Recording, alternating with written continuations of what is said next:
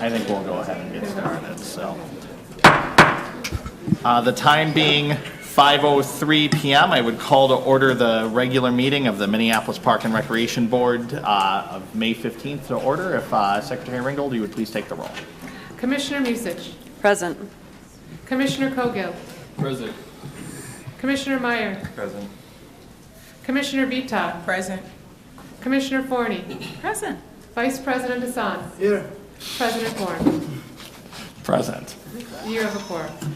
Thank you. I would entertain a motion to approve the agenda with the following addition. We've had two requested additions from staff. One is 2019-211, a fundraising agreement with the Friends of Thomas Lowry. We'll be advancing to the full board tonight from committee. And the addition of a resolution to the consent agenda of resolution 2019-112, a resolution approving 212. equipment rental with operator and supplies in the amount of $700,000 to be used through December 31st, 2019, and Assistant Superintendent Barrick will speak on that when the time comes. Is there a motion? So moved. It's been moved. Is there a second? Second. It's been moved and seconded. Discussion, Commissioner Musich. The resolution number is actually 2019-212. Oh, that is correct. Thank you, Commissioner Musich. Any further discussion?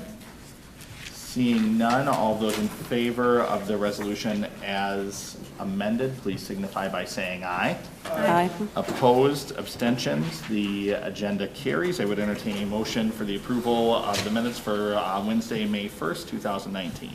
So moved. It's been moved. Is there a second? Second. It's been moved and seconded. Any discussion on the minutes of May 1st? Seeing none, all those in favor of the minutes of May 1st, please signify by saying aye. Aye. Opposed, abstentions, the minutes are approved. Reports of officers, Superintendent Bangora. Thank you, President Board and Commissioners. We'll start with athletics, aquatics, and ice arenas. Phillips Aquatic Center, 1 year summary. Phillips Aquatic Center completed 1 full year of operations, which included 12,163 guests using the pool, 749 participants in swimming lessons, 268 of which were scholarships. So fantastic job at PCC and our wonderful pool. Golf. Women's Golf Week starts the week of June 3rd, and sign up for either free lessons or free golf at all of our facilities. As we near the end of school, it's time to get your kids signed up for the first tee golf lessons, and it's available at any of our 18-hole facilities. So it's been a wonderful program with First Tee, so definitely sign up for that. Recreation Center programs. Wyndham South will close from June 6th to September 3rd, 2019. We will offer an outside drop-in summer program 3 days a week from 12 to 4 o'clock p.m. Farview Park. The 5th annual Farview Hmong Flag Football Tournament is going to be for May 4th and 5th. 300 plus participating. Youth teams, there's 12 youth teams, 8 boys league teams and 4 girls league teams, and this is the first year with the girls league, which is fantastic. And it's a wonderful event, so if you get a chance to come out and see it, it's really fun to see, and it's really fun to watch. Teamworks staff attended the Step Up Job Fair over the past 2 Saturdays and hired and placed 150 youth in crews to begin work on June 17th for 20 hours weekly. So we're very proud of that, 150 youth that are going to be participating. So it's a wonderful opportunity for them. Updates from the Planning Division. Bedeh-Makaska Public Art and Gathering Space Celebration is on June 8th from 10:30 to 12 o'clock noon.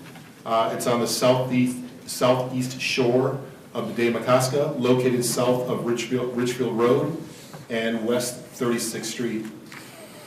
Boom Island, Nicollet Island Bridge Rehab. The public is invited to attend the grand reopening event for the rehabilitation of the pedestrian and bicycle bridge that connects Boom Island and Nicollet Island. The event is scheduled for 4 o'clock p.m. on Tuesday, May 21st on the Boom Island side of the bridge. So come out and join us on that grand reopening. PV Park grand opening. Please join the Park Board in the Phillips neighborhood at the PV Park Improvements grand opening on May 31st at 2:00 p.m. This event will celebrate the completion of 2 phases of construction split over 2 years, which includes 3 new full-court basketball courts, a new playground, a new picnic pavilion, and a new multi-use athletic field, along with other general site improvements. A special thanks goes out to all of our Park Board's many funding partners, which include Ventura Village, Phillips West, U.S. Bank, and Hennepin County. So please join us for this celebration. And I'm so excited to hear about PV Park. I was a part of this at the very beginning, and it's just exciting to see it come to pass. So really happy to see that happening. Forestry crews have planted over half of this year's 9,000 new trees. And Forestry Department is happy to bring 3 of 6 new arborists on board to help with the remaining trees to plant. So wonderful work being done there. Maintenance and operations. We'd like to recognize and thank Lisa Beck for almost 9 years of service as the Director of Asset Management. Lisa's last day with the Park Board will be this Friday, and we wish Lisa all the best in her future endeavors. And she has been instrumental in developing and implementing the maintenance components of NPP 20 and improving our fleet and equipment, and we thank her for all of her hard work and dedication to the Park Board. We're going to miss her.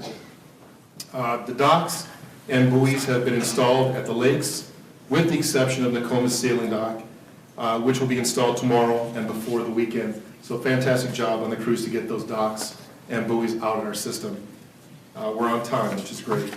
Environmental management, community garden update. Demonstration gardens will be installed at Franklin Steele Square and Lovell Square in June. 40 volunteers from Narcotics Anonymous will be planting the Franklin Steele Garden, as well as trash pickup in the park on June 8th. U-Pick, cut flower and vegetable gardens, will be planted at Bohannon, Sumner, and Lyndhurst. Eagle Scouts from Minneapolis Troop 100 will be planting at Bohannon and Summer in June. Garden collaboration with Minneapolis College, formerly LCTC, for Loring Park Community Gardens site is in progress. And I believe that is everything that I have to report, so thank you. Thank you, Superintendent. Are there any questions of the Superintendent's report?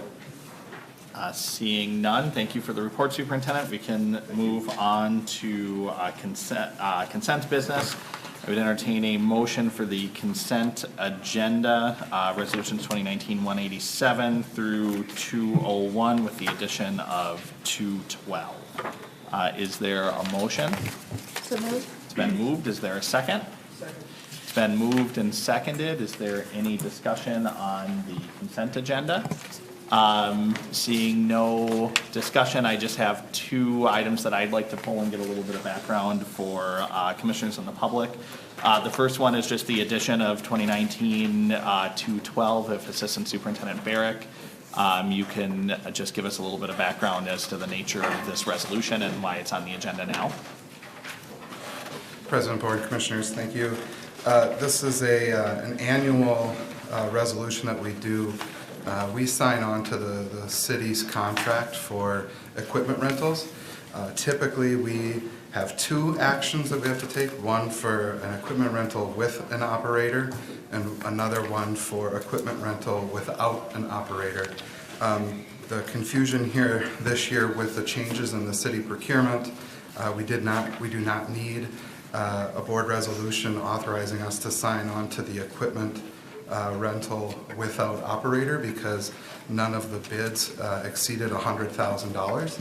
And so as we were sorting through that, the clock kept ticking, but we do have the need to board resolution for equipment rental with operator. And what these are is essentially there's a city contract, we sign on to it, and in the event that we need to execute an equipment rental with an operator up to $700,000 on the year, this is already factored into our equipment rental budget. In years past, we've ranged from spending anywhere from $200,000 to a little bit over $300,000. So the $700,000 is a bit of a stretch and an expansion in the event of an emergency. So these are typically used for things like if there's tornadoes and we need to get more equipment and operators in to help us with clearing debris. That gives us this ability. The urgency to it is our next meeting isn't until June 12th. We do have some with the city right now. They're asking for this resolution as soon as possible. So in the future, we'd like to get this to you in January or February, but in the past couple of years, we've gotten it in May. So that's the background. Thank you, Assistant Superintendent Barrick. Are there any questions to that item? Seeing none, thank you, Assistant Superintendent. The next item I'd like to just get a little bit of background on, and mostly just recognition, is 2019-199. It's a bit of good news that I think the public should know about, and I'd like to invite Director Kalb to the podium, and if you could tell us a little bit about the donation we're receiving tonight. Thank you, President Bourne and Commissioners. Yes, for the past 26 years, the Park Board has had a wonderful partnership with the Minnesota Twins Community Fund. They provide funding for our more than 2,500 youth who participate in baseball and softball programs.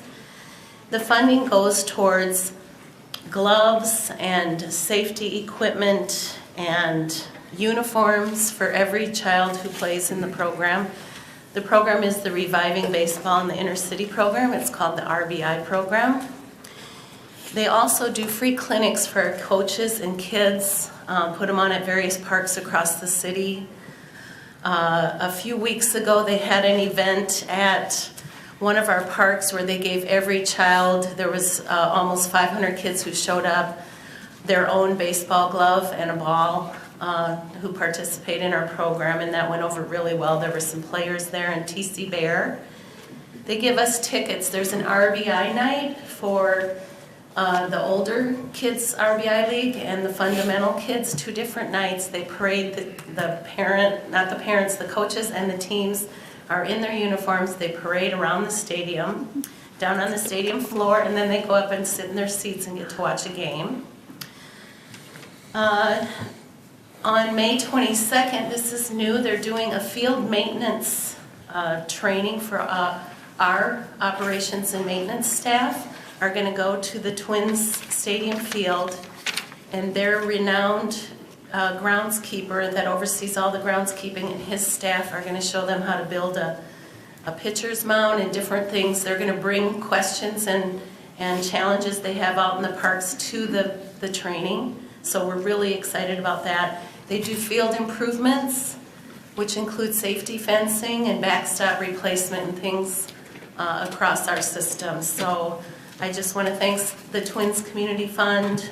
It's a wonderful relationship, and they impact a lot of children across the city of Minneapolis. Thank you, Director Kalb. Are there any comments about the donation that we're receiving this evening? Seeing none, I'll just extend a thank you to the Minnesota Twins. We do have a long history of partnering with them. One of the other reasons why I wanted to highlight this tonight is we are also moving into what will more than likely be a closer partnership with the Minnesota Vikings around the Commons Park, and I think we can look to our partners, the Minnesota Twins, for how to be some very effective community partners. So not only are the Twins as an organization incredibly charitable, one of the mechanisms for funding the stadium, and we have County Commissioner Conley here tonight, there's a countywide tax on the Minnesota Twin Stadium that helps to contribute hundreds of thousands of dollars a year to the Minneapolis park system. And so the Minneapolis park system is a huge beneficiary of the Minnesota Twins as we are moving closer to the Vikings with the Commons. I really hope that the Vikings can follow some of the examples of our other world-class team that's here in the city of Minneapolis. So thank you, Director Kalb. Thank you. Is there any other discussion on the consent agenda? Seeing none, all those in favor of the consent agenda, please signify by saying aye. Aye. Opposed, abstentions, the consent agenda carries.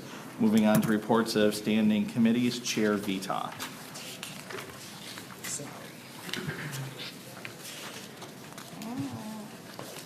On behalf of the Administration and Finance Committee, I would like to move Resolution 2019-191, resolution authorizing an agreement for cost share operations and maintenance of a shared use trail between the City of Minneapolis and the Minneapolis Park and Recreation Board on Industrial Boulevard from I-35W to Broadway Street Northeast, a part of the Grand Rounds Missing Link Trail, Regional Trail.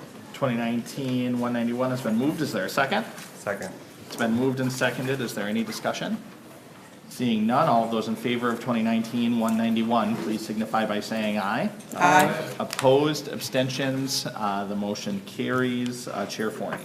On behalf of the Planning Committee, I'd like to move Resolution 2019-193, a resolution approving a 2-year license agreement with the University of Minnesota for storage of watercraft and ancillary equipment at East River Flats Park, located within the Mississippi Gorge Regional Park. 2019-193 has been moved. Is there a second? Second. It's been moved and seconded. Is there any discussion on the resolution? Seeing none, all those in favor of 2019-193, please signify by saying aye. Aye. Opposed, abstentions, the motion carries. Chair Forney. I'd like to move Resolution 2019-194, resolution approving rehabilitation and expansion of public art by Susan Warner and Marcia McIron in Elwood Park, and approving a license and maintenance agreement for the art with the Marcy Homes Neighborhood Association. Second. It's been moved and seconded. Any discussion? Seeing none, all those in favor of 2019-194, please signify by saying aye. Aye. Opposed, abstentions, the motion carries. Moving on to petitions and communications. I will start this week with Commissioner Vita. Thank you, President Bourne. Last week, I invited other commissioners to attend, and Commissioner Forney did attend. I attended the Park Patrol ceremony. It was a lovely ceremony. We had a great group of officers who graduated and are now working in our parks, helping the people of Minneapolis navigate through our parks. So that was really exciting. Thank you, Commissioner Forney, for attending.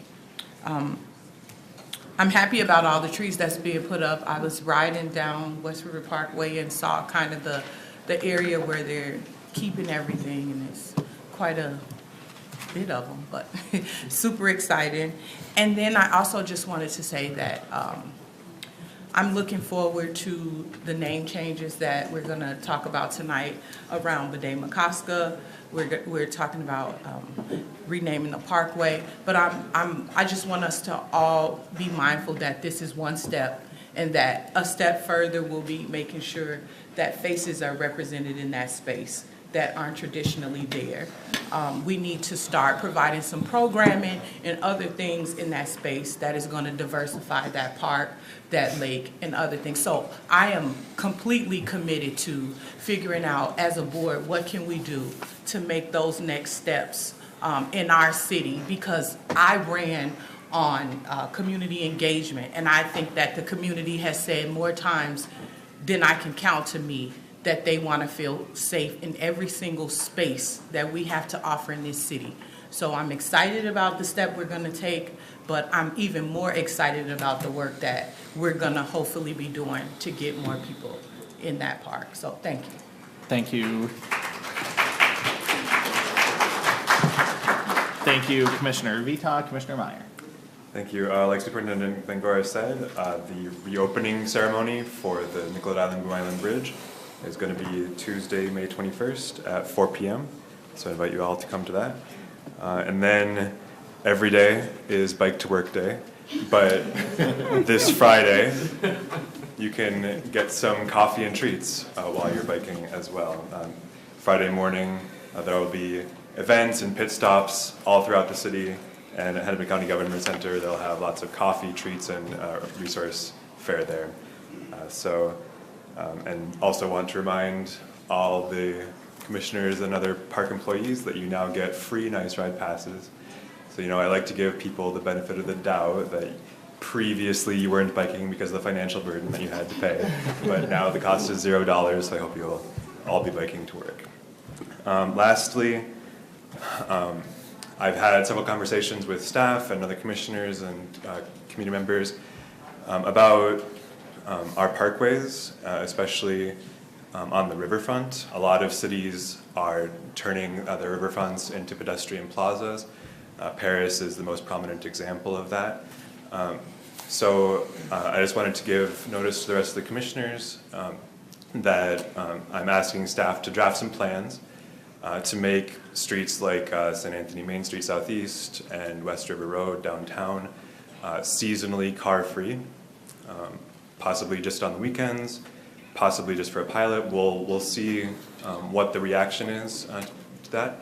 But I'm asking staff to help me to begin the community engagement process on that, and hopefully at one of our meetings in June to present a proposal.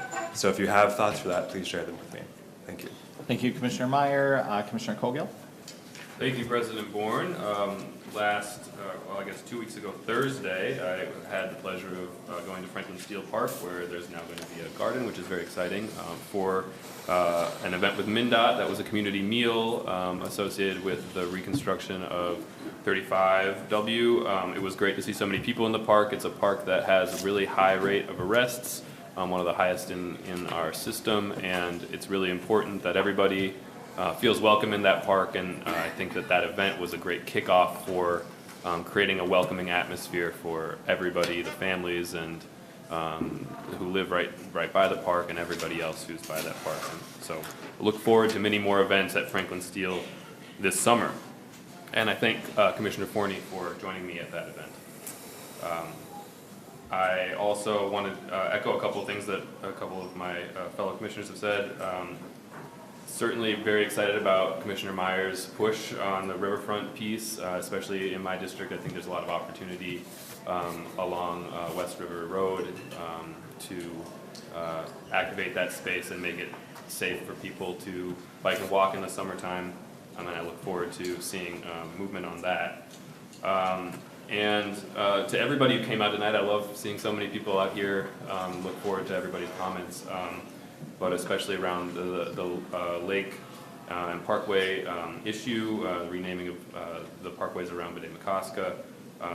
I am excited about the energy that's here tonight, and really look forward to this being a kickoff to investing in programming and safe spaces around our system, investing in new ways of doing public safety so that everybody feels safe in our regional park spaces, especially those that are the most visited in the entire state. And other things like programming and historical interpretation, all of those things need to come along with this. And so thanks everybody for coming out tonight, and so excited about the next steps after this meeting. Thank you, Commissioner Cogill. Commissioner French? Just want to start off by saying we walk on the ground that was stolen from First Nations peoples. Just want to acknowledge that. I also want to acknowledge that I want to talk to people about what we're doing tonight and the conversations we're going to have tonight. We're having conversations with our neighbors and our friends and our people that we walk down the street and see with every day. So I want people to have a real conversation and be nice to each other. There's no need to be mean, and there's no need to be angry. Let's just have a real conversation about where we want our city to go. And that's all I want to say. Thank you. Thank you, Commissioner French. Commissioner Forney? Thank you. Several things to report. I received about 80 emails regarding the mosque requests for land. They were all exactly the same text. And I did respond, and I have to say, with exactly the same text about the fact that sharing what the history of the previous owner was, that it was a pre-existing condition, the lack of parking and being on a busy street, and that the staff is continuing to try to accommodate elsewhere some of their needs. And that as far as the ground rounds, it is eligible for the historic registry. So we've tabled it for a reason. So I did respond to all of them. I hope that they're being heard. I wanted to correct a comment that I made at the last board meeting regarding recycling and wanting to put in place a policy about that. There is a policy. Anything that's permanent in the parks is supposed to be recycled. So I just encourage everybody to continue that practice. Yes, I did go to the police cadet graduation and just really excited about the caliber of people that want to serve. It was very exciting to be there. And the bridging dinner, that was wonderful. It's in a unique organization that puts on a full course meal, and very engaging and a good community builder. So I just appreciate going that. And then I dashed out of our budget retreat meeting last night to go to the West Calhoun Neighborhood Council annual meeting. And they are in the midst of a robust community engagement to consider the changing of their neighborhood organization's name. And one of the things that I also mentioned is the fact that we are launching on our 2040 comprehensive plan. All commissioners will be having these little cards. We'll be carrying them around in our back pocket to whip out and share with you.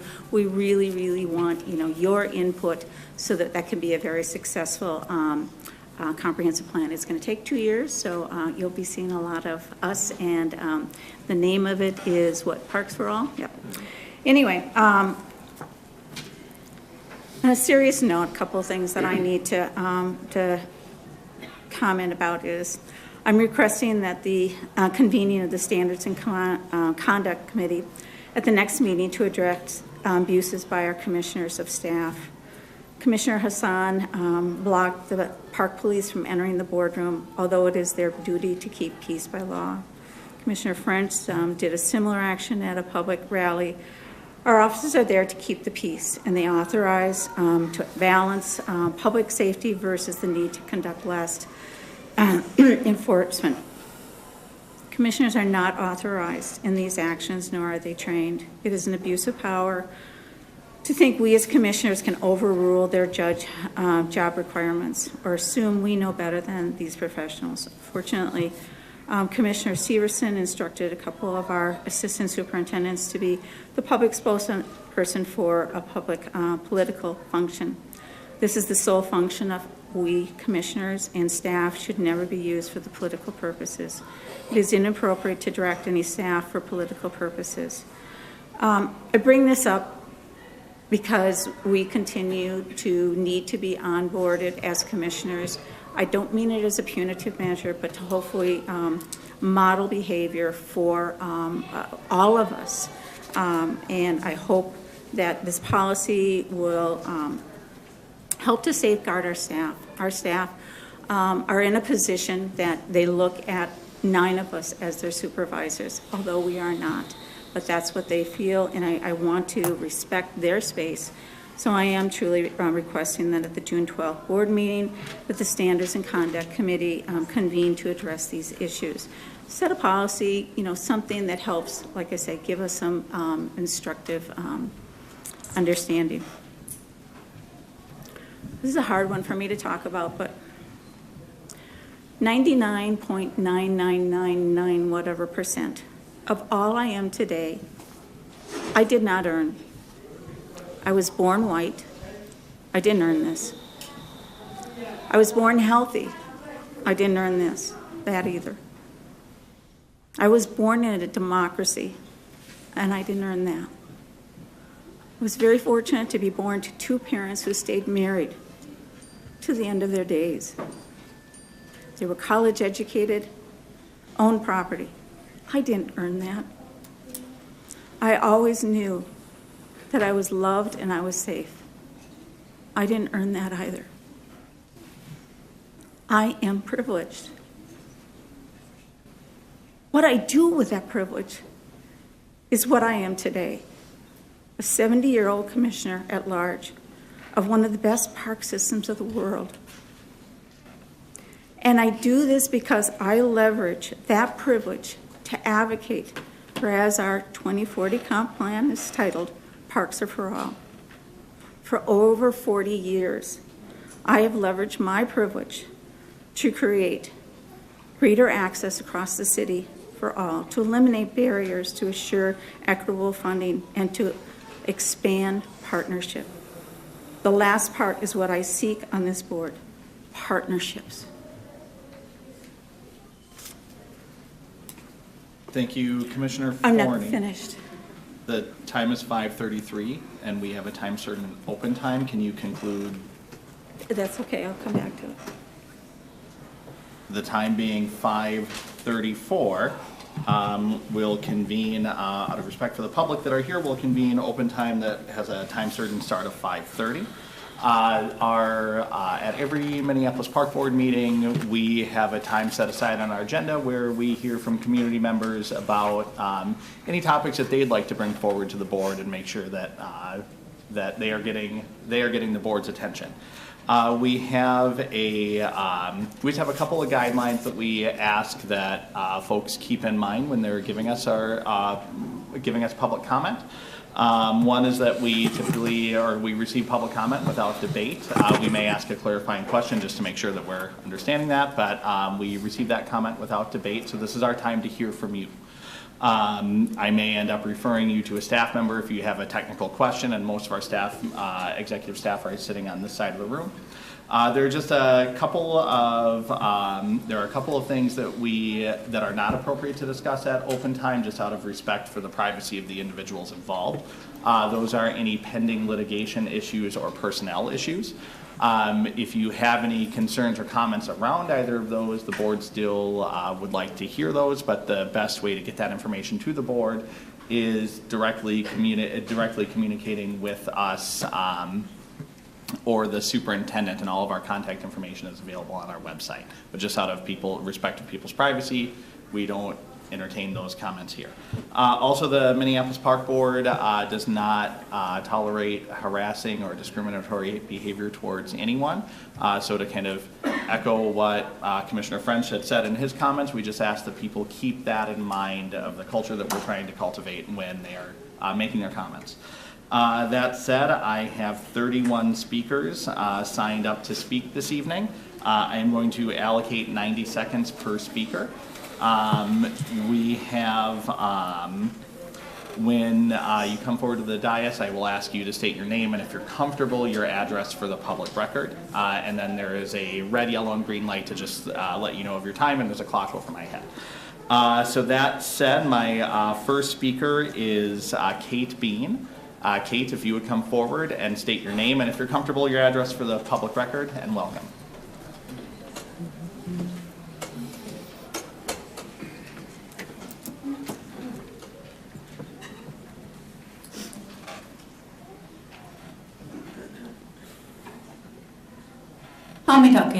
Kate Beanie Makia, BA. I am a Minneapolis resident and a public historian and educator.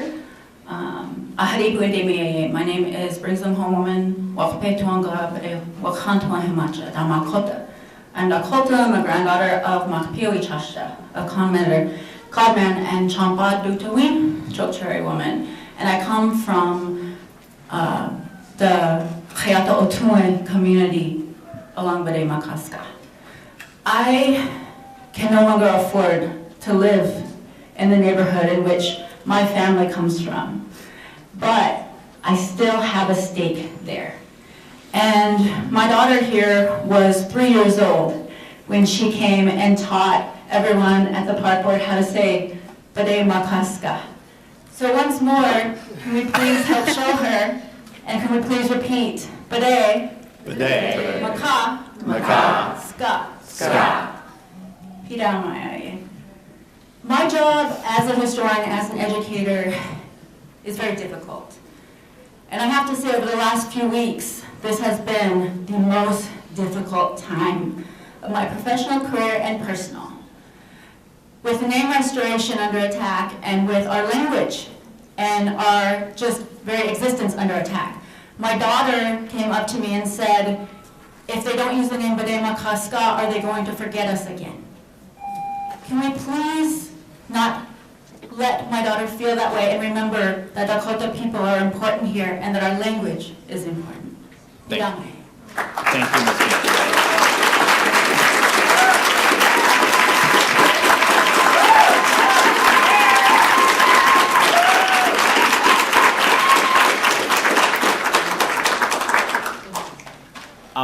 Next speaker is Carly Badhartbull.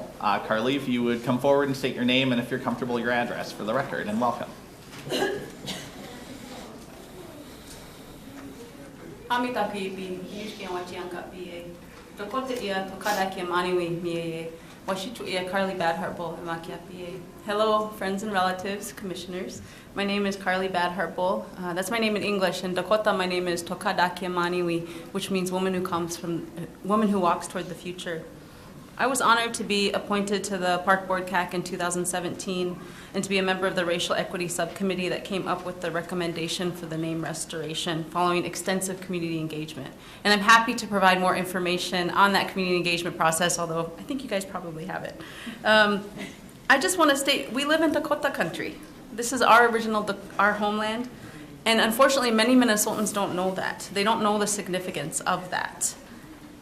When we came up with the recommendation during the CAC process, we talked to multiple communities, and the #1 equity recommendation that came out of that process was changing the name of the lake and restoring the name to Bedemakaska. A couple of the challenges that we heard along the way, that it's too hard to say. I think my niece addressed that pretty well. I also think it's important to recognize that Dakota is the indigenous language of this land, and it's in danger of becoming extinct. We have very few speakers left in the state. There's power in this language, and asking all Minnesotans to learn to say these 3 words in our homeland is not too much to ask. And it's certainly not too much to ask the people and the businesses currently occupying the banks of the place that we once called home, and that is still our home. One last thing that I want to share, a lot of folks say that we're trying to change history. This is simply not true. We're bringing voices, perspectives, and stories to the table that haven't been provided for. Dakota history is Minnesota history, and it's time that history, our stories, are told, listened to, learned from, and yes, even celebrated. We've made significant contributions to this place, and we'll continue to do so. Piramaya yapi. Thank you.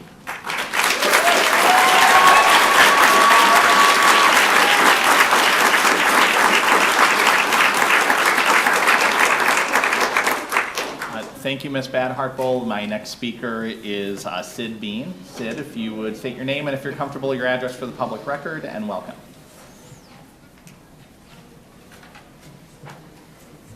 Amataki happy. My name is Sid Bean, and these are 2 of my daughters. One's a lawyer and one's a PhD.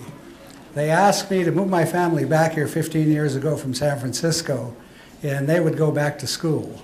And they went to the University of Minnesota, they learned their language, they learned how to write their language, and they're a strong advocate for their history.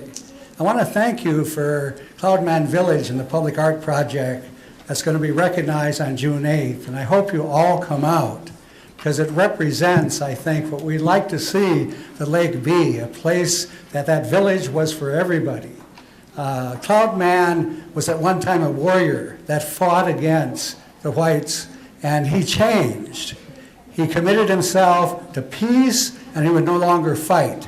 He invited the missionaries there. He invited people of all races there. The Dakota written language started there. The first schools in the city of Minneapolis began there. How different could that be than the name of John Calhoun? It's just the opposite. He never changed his mind. He led and sparked the Civil War, where 620,000 American soldiers died. That's almost half the number of American soldiers that have died in all the wars. How different could they be? We want you to stand firm. We want you to stand behind the values that this community should represent, as our family does. The last thing I want to say is we've been called radical extremists, Dakota tribe. I'm a descendant of Seth Eastman, who was one of the commanders of the fort. Seth Eastman also designed the seal of the state of Minnesota. You know, I'm also a descendant of 3 graduates of West Point, all officers who served in this community, who defended not only the settlers but the Dakota people. I'm also a representative of the fur traders. I'm a Faribault by French, where we have a city and a county by the name of Faribault. You know, how more Minnesota could our family be?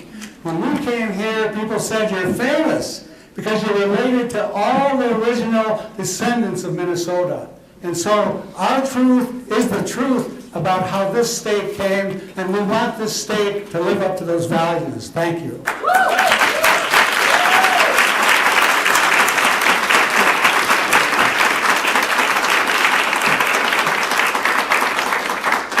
Thank you, Mr. Bean. Our next speaker, just out of respect for her schedule, we have County Commissioner Angela Conley here, and she had made a request to address the board. So I'd like to get her in for 2 minutes, if she is here. Commissioner Conley.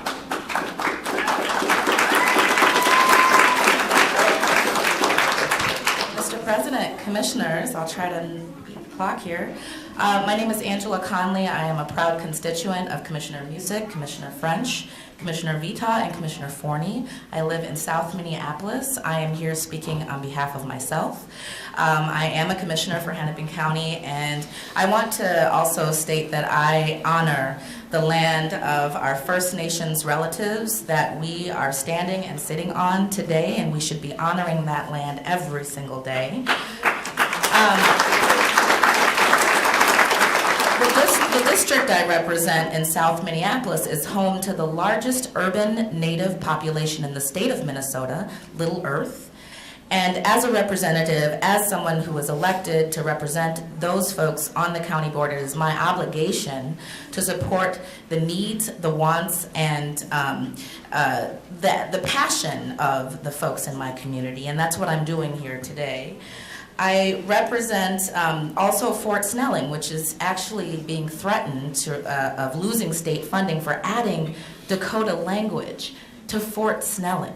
So think about that history for a moment. Again, this isn't revisionist history as state representatives would like to think. A revisionist history is what happened when we erased Dakota language and we erased Dakota history from our communities. So I just want to reiterate the point that it is certainly an obligation of all of us as public servants to be uncomfortable sometimes and to make decisions as policymakers that make others uncomfortable sometimes, but knowing that it is the right thing to do. So I look forward to, I got 14 seconds, I look forward to the direction that we have headed to and that we continue to head to in restoring the original Dakota language to our lakes, our parkways, and our parks like Cedar Field and Little Earth. I'm hoping to see that come before you in the future. Thank you very much.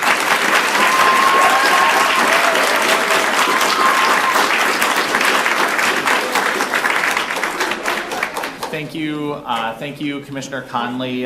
Before I call my next speaker, I just want to make a request that folks try their best to keep their comments to the 90 seconds.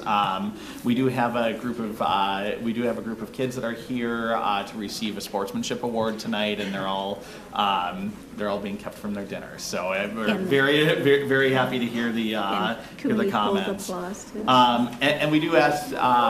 If you have, the board has a long tradition, if you'd like to make sure that if you're emphatically agreeing with a speaker, Commissioner Anna Young had started a tradition of waving your hands, so it allows us to see that agreement, but still allows us to move along with the agenda. So if you'd be willing to do that, it would help us get these kids home for dinner too. So our next speaker is Jana Carrickton. Jana, if you would state your name and if you're comfortable, your address, and you have 90 seconds to address the board, and welcome. Thank you, Commissioners, for the opportunity to speak. My name is Janan Karatekin. I'm a homeowner, and I live about a 5-minute walk away from Demacaska. I walked around it countless times in the 14 years I've lived there, and I love it. But to get to it, I pass by the sign of my condo association, Calhoun Isles, in the Calhoun Isles Dean neighborhood, and then the Calhoun Village Shopping Center, the Calhoun Beach Club, and walk on West Calhoun Parkway or West Calhoun Boulevard.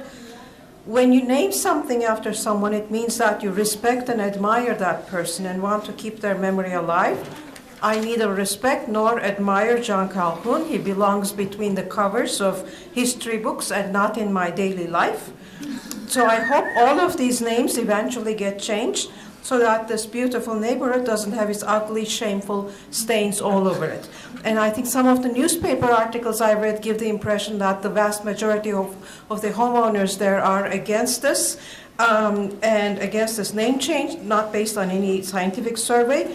And I just want to be on record as a homeowner there that I am fully in support of this. Thank you. Thank you, Jana. Our next speaker is John Rohrer. John, are you here? John, if you would come forward, state your name and if you're comfortable, your address for the public record, and you have 90 seconds, and welcome. My name is John Rohrer. Hello to my friends on the board. I come here today in kind of a difficult capacity. My ancestor was John C. Calhoun. That said, I do not agree with his decisions in his life. I do not agree with the actions that he took. I'm here to offer my heartfelt apology to all members of the First Nations for his actions, and humbly request that the names of everything in the area be changed to B'nai Makaska. Thank you for your time. I cede the rest of my time to people whose voices matter.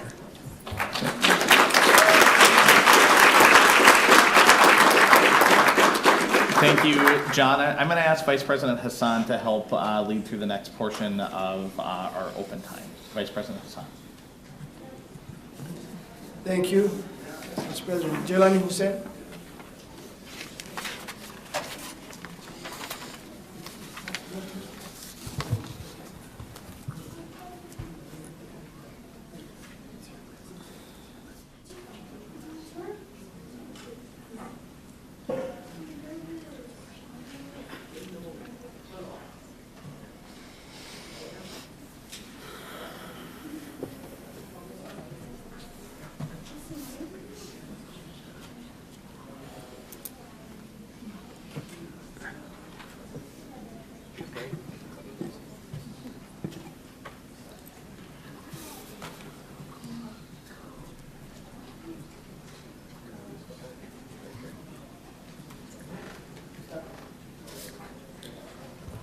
I'll get started. And My name just is for the record, can you state your name? My name is Jelani Hussain. I'm here today on behalf of the Council of American Islamic Relations, Minnesota chapter. I'm here for two reasons today. First of all, two reasons, but the same exact issue about inclusivity. First, in full support of the name change, and I have to say that Minnesota can lead this in the country.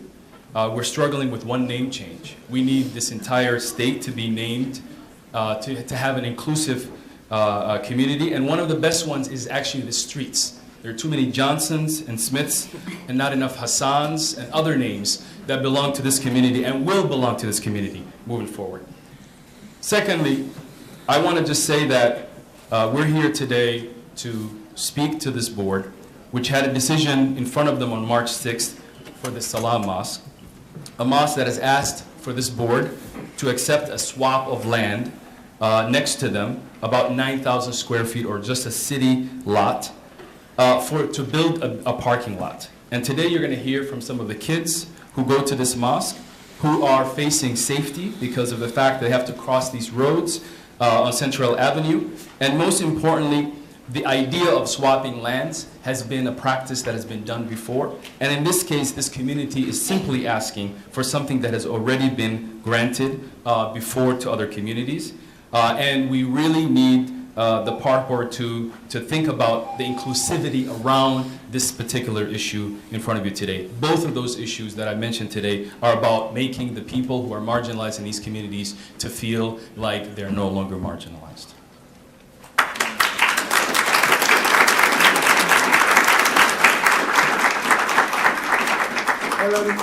Ellen Longfellow.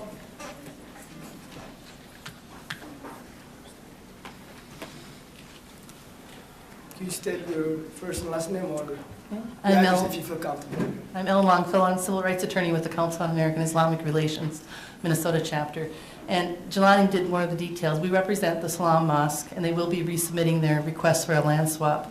And I just want to give you some background. CARE has assisted many Muslims throughout the state in the last few years in trying to build new mosques, new cemeteries, expand parking. Almost every situation they've experienced extreme hate and opposition. Some of it, they are treated differently versus other religions, Christian or Jewish.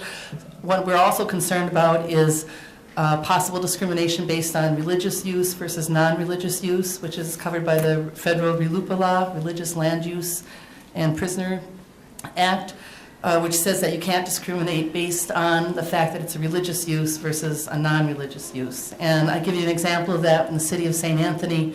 They had a proposed Islamic center with a conditional use, and they had a zoning restriction saying they couldn't have assemblies in that zoning area.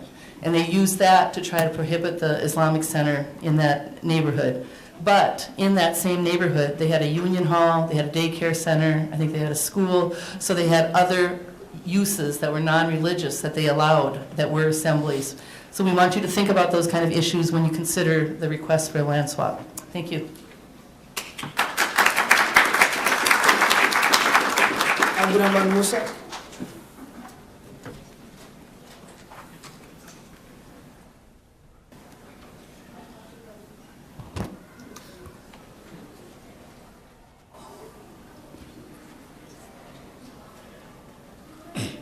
My name is Abdurrahman. I'm 10 years old. I came to the masjid to learn lots of stuff. It's like my home. And there is no parking lot, and there is something called safety. Why do you guys always not worry about us people? Why do you care about grass than us? We're human. MPB, you have a choice to do the right thing by allowing our masjid to swap lands. You have a choice. Use it. And I support the name change. Thank you.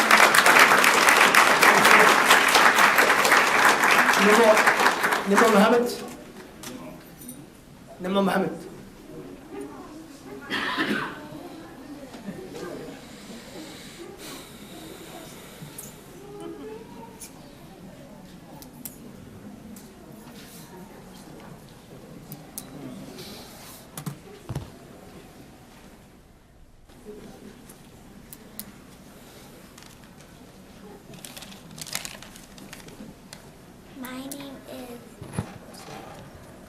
My name is Nemo, and I am 7 years old.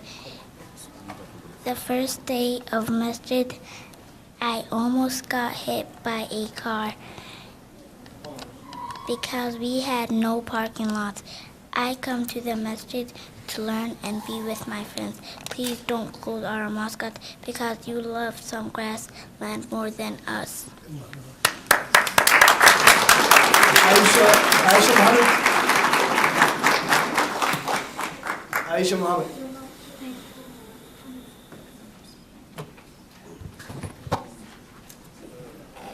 That's on there for a reason.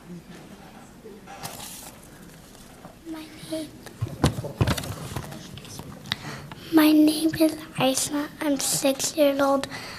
I hope you guys don't close the masjid because you love grass than me. One day here of masjid, we parked right next to a bee's nest. My brothers and me, we all almost got stinged, and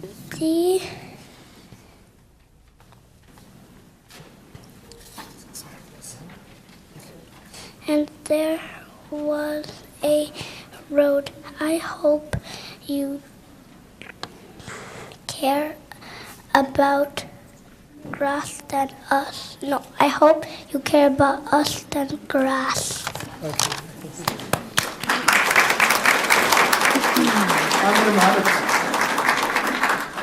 Amina Mohammed.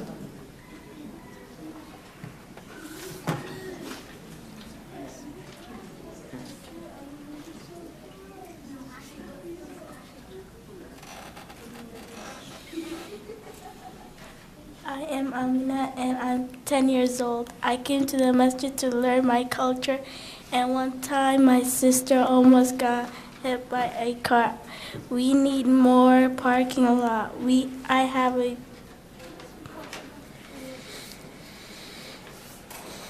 a piece of a grass from the space. It is more important than I am.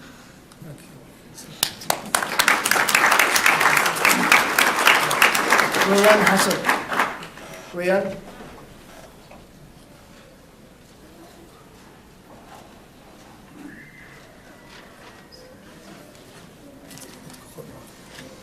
My name is Rayan. I'm 10 years old and I am a student of the masjid. I love to come to the masjid because it is a place to feel safe and learn about my culture. Every time I get out of the car to head to the masjid, I always have to tell my little brother to be careful of the speeding cars. If we don't have a parking lot, we might get hit by a car and their families and community will be devastated. Park Board, are you against Muslims? And would you choose a grassy land over us people? I hope not. And if you make the wrong decision, I will work hard correcting you and I will never give up.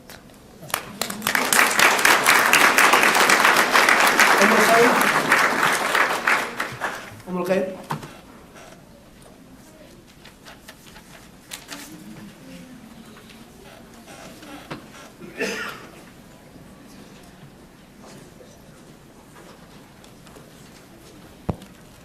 Hi, my name is Omokir. I live here in Minneapolis.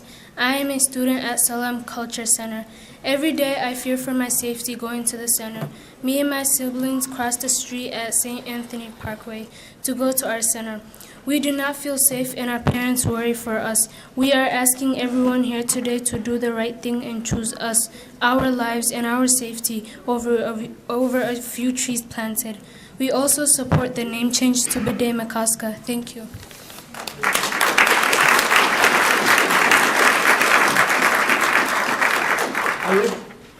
Habib.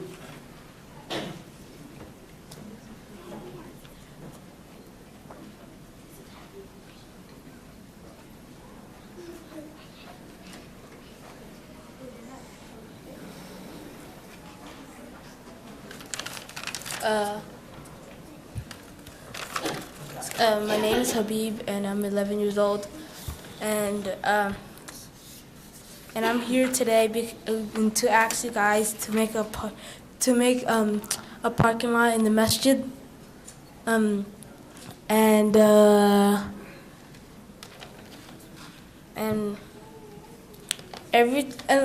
tell you the truth, every time when I come to this duxi, like when my dad is taking me to the duxi, we don't have anywhere to park, and then my dad parks in this small spot, and I always feel like a car is gonna crash. I would like you guys to maybe, if you guys would like to build a parking lot, and if you guys build a parking lot, then there would be more people in this masjid. Yeah, I'm done.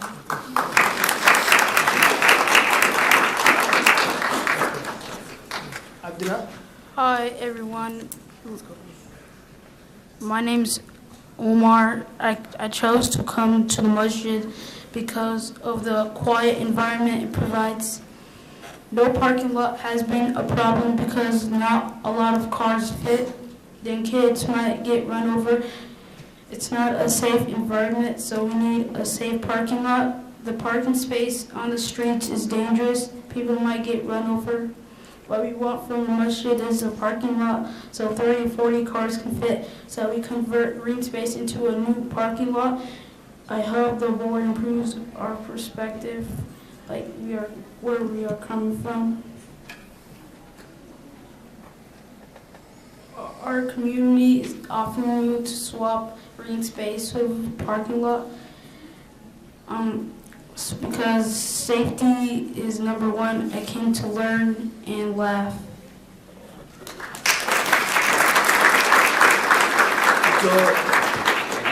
I just want to clarify that it's a swap land that we're asking for, and that was what we... There's speakers in the room. Okay.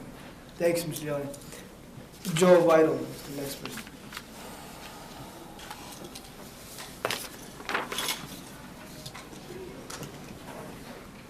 Will you please state your name and your address for the record, please?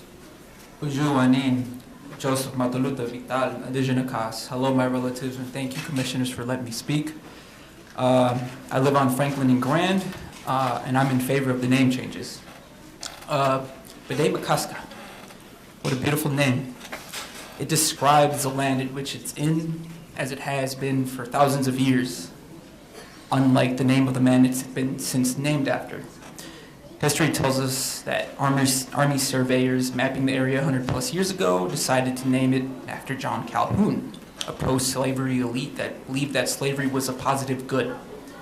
Basically, he was saying and believed that African slavery was the only progress in Africa. It is also important to note that he never set foot in Minnesota. We all know and understand the realities of historical racism that ensure that history favors white grandeur. Many of us can even acknowledge the original inhabitants of the land that we live on. I am not foolish into thinking that there was never not a pro-slavery consensus in Minnesota. But we must do our best to ensure that our city reflects the values of its residents today. Nearly 20% of the people living in Minneapolis is African American. So by not changing the name, what are we telling them? To our Native communities, what are we telling them? We are continuing to deny them their history. Miigwech. Thank you.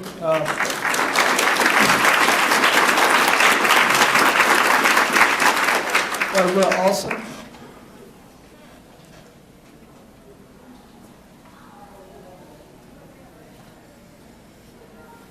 Will you please state your name, your address, if you feel comfortable?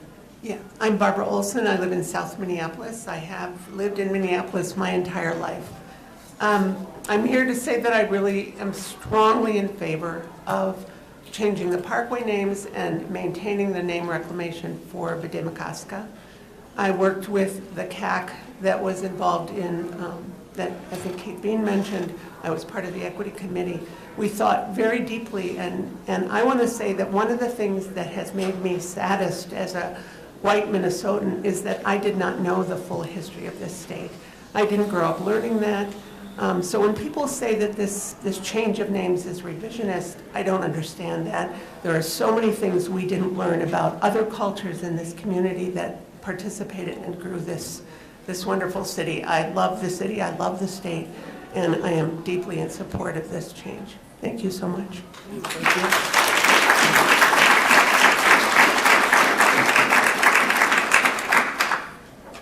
Margaret Burke.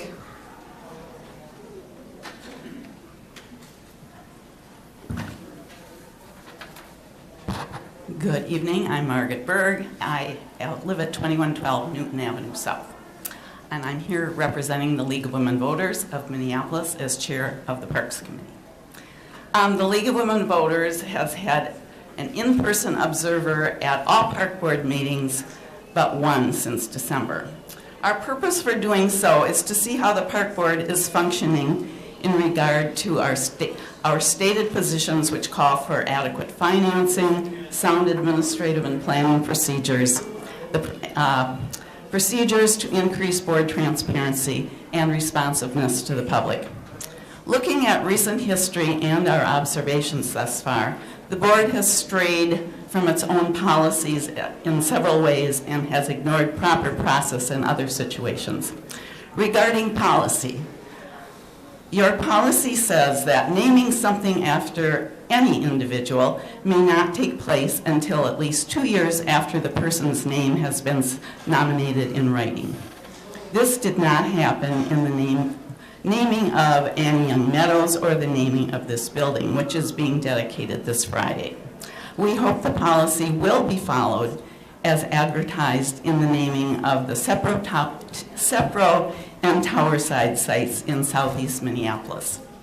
Going ahead and setting up the process in terms of policy, or the process, going ahead and setting up the process for changing the names of the parkways around what we have known as Lake Calhoun before we know what the name of the lake will be seems a little bit out of step. I personally support the name change to Bedemakaska, but I think we're getting the the horse before the cart. Thank We you, Ms. need Margaret. the legislature to take care of that. You can, if you have a handout, you can give it to Don. Thank you. We'll move on. Next person, John Doris.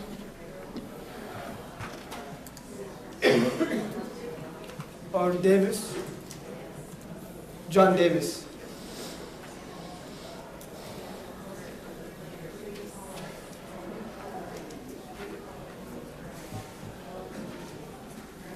Hello. Yes, I have lived here 26 years, and I am here to support the mosque. I think that it is a very dangerous intersection. I've almost been hit twice with my dog. And I think that houses of worship are as important to the human environment as parks are, and as particularly in Northeast. But to continue on, it's a quiet enterprise. If there was something else there, like a restaurant or something else, it would be, you don't even know that they're really there. They're very quiet. And the park board has swapped much more land when they swapped an already developed area on Nicollet Island with De La Salle School, which was huge. It was a football field and more. So, you know, there's already a precedent for it. But it is an extremely dangerous area. People go very fast at that part of Central Avenue. And I feel as a longtime person here in this community that the Muslim community in particularly has done a lot for us on Central Avenue, have developed businesses and revitalized a really sagging and not very nice area. I mean, you know, there were some pretty awful bars. I think it was called Scully's Bar. That's no longer there. And so I'm very grateful to them, and I really understand. I mean, I have my dog with me, but I can just imagine having a couple of kids and trying to cross that street. It's impossible. I've been almost hit twice, and I've been very cognizant of what is going on. So, you know, I don't see that. I have no problem at all with them, you know, Thank you, putting a Mr. Davis. parking. I think we have to move on now. Yep, that's fine. That's fine. Thank you. Thank you for speaking. We're going to do something a little different. I just can't say no to 50 kids that are waiting to receive an award any longer. This process will take maybe about 15 minutes tops. We have about 15 to 20 minutes. We have about 12 speakers signed up for open time, so we have 2 time-certain items that are stacked on top of each other. And these kids have just done an amazing job all year, and it's their opportunity to take their picture with the superintendent and the board. And I think all of you will be excited to see the work that they've done this year too. So we're going to take a quick break to go into that, and we hope that folks will stay and recognize the fantastic work that the kids have done too. So I'm going to hand it over to Director Kalb to go through our Sportsmanship Awards for last week.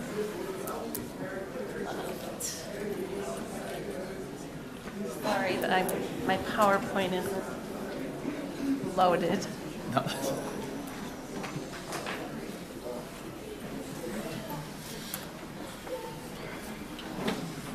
have to bring a blanket. It's freezing in here.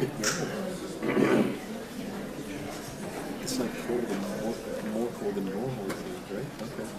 That was just me last year. President Bourne, Commissioners, thank you for the time this evening to recognize some wonderful teams and players and parents with our annual Winter Sportsmanship Award program and Most Improved Players for hockey and basketball.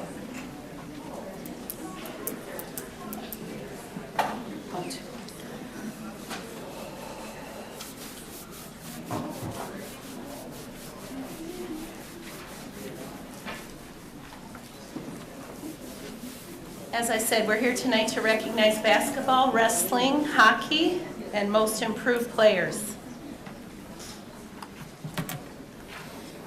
A reminder of what the criteria is for the Sportsmanship Awards: a positive attitude, commitment, dedication, overcoming adversity, and persistence for the team.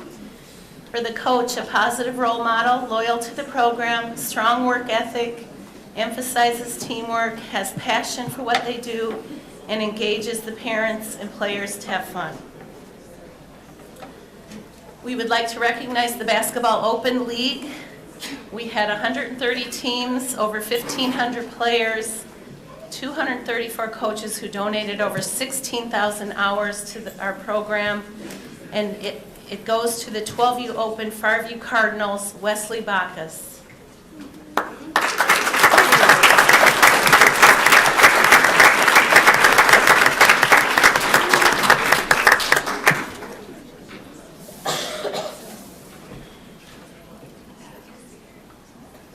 For our girls basketball league, we had 36 teams, 432 players, 70 coaches who donated almost 5,000 hours.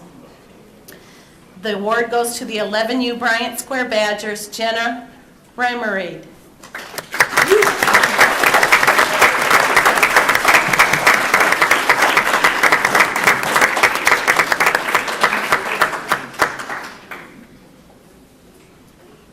Wrestling, and we'd like to recognize that our wrestling program had its 50th anniversary this year.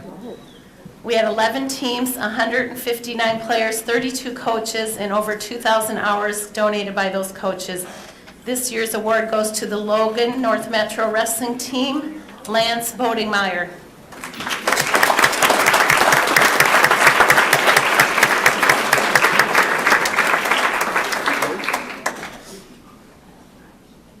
The Hockey Open League, there are 26 teams. We had over 300 players, 61 coaches who donated over 4,000 hours. The award goes to the 11U Open Hiawatha Eagles and Craig Carlin.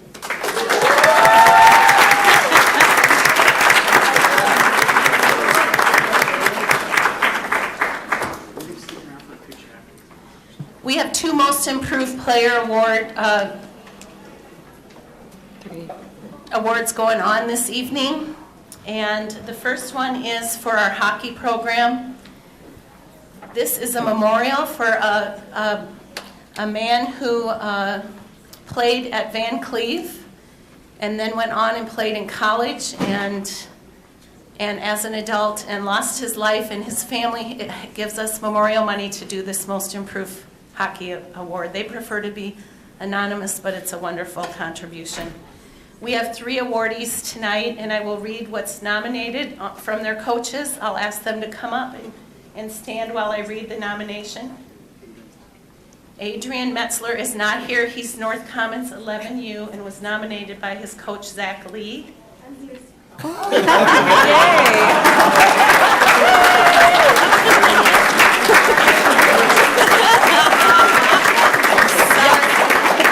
Adrian, I got false information. Okay, and I'm going to read what your coach, Zach Lee, wrote about you. Adrian has been a player with an awesome attitude, drive to succeed, and has made tremendous improvement during the 2018-2019 season. As a first year, however, by the time we split off for practices by age group, Adrian had already blended into our small squad of 6 to 7 players. A constant presence at practices, where at times only half of the team made it, Adrian brought a quiet love of fun and willingness to participate fully in whatever activity we were doing at the time. With the opportunity to spend nearly every moment of every game on the ice, Adrian developed into a stalwart defender who by the end of our season was able to collect the puck, make a move around an opponent, and complete a tape-to-tape pass. It was a joy to watch Adrian and his teammates improve, but we believe that his constant willingness to get out and improve, desire to show up early to nearly every practice, and visible improvements throughout the year make him worthy of this award. Adrian Metzler.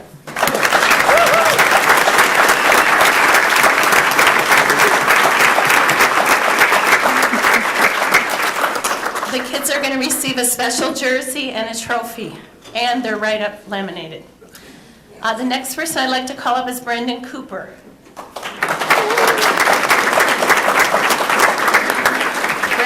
nominated by his coach, Craig Carlin.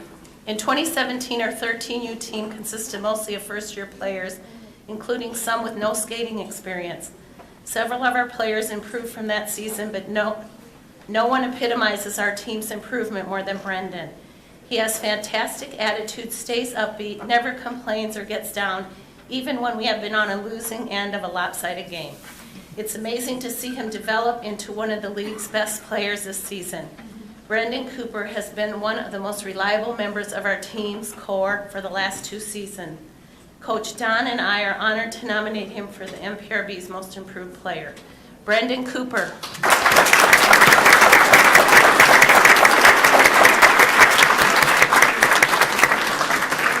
Next, I invite up Malachi Hepp. Is Malachi Hepp?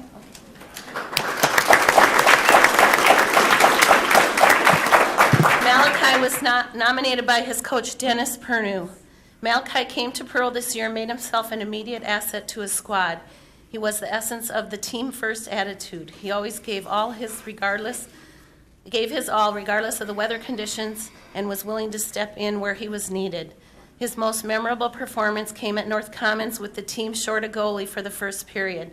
As the 6th skater, he made several key saves in cold conditions and later scored a highlight reel tip-in goal. Malachi played every position and proved himself to be very coachable. He improved constantly throughout the year and our team's choice of MIP. Malachi Hepp.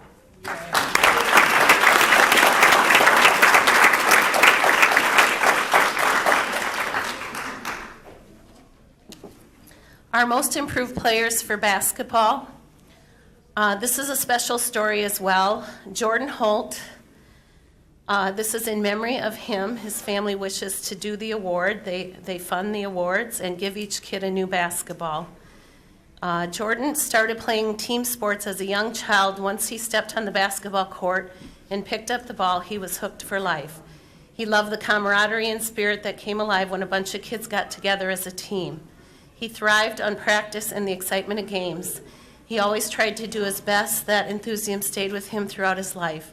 Jordan wanted to help others share in the happiness that comes from being a part of a team and working on the skills needed to be the best you can be. This award is given in memory of Jordan Holt. I would like to thank his family, his uncle, his sister, and his mom in the front row who are here in honor of Jordan and these young people who are receiving the awards.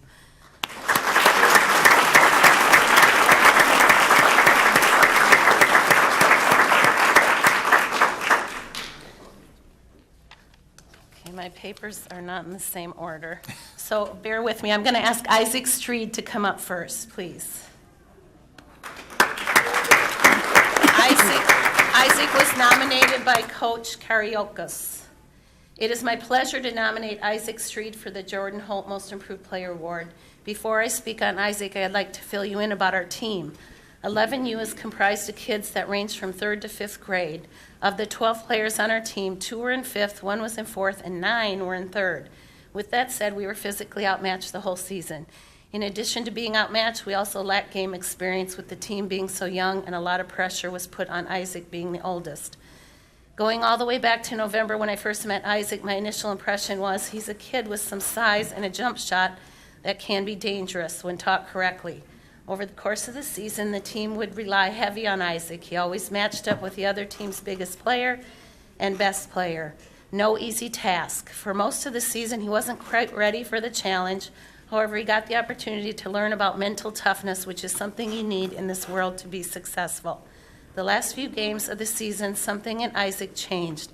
I had the pleasure of watching Isaac impact the game in ways he never had before.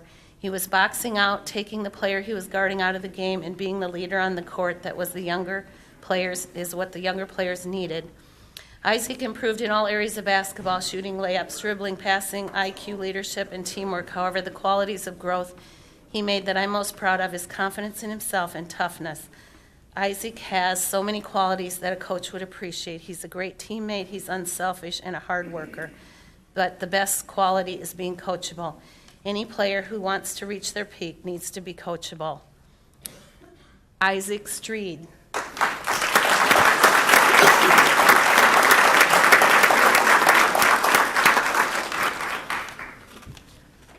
Otelia Olson.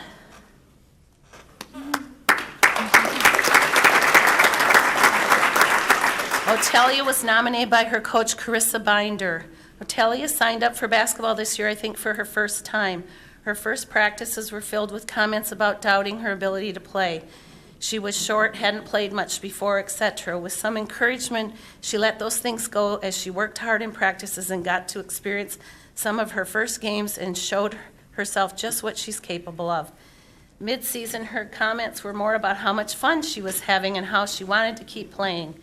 So her attitude certainly has been transformed over the season, but she has also vastly improved her basketball skills. Otelia was always 100% engaged in practices and games. She worked hard to get the skills and was willing to try anything to improve her skills.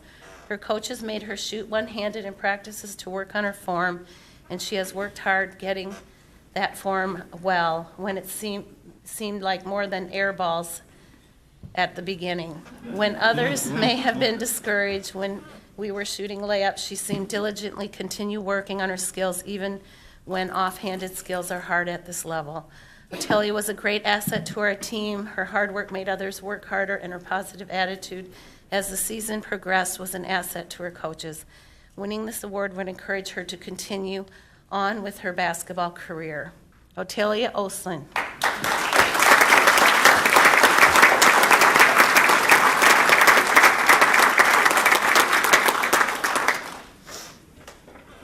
Riley Cox. Riley Cox came at 5:30 to get his award. He had a baseball game tonight, and he had to decide what was going to be more important. He was worried about them forfeiting the game. So I promised I would quickly read his, so they can watch it on TV later, his write-up from his coach, Jason Walker. For starters, this was a challenge for the coaching staff as we felt several members of the team showed great progress this year. We have selected Riley because of the magnitude of improvement, his consistent effort in practice and games, and his coachability. Riley started the year with little understanding of the game. His friends were signing up, and his dad was willing to coach. By attending each practice and focusing on the core skills, he began to grasp dribbling with either hand, keeping his eyes up while dribbling, keeping a pivot foot, which was totally foreign to him at the beginning. Shooting was an adventure, to say the least, at the onset, but he's worked on using the backboard and using the same touch. He's scored at least one basket in each of the past 4 games, which he's really proud of. On the court, he's been the most impactful on defense, where he's grasped the concept of moving his feet and keeping his hands up. And his aggressiveness with rebounding has been night and day since the first practice. Most importantly, Riley consistently has a positive attitude, stays focused even in late night practice, and he listens to his coaches. For these reasons, we believe Riley is deserving of this award. Congratulations, Riley Cox.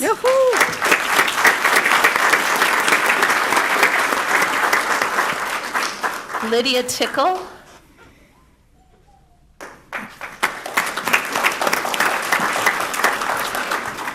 Lydia was nominated by her coaches, Rachel and Lance. Lydia has shown steady improvement throughout this basketball season. But even beyond that, in the past 3 seasons, we have coached her. She has willingness to be coached, take direction, and allow these skills to emerge. It's so fun to watch you play, Lydia. You ask great questions, think about what's happening during the game, and try to help the team any way you can. You will try new things, even if they're initially challenging. Your love of playing basketball makes you a fun teammate, plus you are turning into a great basketball player on top of it all. We're really proud of you and have a great time watching your game and confidence evolve. Way to go, Lydia. Lydia Tickle.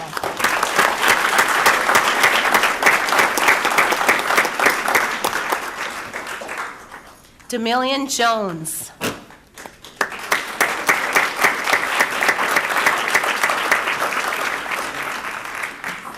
Demillion was nominated by his coach, Rodney Bell. Demillion was a bench role player at the beginning of the season that excelled to a continuous starter and leader by the end of the season. Demillion's work ethic and keeping his head up allowed coaches to have confidence in his ability to become the secondary ball handler.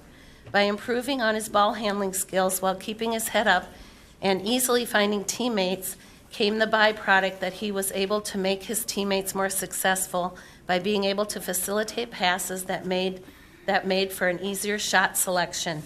DeMillion's attitude for the game started to change when his understanding of the rebounding portion, offense and defense of the game became more dominant.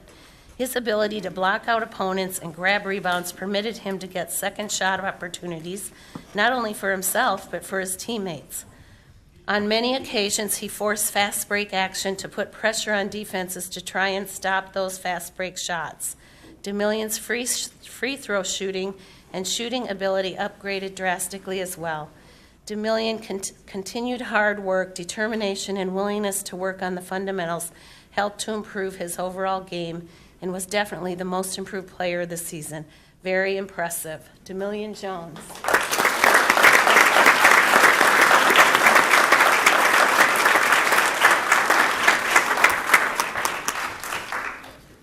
Last but not least, Cora Magnuson.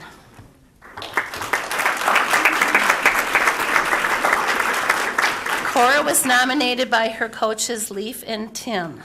Cora was a joy to have on our team this year. Although our entire team would be deserving of this award, Cora stood out the most across multiple disciplines. Not only did she improve her basketball skills like defense, rebounding, shooting, and dribbling, she also improved in non-tangible categories like aggressiveness, hustle, and effort. Above everything else, I'd like to think a spark was lit for long, and she'll continue to play, pursuing the game of basketball due to the significant confidence she gained over the course of the season. Cora Magnuson.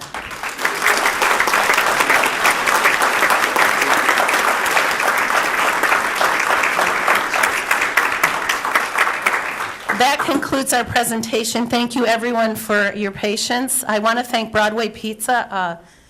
Each Most Improved Player receives a pizza certificate, and each team receives a $50 certificate, and we appreciate the partnership, and that's why we couldn't get them to stay any longer, because I think they're all getting hungry. So we're going to quickly take photos with the board. We'll get it as efficiently done as we can, and you can get back to open time. Thank you very much. Congratulations.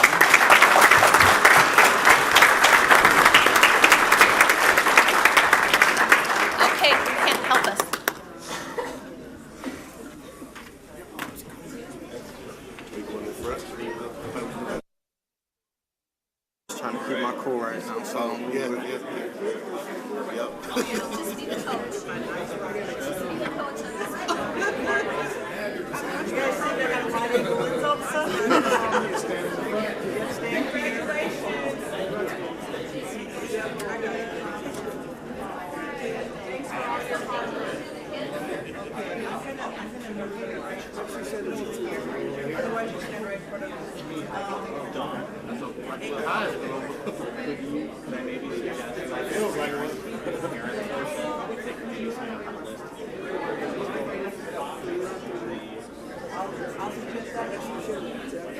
All of it. It's all for the kids.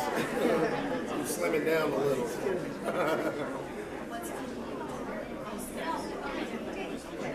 Okay.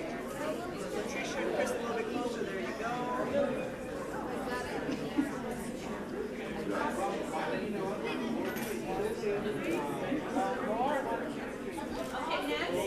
Oh, yeah, I love you. I'm your loving you girls, because my girls had to go that way. This feels weird. I understand, but they had to go get pizza, because you guys took a little while. This is why I'm loving you girls. I think we should way up This way? How about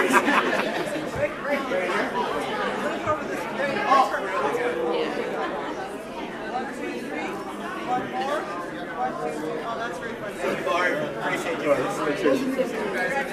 Oh, thank you. It's a very good sports teacher.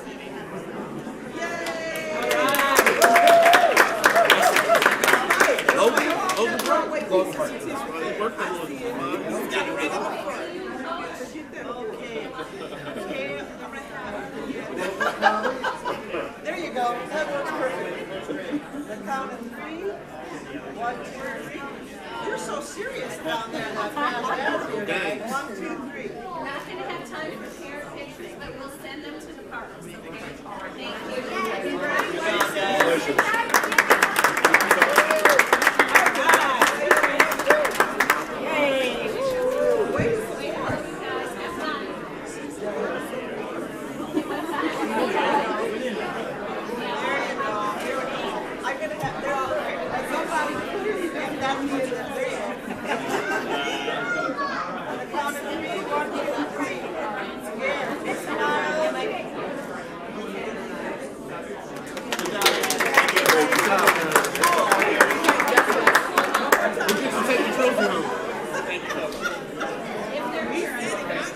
Congratulations, you guys. Congratulations. Okay, you got it. Can you shake the shirt? Yep, perfect. Perfect. How old are you? Yeah. There we go. 1, 2, 3. One more. Perfect. Thank you. Thank you.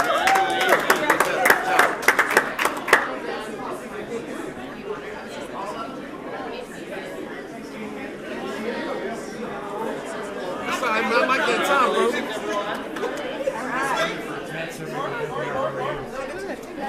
Question for you. Okay, I'll count to 3. 1, 2, 3. Big grin. One more. Hold that up. There you go. 1, 2, 3. Thank you. Congratulations.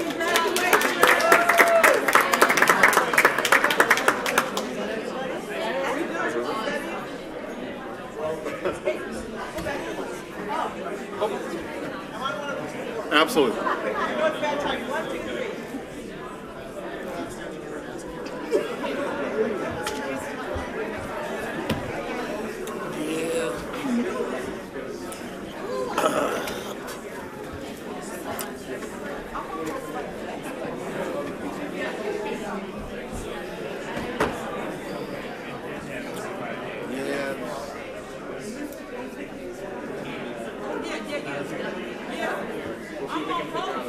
Oh, okay. Okay. I bet Alan I can help. Yeah, I think Alan I can. The committees don't have very much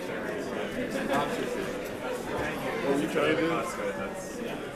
There's a team that went over to Broadway Pizza, so we were talking about that didn't get their photo, so we were talking about some of us running over and taking a picture with them. So. Who gets that doing? Not yet. I think we'll do. Let's get through. Yeah. We are going to continue with our open time now that everybody here has met the next crop of park board commissioners. Our next speaker on the list is Jillian Clearman. Jillian, are you here? Jillian, if you would come forward, state your name, and if you're comfortable, your address, and you have 90 seconds to address the board, and welcome. My name is Jillian Clearman. I live in South Minneapolis. I'm an enthusiastic user of the beautiful shared resource that is our public park system, and I wholeheartedly support the effort to change the name of the parkway. I commend our park board leaders for their willingness to do the right thing on this issue and to not back down. So I came here mainly today to thank you for your leadership. I was not familiar with the masjid parking issue before I came here tonight. Happy to have been educated on that, but I hope that in reconsidering this matter, the park board will be guided by concerns for equity and safety for our Muslim neighbors. Thank you. Thank you. Our next speaker is Carrie Rise. Carrie, are you here this evening? Carrie, if you would state your name and if you're comfortable, your address for the public record, and you have 90 seconds to address the board. Welcome. Hi, good evening, commissioners and friends. My name is Kari Risi, and I have lived in St. Paul for like 35 years. And prior to that, I also have roots and lived in Red Lake, and I'll talk about that in a moment. I'm a high school geography teacher, and before I was a geography teacher in the 1990s, I worked at the legislature, the Minnesota legislature, and high school students at that time were banding together and seeking change for derogatory names of lakes in Minnesota, and I was happy to work at the legislature in 1995 when that was passed and those derogatory names were changed. And I speak of Red Lake just because that's also known as Misquagami Wi Zagagan, and I don't know how to say that because I was never taught how to say that, regrettably. And I wish I would have been taught about other names for things. And in geography, I just kind of want to close with my high school students every day. We teach about places, and we teach about names, and we make maps. And we tell them every day that what you call people and what you call places matters. So I hope that you'll support the name change. Thank you. Thank you. Our next speaker is John Butler. John, are you here this evening? John Butler. Our next speaker is Mohammed Amin. Mohammed, are you here this evening? Mohammed Amin. Betty Tissel. Betty, if you would state your name and if you're comfortable, your address for the public record. Welcome, and you have 90 seconds to address the board. Good evening. My name is Betty Tissel. I live at 4155 Garfield in South Minneapolis. Good afternoon, commissioners, Superintendent Bangura, Park Board staff, and gathered citizens. I've spoken here before as a member of the Reverend Dr. Martin Luther King Jr. Park Legacy Council, but today I'm gathered here in unity with those calling to name the parkways around Bde-Makaska as Bde-Makaska Parkway. I live on Garfield Avenue and own my home. President Garfield was an interesting guy, and I'd like to learn more about him. But I do not feel that my status as a homeowner gives me a special stake in determining the name of the street on which I've lived since 1991. By now, as you know, many more people have learned about John C. Calhoun. His defiantly pro-slavery stance is pretty well known, but he was also the first to design a plan for forcible removal of Native Americans from their traditional lands. He was no friend to enslaved people nor to indigenous people anywhere in the country.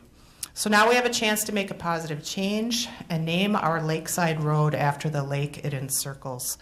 I'm counting on you to support this change and look forward to being proud of another accomplishment of this board. Thank you. Thank you, Betty.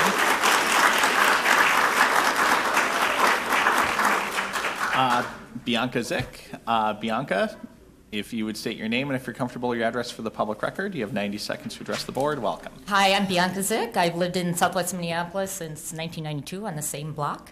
First of all, I want to thank you, the board, for your positive vision going forward and making this a proud moment in Minneapolis Parks history. I'm very much in favor of changing the parkway to Bde-Makaska.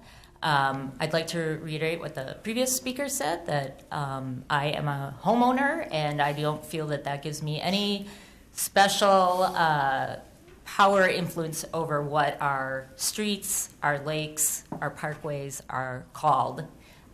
They are public, they are the land of everyone here, and again, just really would love to honor the First Nation people and have a correct history instead of one that was incorporated by white colonists and white supremacists. Thank you.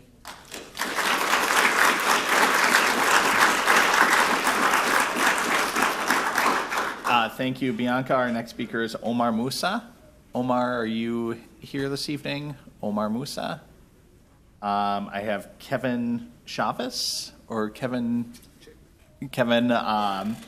if you would state your name and if you're comfortable, your address for the public record, and you have 90 seconds to address the board, and welcome.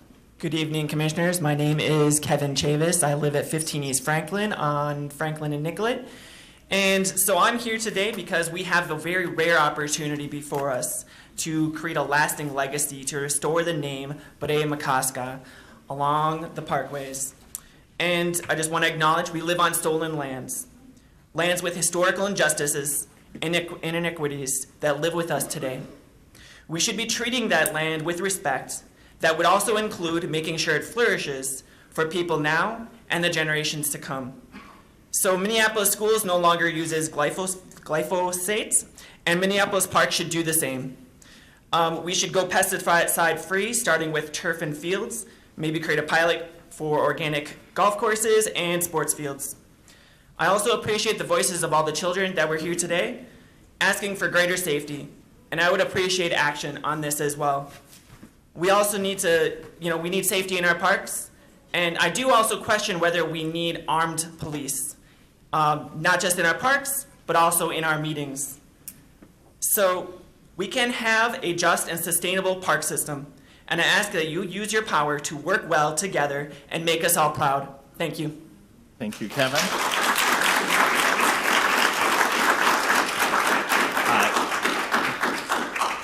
Dan Engelhart. Dan, if you would come forward, state your name, and if you're comfortable, your address for the public record, and you have 90 seconds to address the board, and welcome. Hello, Commissioners. Yeah, Dan Engelhart, 525 19th Avenue Northeast, right over the river in the Holland neighborhood. I'm here to speak publicly in support of the name change to Videa McCoska. Maybe I butchered that, but I'm trying. And we can all learn. You know, when we, public space, park space, what have you, public land, the concept of ownership and that people feel entitled enough to have say over that when it's all of ours, everyone should have a say. The letter that was out there that was circulated by people saying they own land on the lake, or the water, I should say, that body of water, no one should say that. It's everyone's, it's public. So if they think they own it, let's tax them and let's get that high water property tax. Let's go for it. I say, if they think they have that sort of say, you know, let's do it. But let's change the name too. And like the arguments about the process and waiting for the various processes to play out. You know, big changes that have happened over the course of time have happened from movements and from change, and we haven't waited for all the different, you know, Robert's rules and every sort of hoop to be jumped through. Just do it. Urge you all to vote unanimously. Show these people that think that they own our public spaces, that is for everyone, that they don't, and that, you know, that people matter. Renters, anybody matters on that. So thank you very much. I hope you all vote for it tonight. Thank you.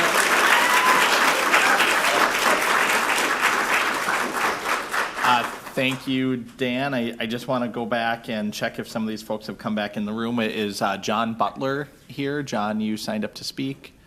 Mohammed Amin. Mohammed Amin, are you here this evening? Omar Musa. Omar, are you here this evening? Is there anybody who signed up on the list who didn't hear their name called? Is there anybody that signed up on the list that didn't hear their name called? That said, I am going to close open time. Thank you, everybody, for coming out and giving testimony. Commissioner Forney, you have, going back to petitions and communications, you have exceeded your allotted time. If you'd like to briefly conclude your open time comments, I can go back to you before moving on to Commissioner Severson. I'd appreciate that. I ended with saying that I seek partnership on our board. I want to tell you about this book. It's called The Boys in the Boat. The subtitle is 9 Americans in Their Epic Quest for Gold at the 1936 Berlin Olympics. I referred to this book in a Facebook post on November 9th, 2017. This post has caused Commissioner French great trauma. For that, I am deeply sorry. I met with him shortly after the post, and I thought I had squared up with him regarding the post, and that my intention of the reference was meant as the deepest of compliments. The reference was made regarding that the women of the board had been top vote-getters, stating, grateful for everyone, in quotes, putting women in their place. By the way, that's kind of a derogatory statement that was turned positive. Looking forward to bringing, in quotes, the boys in the boat on board, acknowledging the 5 men voted to the board. Since that meeting on Facebook and during these board meetings, Commissioner French has referred to this post as racist, still seeking an apology. As I've indicated, I do apologize for the pain my comments have caused him. I have tried numerous times via email, text, voicemail, and finally personally, scheduling 2 different times to clear the air in a way we both could hear each other and can move forward to partner on this board constructively. I'm saddened that the 2 times we were scheduled to meet, he did not meet with me. So I want to publicly share again my apology and hope we can, in the near future, come to terms with the past and work towards future. I'm pleased to give you a little bit of good news, and that is that my understanding is that we, the board, will be having some facilitation onboarding, particularly in the area of language and space. I look forward to that. Thank you, Commissioner Forney. Commissioner Severson. Thank you, Chair Bourne. I'd first like to apologize for being a little bit late. I got tied up at work with some meetings. Got here as soon as possible. Please, the board, please accept my apologies. We had a great budget retreat meeting at Follow Park in North Minneapolis. I was truly excited to see my fellow commissioners come to North Minneapolis and see a robust community in the park using the football fields, baseball fields, soccer fields, people teaching their children how to ride bikes on the old broken tennis courts. It was a great time, and it was a great opportunity for commissioners to see a great, robust community. So thank you for coming out and attending. And on that budget meeting, the conversations we had about supporting youth, and I'm super excited that this board, or the majority of this board, seems extremely committed to youth programming and getting our youth jobs. So that was a big part of our conversation and a push from this specific board. I'm happy that I get to speak after an accusation of myself using staff at a political event. This event was hosted by Senator Bobby Joe Champion and was in no form a DFL, Green Party, or Republican event. It was a town hall meeting to inform North Minneapolis residents in Camden about the work that elected officials were doing. From my understanding, all elected officials were invited to speak at this, and it was a great opportunity. I asked Assistant Superintendent Cox to come speak briefly about the recreation programs that are going to be taking place in North Minneapolis. She spoke for, I would say, 45 seconds to a minute and did a phenomenal job. More specifically, Assistant Superintendent Barrett showed up to talk about the 3 broken pools located all in Camden. And it was extremely important for me to have a staff there because I gave misinformation to a community member about the pools. So Assistant Superintendent Barrett delivered great information that was correct and true to form. In no form, once again, that was not any type of DFL party sanctioned event, Republican sanctioned event, or Green Party, or any other thing. So I do not appreciate your false allegations and comments towards me. With that, I can tell you that, Commissioner Forney, you can save your tears and you can save your concern about your privilege, because the people that are here before us want to see us take action as an elected body. They are not here to sit here and watch us cry and talk about our privilege. You have been on this board for 5.5 years. This board, under the leadership of Vice President A.K. Hassan and President Board, have chose to move on Bede-Makaska Lake and the Parkway. Thank you. I have not seen you make that movement. I have not seen you make any movements in North Minneapolis. So before you make them conversations or allegations against me, you can definitely pick up your cell phone and give me a call. Or you can also go through President Bourne to have them conversations. Last but not least, it's typical privilege that allowed you to call out 2 African-American men or 2 black men about doing, elected black men, about doing what they thought was right in our community. It's very typical privilege.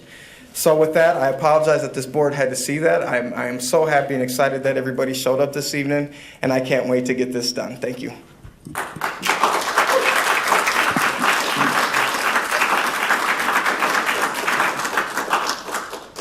Commissioner Musich.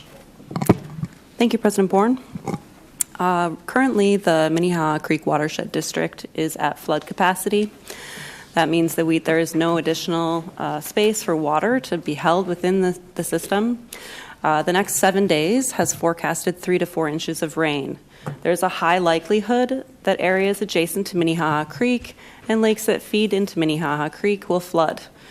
I'm sharing this because not everyone is subscribed to the Minnehaha Creek high water alert system that I am, and I wanted to share that information with everyone.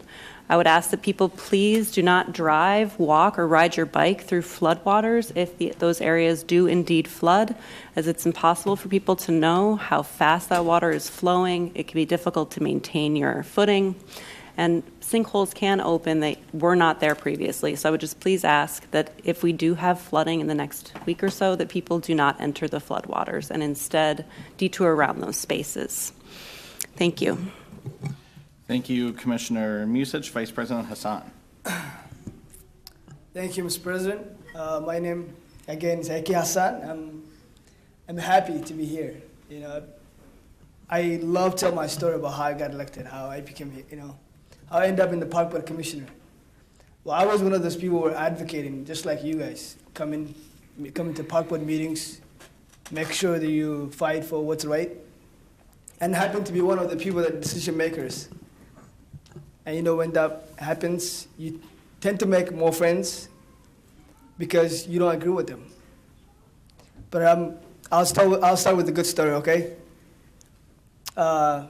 Bike to Work Day, this Friday, May 17. I'm excited. I will be biking with Representative Noor, School Board Director Siad Ali from Cedar Riverside to Hennepin County. And afterwards, there's an event there at 8:30 in the morning. There will also be a ceremony here at 10:30 to rename the park, celebrate the headquarters name to Mary Merrill, someone who I admire, someone who contributed to the park board a lot. We could talk about the good stories that are happening in the park board, but some people choose to focus on the negative because, and also since my colleague, Commissioner Foney, talked about the mosque, I'm proud Muslim, I'm proud American. No one loves more than America than me. And I also talk about the Native American, my brothers and sisters. I grew up in Little Earth. I get to play soccer with them. I get to hang out with them a lot, more than my colleagues. However, I haven't seen it in all the things that happened in our park system. Just in less than a week, there was 2 suicides that happened in my district. Very sad. Powderhorn Park, Friday and Tuesday morning at Brackett Park. I was there Tuesday in the morning talking to people, make sure everything, there's a bike lane that goes there, make sure everyone's, doesn't get traumatized, especially the kids who come there. I haven't seen, my colleagues who represent at large in some of them that tend to spend more time in the negative than to make sure the stolen land and people who were here before us are recognized. Very simple thing, just changing the name. I'll tell you, I would never feel the same way that they'll feel when I'm walking in the parkways. I will never feel the same way. However, but I still feel the pain when they talk to me. That could be me. My colleague, Commissioner French, will never feel the same way that I do. Just because we came from different place doesn't mean that we share the same values and same history. So that need to be recognized first and be acknowledged before we talk about some personal issues. Because the work that needs to be done is more than just one how you made one person, how you made one person feeling bad or anything else. The other thing I'll talk about is the mosque. Those kids came by themselves. I didn't speak for them. You heard them. They'll be the next park board commissioners. But I'll hate to see one of those kids to die on Central. I know I'll say this publicly. I'll be happy to come up with any alternatives, not just the park, but any solutions. Maybe a drop off for them. There's solutions. I'll tell you. When I first got elected, there was a big issue that I campaigned for, which I'm very proud of now. The Access Active Pass, where kids in the city of Minneapolis have to use a card to use in a park system, and if they lose, they have to pay $1. What happens? The foster kids who doesn't have family, who doesn't have parents. What about kids who are family are traveling? They have to stand on the street to ask people to give them $1. That won't be happening in the city of Minneapolis anymore in our park system. I didn't just come with problem, I came with solution. What did I came with? They get to create a bin where they, just like how they access their phones, their school lunch. Now they can just create a foliage bin. They can walk, and anytime they want our park system, walk away. So we can talk about all the things that needs to be done, or how one person or maybe Commissioner Hassan look bad. I'm not going to stop, I'm not going to stop fighting for the right thing. No one's going to stop me. I was one of those people that were protesting. And then one other thing that I want to touch is the park police that I stopped to get into, here. This is a public space. I want to make sure, under my watch, I'll make sure everyone that comes in this space feels safe and welcome. I don't want to see police officers with guns trying to scare, people who are peacefully protesting for their rights. Nope, that's not going to happen. Am I trained? No, I'm not trained to protect, tell them to stop. But I've been elected for that job. I've been elected to make sure I do what's right for them. And telling the police officers, I'll try to calm this down. They just peacefully, no one is fighting, no one. They have every right to say anything against any commissioner. They have every right to say whatever they want to say, as long as they're not destroying things or fighting with anyone. And if I'm wrong with, tell my police that we control as the commissioners, that it's taxpayers' money. We've been elected they work for you guys. And you guys elected us to do the job for you guys. And one thing I would never do, my colleague, Commissioner Foreign, she could tell me to let those police officers handle and stop, the underrepresented community that is here to make their voice heard, shut them off. And I'll tell you one other thing. One of the main reasons why some of my colleagues are mad is because I was very responsive. I responded to their message. They've been told to not speak before this board. They never had the chance to come here and express their feelings, express about the issues. And I responded to them. Now that I'm in trouble, I protect them with the police officers come with their guns. Now I'm in trouble. But you know what I'm going to do? I will never stop. I'll continue fighting for the right thing. And I'll talk about the Bidem Makaska. And I'm 100% in support. I will make sure everyone in our city feels welcome and safe and enjoy our beautiful parks, not just few that enjoy it. I'm sure some of them, John, Calhoun means a lot to them, but it doesn't mean a lot to me. But that should stop. We want to make sure everyone is feeling safe in our beautiful parks, welcome and enjoys. And one other thing, that I'm looking forward to work with is suicide prevention in our park system. I'm committed. I'll be working with the superintendent and my colleagues to find a way that we can protect. And I also want to thank one of our park patrol that will stay with me this Tuesday. That was making sure everyone is safe, make sure everyone is calm and happy and enjoying it, and make sure that our kids don't see that. He was there, make sure they're busy with other staff and communicate, talking to the adults. But anyways, I'll tell my colleagues again, let's not focus about just what someone is doing. Let's talk about the right thing and what these people show up for this board before us. Thank you so much. I'll pass. Thank you, Vice President.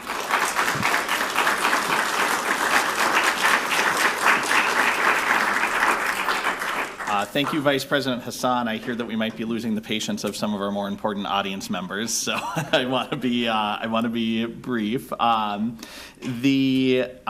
first thing I want to do is just give an incredible thanks to the Rec Center staff at both Northeast and Farview Park for hosting the Board of Commissioners and our executive staff for our budget retreats over the last 2 weeks.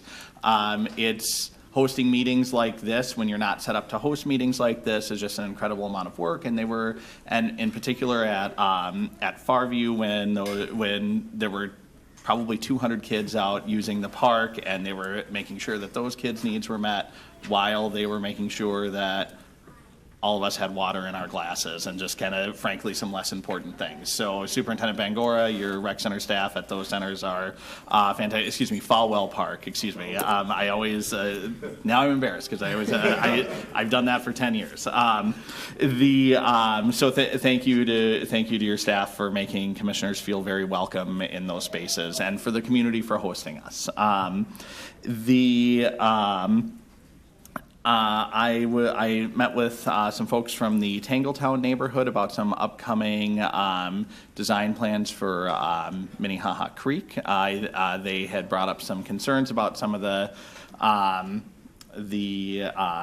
concepts to divert the creek. I think that they brought up some very, very good points, and I've been working with planning staff to see what we can do to mitigate some of those changes that I don't know if I necessarily agree with either. I want to thank Commissioners Cogill and French for bringing forward the resolutions tonight for the Parkway renaming to Bede-Makaska. I think it's an incredibly important thing. It's something that we should have done a year ago, and if not sooner than that. So I mean, we sat here for a year, not following the lead of the Department of Natural Resources and the Board of Geographic Names when we've been supportive of this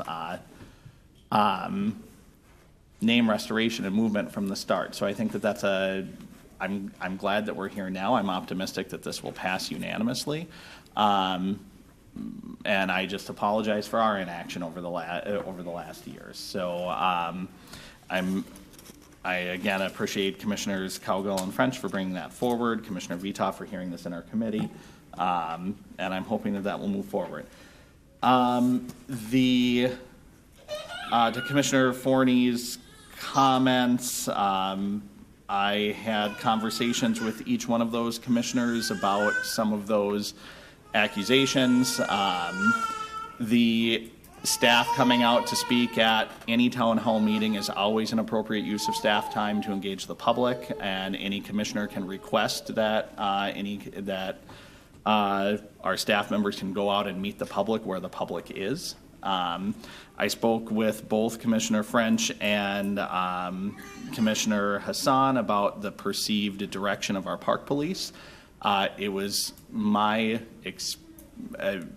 determination that those commissioners had advised our park police on some actions, which every board member has done in the past. I've seen Commissioner Olson over the years advise our police to stand down from situations that may cause conflicts where we don't need a conflict. I've given some of that advice. I've received some of that advice. I've seen previous administrations of this board arrest people of color that were exercising their First Amendment rights, that triggered 2 years of protest from the NAACP.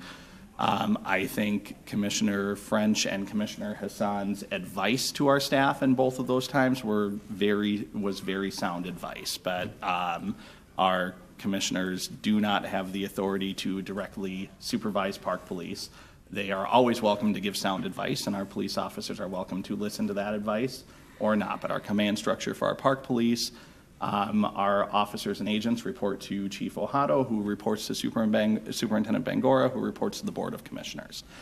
So I'm appreciative of this sound judgment. I don't want to arrest communities of color that are exercising their First Amendment rights in spaces like this. We had former board members that were agitating our East African community in this meeting, shouting to members of the East African community to go home. I think that was incredibly inappropriate, and I think that I am personally appreciative that Commissioner Vice President Hassan was there that evening and to help de-escalate the situation. So that said, I mean, Commissioner Forney, your request is heard to have that reviewed in Standards and Conduct, and I think the committee chair of Standards and Conduct will make that decision if the chair thinks it's necessary. On a fun note, I'd like to invite everybody to Friday, May 17th, this Friday morning, to the dedication of our headquarters building. It is, earlier this year, the board took an overwhelming action to rename our park board headquarters after Superintendent Emeritus Mary Merrill. And we're doing our public dedication of the building this Friday morning. So anybody that would want to come out and thank Mary for her lifetime of service to the Minneapolis Park Board, I think everybody would be honored. Superintendent Emeritus Merrill is one of 3 people in the history of the Park Board to have the title Superintendent Emeritus. Theodore Worth was one of the other 2, so that gives you kind of the dedication of her lifetime of service. And both as her time as a commissioner and as a vice president of this board and as a superintendent of the parks and working her way up from a rec center director at Powderhorn Park, every step along the way, Superintendent Emeritus Merrill has embodied the values of this Minneapolis Park Board, and I think every one of us would be well served to look at Mary's leadership example and try to follow that just a little bit more every day. That I've learned so much from her over the last 10 years that I've known her, and the honor that I've had to serve with her as interim superintendent this last year, and I look to her example on a lot of things. I would encourage us all to just do that just a little bit more every day. So I hope folks can join us. So with that, I will recess the full board to go into the planning committee, where I believe we have some time certain public hearings. I'd like to call to order the Planning Committee. Would the Secretary please call a roll at 7:10? Commissioner Severson. Present. Commissioner Meyer. Present. Commissioner Vita. Present. Vice Chair Cogill. Here. Chair Forney. Here. You have a quorum. I'll take a motion to approve the agenda. So moved. All those in favor, please signify by saying aye. Aye. Opposed? Abstentions? So moved. I only heard one aye, but anyway, I'll take a motion to approve the minutes, Wednesday, May 1st. So moved. Thank you. All those in favor, please signify by saying aye. Aye. Opposed? Abstentions? So moved. Okay, we have 3 public hearings. One is at 7 o'clock, which we've passed, one at 7:15 and 7:30. So please be patient, everybody. Crystal Passy is going to be presenting our concept approval for the Lovell Square Park public hearing. And if you want to show the Thank you, concept, Chair Forney. we'd appreciate it. Thank you, Chair Forney and Commissioners. We're really happy to be here today. We have 3 playgrounds that we are going to be sharing the concept plans for. We've been working since last fall to develop the concepts on the heels of the North Service Area Master Plan. The first park is Lovell Square Park. I'm saying that wrong. It's Lovell Square Park. It's over in the north side. We have $400,000 to redo the playground there. We started these 3 parks, including one other one that I'm not talking about today, Perkins Hill, with a kickoff last fall at Farview Park. We had Minneapolis Bike Parks come out, we had a naturalist come out, and we had a few people come out to share their opinions about what we should do for these playgrounds. It was really fun to get to know the community and staff that were at Farview.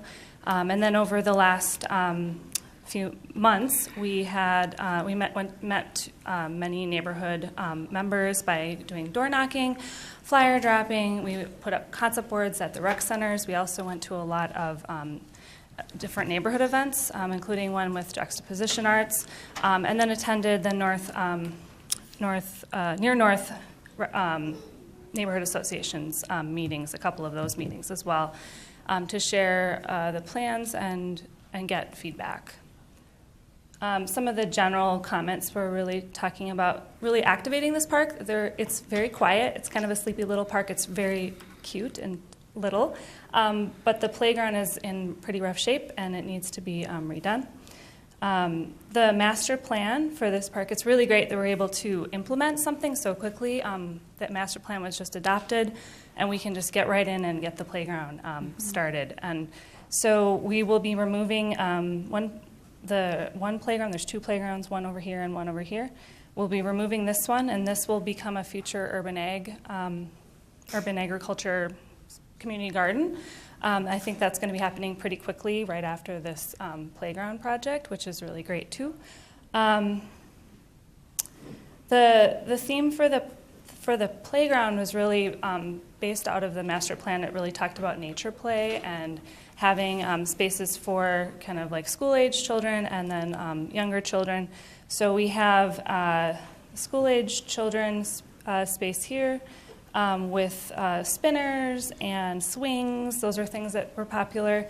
And then sort of a whimsical structure for them to climb on and play on. And then we have a tot kind of area for 2 to 5, which will all have some sort of interesting topography, a smaller structure, and things that are appropriate for little kids. We'll also be implementing some seating, improvements to accessibility to the site, because currently there are some issues with ADA accessibility to the playground.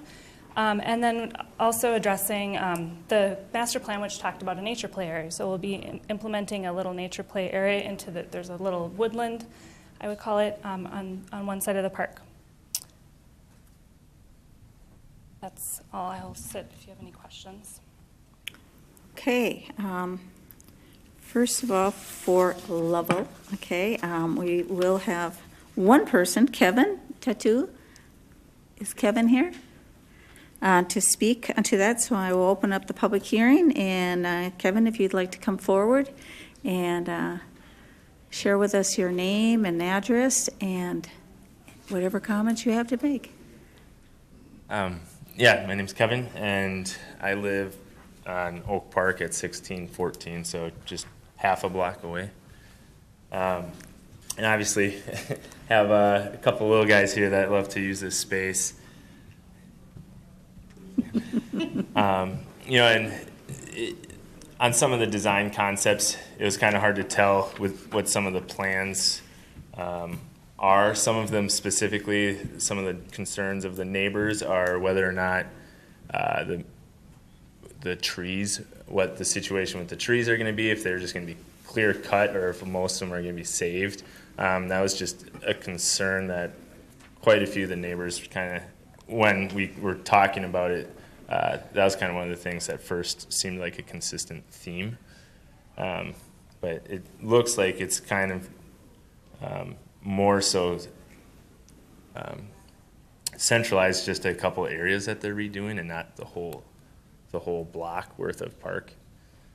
So that was kind of one of the biggest concerns, I guess, that came apart. Otherwise, we do like the concepts of mixing the younger and the older spaces together, or separating them up, being by each other, just to allow a little easier supervision. But so those were kind of the main things that some of the neighbors had expressed to each other. Well, I appreciate it. Who do you have with you? What's that? Who do you have with you? This is Mason. Hey, Nathan, how are you? Thank you for your input. We'll take that into consideration, and I'll have Crystal actually speak to it. So being that there is no one else that has signed up, is there anybody else who wanted to speak to Lovell Square? With that, I will close then the public hearing and ask if there's any questions from commissioners regarding this. Commissioner Severson.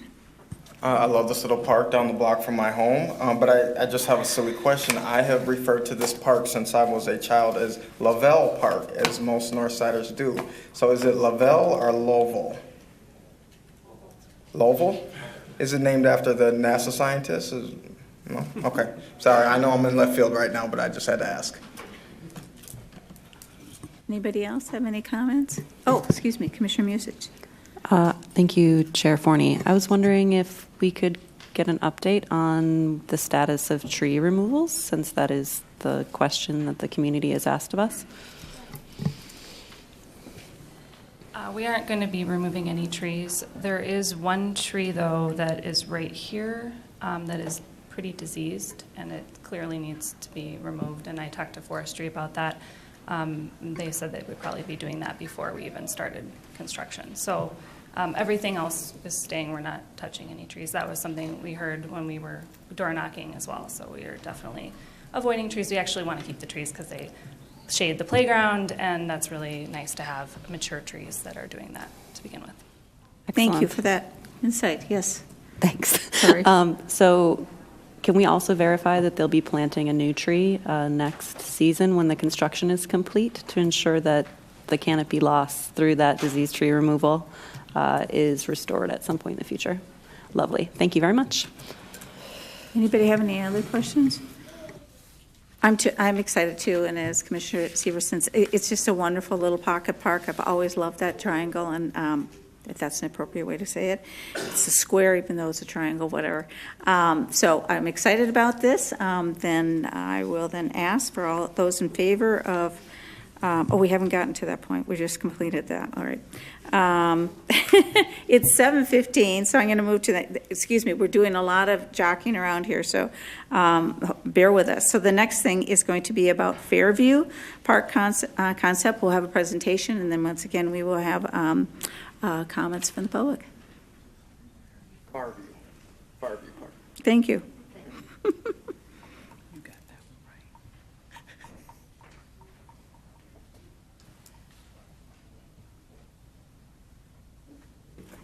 Farview Park is also located on the north side. It's pretty close to here. We have $456,000 roughly dollars to address the playground and some site improvements for this park. The same timeline as the other one. I'm sorry I didn't mention that we would be finishing up design concepts in the next month or two, and then hopefully starting construction in the fall and completing construction next spring. So it would kind of give us a little bit more time to get the construction completed. We are also following on the heels of the master plan. The plan for this park has, that was developed over the last few years, has the playground kind of adjusting and creating a little bit more space for a picnic area next to the recreation center. So we're kind of starting the first phase of that. There's also plans in the future for a slide on the hill, which we are not doing at this time. We're just kind of bringing the playground a little closer to the hill so that in the future we will be able to implement other phases of the plan. The engagement we had at Farview, we had a lot of kids from Farview come out and participate with the bike park, which was really great, and just saw how simple little things could really be a lot of fun, and we got a lot of feedback on and support for the concept, which came about in the master plan, which talked about kind of more adventure play, sort of that theme for this park. We have, so this is, it's kind of hard to see in here, but this is the basketball court, the existing basketball court. There is a play container right now here, and there's one here. We'd be removing this play container and restoring it to turf. And then the new container would have a early childhood structures and spinners and things like that, and swings. And then there's a little bit of a hill, which is kind of neat. And so we would go down into this kind of lower area and make a circular challenge course that would have a bunch of components similar to these kind of balance things. There would also be spinners, things like that, these climbing structures, and a small sand play area, as well as a school-age climber structure. So we heard from the community that people wanted to see, some of these things. Lots of like monkey bars. We always hear people want monkey bars. It's really important for development for children. We also heard about, some other things that didn't have to do with the playground, but we just took note of those things. And just really, again, the nature adventure play theme came out again in this process. So let's see. I think that's everything for this one. Great, so I will open up the public hearing, and we have one speaker, Gerald Brooks. Is Gerald here? Waiting patiently, thank you. Hi, my name is Gerald Brooks. I played at the parks since 1961. I'm acquainted with Peavy, Calhoun, Powderhorn, all them there. I want to know, since when is it that parks no longer become parks? For the simple fact that the playing field at this particular thing, baseball, it used to be baseball, football, volley, or soccer, and in the wintertime it would be ice skating, Suicide Hill. I can remember bending a lot of sleds around some of the trees there, down by where the tennis court used to be, which is no longer there. What happened to horseshoes for the older people to play? The swings, the teeter-totters, things like the big sandboxes, stuff like that there. I'm curious because to me, at this point in time, a park is not a park. And I was just wondering what happened to that concept for the young kids and the older ones that enjoy a good game of horseshoe or something like that there. It seems to start becoming less and less existence is gone from it. I'm up for a good game of horseshoe. How about you? I mean, we need stuff like that there. It's not all just basketball, art. The art we have in there, we're not an art playground. To me, personally, that tower or whatever they call it, that brown thing that's in Fairview, I'm a veteran. I see it as a marking ground for, shall we say, people saying, hey, this is a group of headhunters in this area because you have a head of a deer or a thing of a bird or something like that there. It's not art. I'm sorry. My opinion, and I guess I'm entitled to that, but I'm sorry for taking up your time if it seems nonsense, but I mean, I've lived in the area since '61, and I'm looking for a park again. Thank you, Gerald, for your Thank time. you. We appreciate your comments. Is that was the only person that we had for the public hearing? Was there anybody else who wanted to speak? If not, then I will close then the hearing, and being that it's not 7:30 yet, let's look at then the two resolutions. First of all, the first resolution, 2019-202. Would somebody I'll please? move resolution 2019-202, a resolution. I'm sorry. Oh, excuse me, Commissioner. Severson first. It's okay. I apologize. I didn't see anything. Uh-oh, my periphery is going. Okay, sorry. Commissioner. Oh, excuse me. Chair Forney.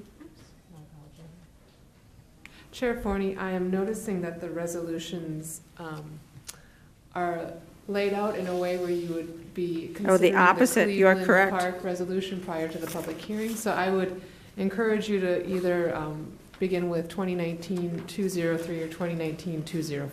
Awesome, thank you. But first of all, we did have comments, and I apologize. Commissioner Vito. Oh, Commissioner Severson. Okay, go right ahead. Thank you, Commissioner Vito. I appreciate it. I just want clarification. I received quite a few emails with questions and concerns about the pathway going up to the hill. This in no way has anything to do with the pathway that we have talked about in the concept plan, correct? Chair Vorney, Commissioner Severson, this phase of construction is not constructing that path. Thank you so much. I appreciate it. All right, Commissioner Vita. So I'm not the district commissioner, but I just want to give a plug for Farview because they have the dedicated print sculpture there, and it is amazing. And if anyone has the time to get there, go check it out. It's beautiful. It's really a nice tribute to Prince and a great addition, I believe, to North Minneapolis. Commissioner Severson. Commissioner Vital, thank you for saying that. And after you visit that, a few steps further away, there's also another beautiful sculpture that used to be the water tower many years ago. So there's great opportunities to walk through Farview Park. It's a great place. So thank you for that plug. Thank you. Nobody else? Okay. Well, I guess I will ask for the gentleman, whether or not, are we seeing, horseshoes, or in the process, did you hear those types of concerns that the gentleman has indicated? We do go through a whole citizen engagement process, so I just, want to, acknowledge Chair your Forney, concerns too. The plan for Farview, the playground improvements at Farview follow the master plan process or the approved master plan. Great. I don't know for sure if there are horseshoes in that master plan. We will verify that and get back to you about that. But again, tonight, it's really just a portion of the playground that we're proceeding with. The existing playground was constructed in 1992, does not meet current ADA standards. And again, we're trying to bring fantastic and great and well-used play features to North Minneapolis and Farview Park. Thank you, Cliff, for that information.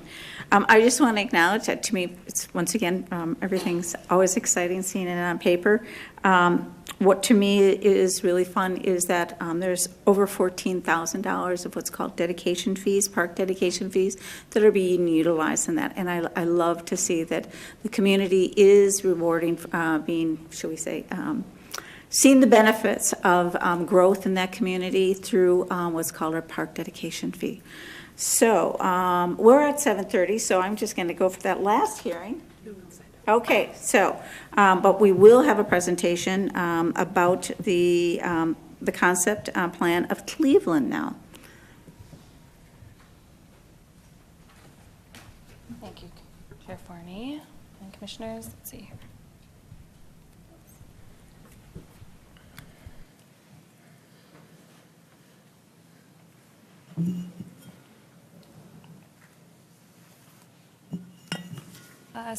Cleveland Park is kind of more in the northern part of the North Service area. The park itself is adjacent to the Lucy Laney School. It's also right off of Penn, I believe. The playground right now sits close to, I'm going to just go to the next slide so we can kind of look at it a little bit more closely. So this is the existing playground. Was built in the early 90s, and it is not ADA accessible any longer. There's 2 containers. It's right next to the pool. We heard a lot from the community about issues at this particular site for the playground, and I think it came out in the master plan that moving the playground out of this location and kind of shifting it over this direction would really help with some of those issues. They had to do with the adjacency to property here and this street. There was just something about this corner that had some issues. So we are hoping to implement the first phase of this master plan by shifting the playground over here. We won't be able to do the full playground at this time because this is not on our property, but we're hoping to do the first part of it. And we had to kind of play around with what sorts of things from this master plan we would address first, and we definitely heard that the playground was one of the top things to work on. So that's what we're going to be focusing on. From the community, we heard some things that people wanted were kind of more sensory elements in the playground, so like visual sensory things and music, sound equipment. We heard a lot of things about some of the issues related to like sort of secluded areas. There's a lot of shrubs, and we noticed this when we did our walkthrough on the site that there's a lot of shrubs that are kind of overgrown. So we are going to be addressing that while we work on this project because we're building a brand new container and a whole new playground. So we'll be able to kind of deal with the landscaping. We also heard about a lot of seeding was needed, and then getting rid of the sand surfacing and putting in new resilient surfacing. So this is it's a little bit confusing, and I hope I can explain this. So this is the existing pool. There's a play container here, and there's a play container here. We will be restoring those both to turf and then rebuilding the playground up here. These are some of the elements that people were drawn to during our community engagement. We went to many different events with the Cleveland Neighborhood Association and the school, and it was really great. We were able to go to a lot of their events and talk to a lot of community members who live nearby the park and people that actually just go to the park because their kids go to school there. So that was really great. We went to their fall festival and several neighborhood events with juxtaposition.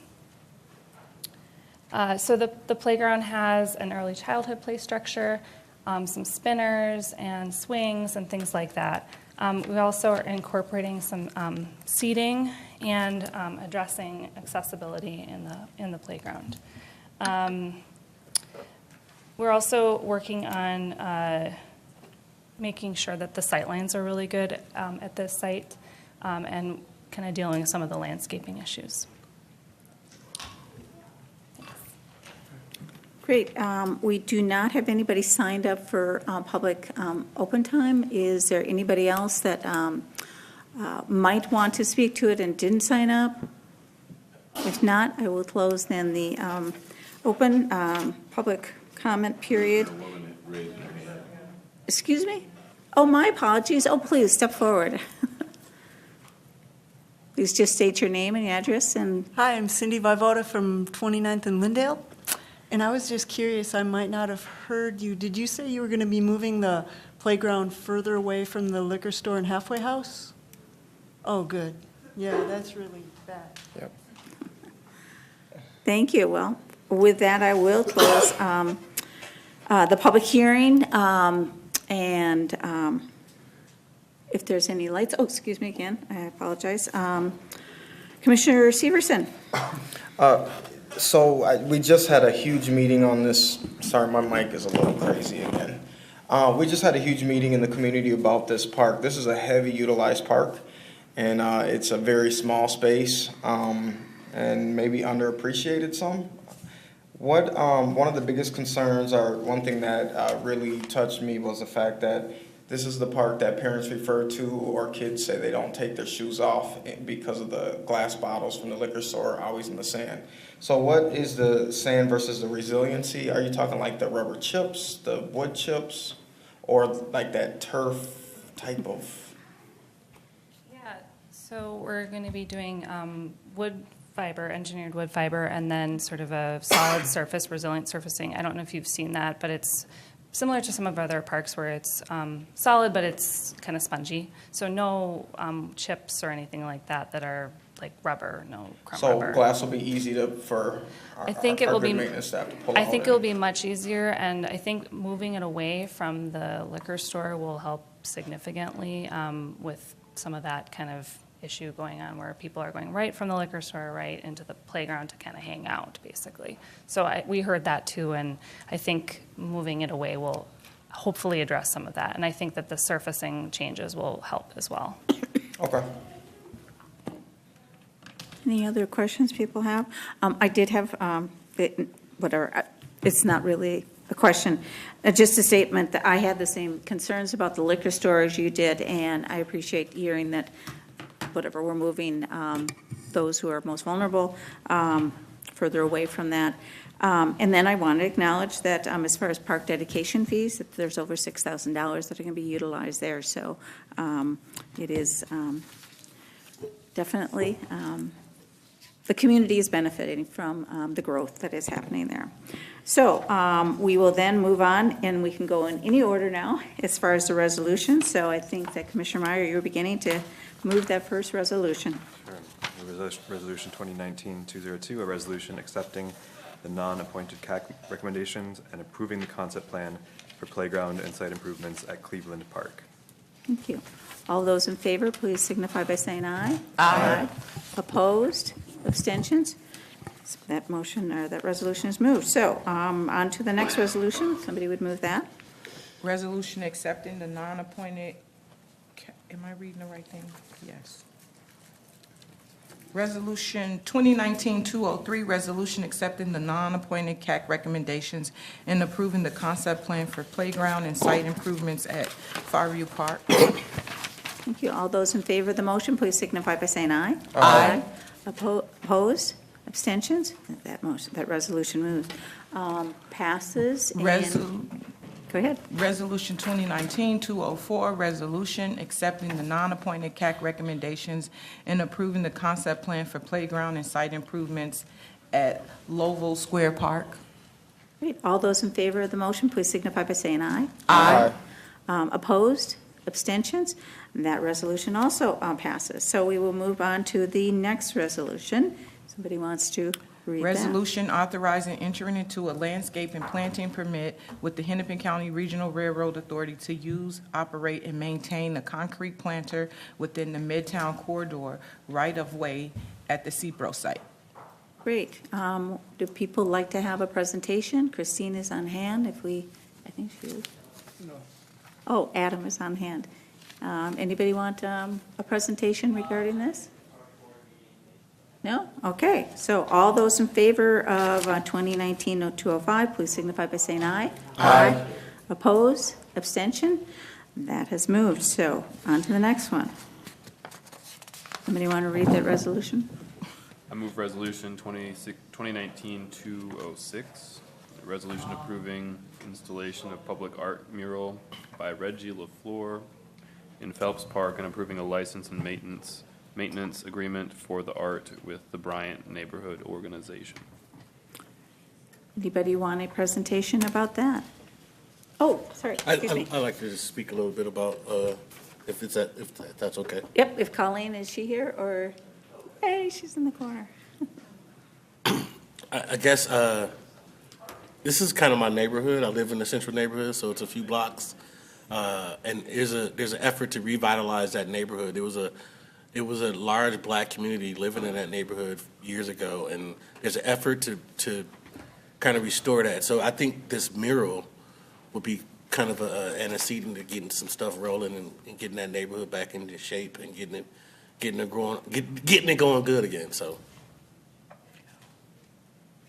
But would why don't we just have a presentation? I think, to me, it's a pretty powerful thing, as Commissioner French says, and I would like to. We can have a presentation. I also would like to point out that artist Reggie LaFleur is here, if you'd like to hear from him as well. Absolutely. Oh, lovely. Why don't we do the presentation? Okay. So it is pretty awesome art, so.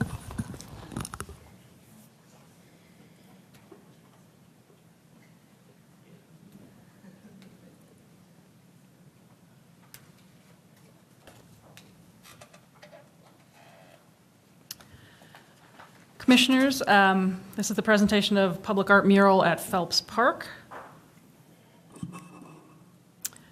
So this is in District 5, and the Bryant Neighborhood Organization had proposed partnering with Boys and Girls Club to install this mural on the outside of the Recreation Center.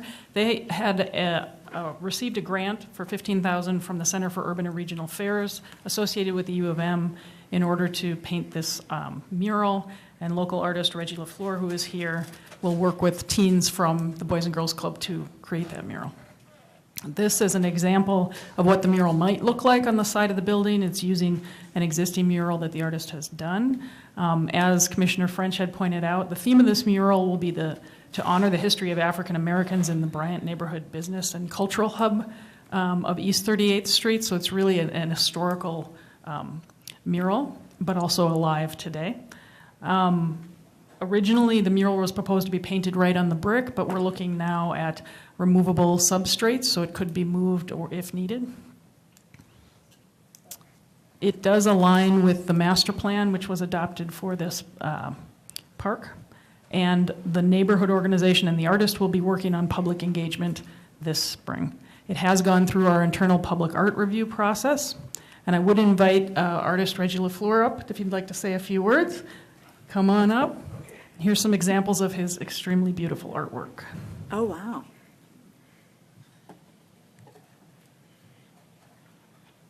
Hi, I'm Reggie LaFleur. Thanks for having me. I was not planning to be up here, so sorry if I seem a little nervous.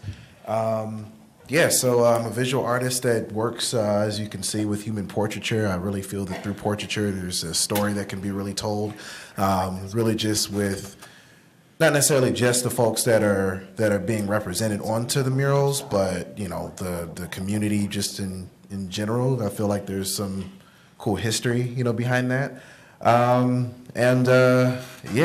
pretty fortunate to be a part of this project, and the folks through the Bryant Neighborhood Organization's really been super helpful with a lot of things, and yeah, I don't know what else to say, so sorry about that.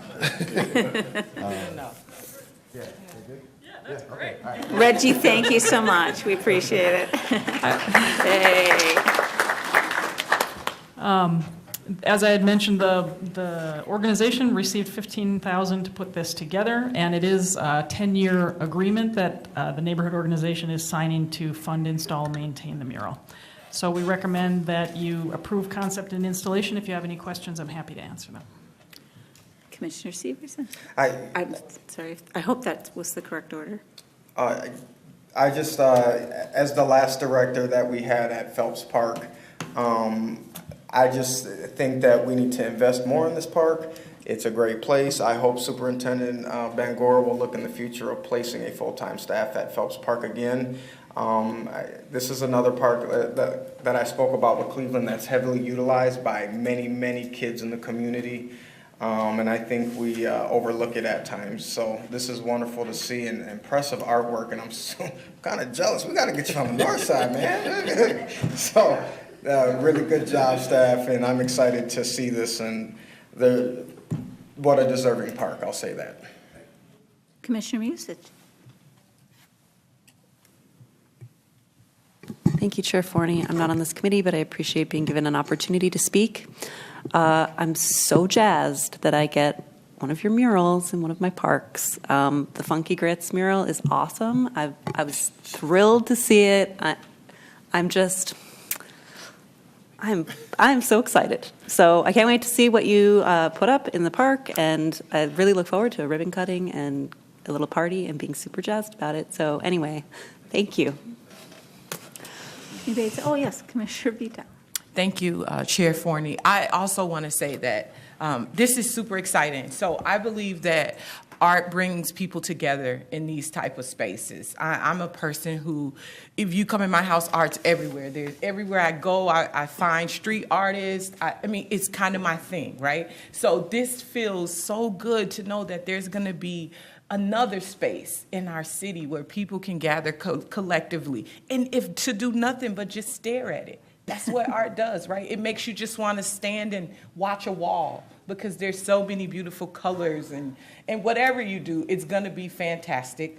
I saw this on the agenda and was like, yeah, we're definitely number one.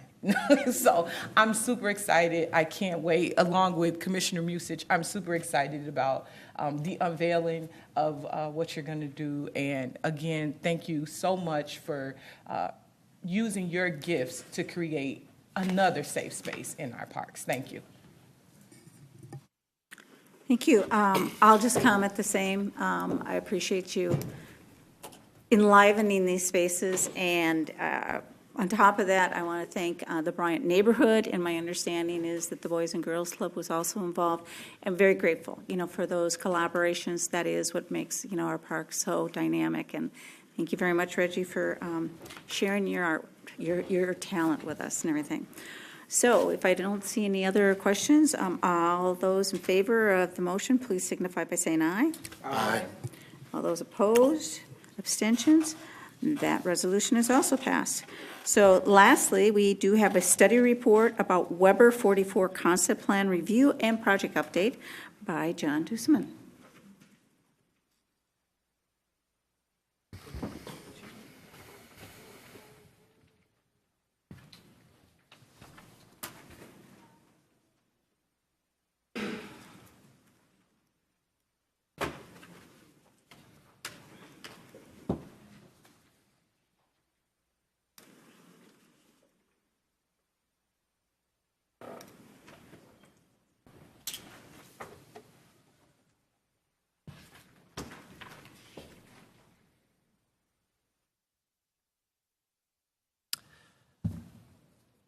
Chair Forney, Commissioners, good evening. Feels like a while since I've been up here. So I'm just here tonight to introduce Jason Stabell. Jason is with Hennepin County, and he's going to be the one presenting the Weber 44 project to you, the concept plan that they have been working so hard on to develop. So he'll take you through that whole process of kind of where they started and where they're at right now. Just for a little background, I've been serving as the MPRB liaison, sitting in on coordination meetings with Hennepin County and some of the other partnering agencies. So just kind of attending those and being a voice for the park board during this process. I think what you're going to see tonight are some really significant improvements that they're proposing for a stretch of road, part of it being adjacent to Weber Park, that are really going to kind of enhance the experience around the park and also enhance accessibility to the park. So with that, I'm going to turn it over to Jason, and he'll be the one to talk you through the concept. Thank you. Welcome, Jason. Again, Jason Stabell with Hennepin County. Thank you for having me today. So Weber 44 is what we've coined this project. Let me just go through a few more slides.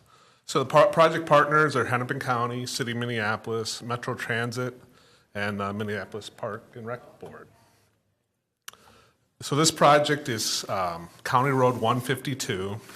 It's in North Minneapolis. It starts at Penn Avenue, which is on the left side. It's the orange line if you look on the graphic there, and goes along 44th Avenue, and then goes down Weber Parkway, and then down Lyndale Avenue to 41st. 41st goes over I-94, then eventually becomes Washington Avenue. So some project goals with this project are upgrade a road that is seen the end of its life. So maintenance, some safety and accessibility issues, multimodal connectivity, active living, and environmental health. I'll go to the multimodal connectivity is 44th Avenue. We'll have the D line bus rapid transit line going along it, and then it'll go down Fremont. So D line will be incorporated into this project. So we've had over a year of engagement on this project through various events, open houses, pop-up events, community events, going to neighborhood associations. We've also had an online presence of emails, online mapping so people could add comments. So we kind of started with what was the issues people are seeing on this corridor, and then we kind of came out with a concept and showed that at an open house, heard some more comments, and then have kind of reached where we're at right now. So some brief comments that summarize what we've heard is, the one that pertains to the people in this audience mostly is the Weber Parkway at the pool. People comment, a lot more people park on the road than the nearby parking lots. So I'm going to focus mostly on Weber Parkway and Humboldt on this presentation. Just know there's 44th Avenue and Lyndale that also getting some work done, but we'll just focus on that. So our improvements on Weber Parkway can be summarized with this list of items, but I'm just going to hit a few of them. Realign the bike trail parallel to Weber Parkway.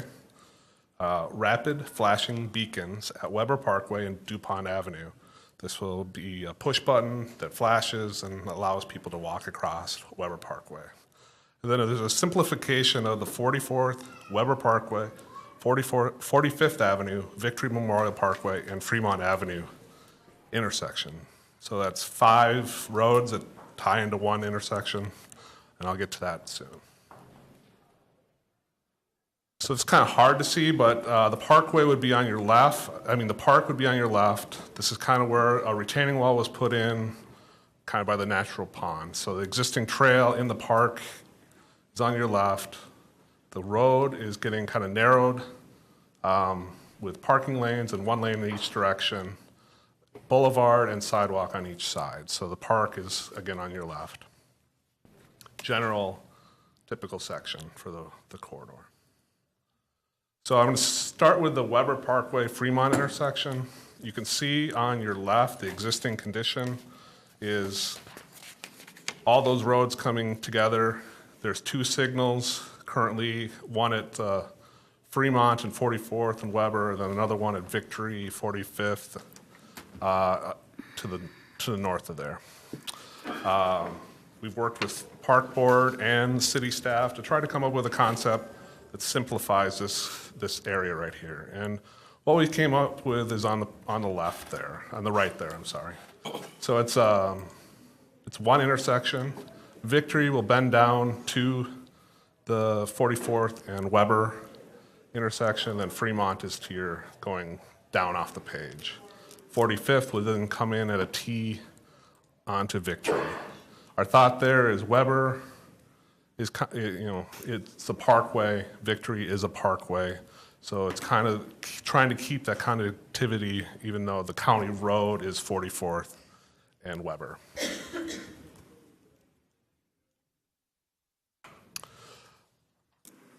Again, I mentioned at the pool entrance, we are not only putting in the flashing beacons, but we're putting in bump outs.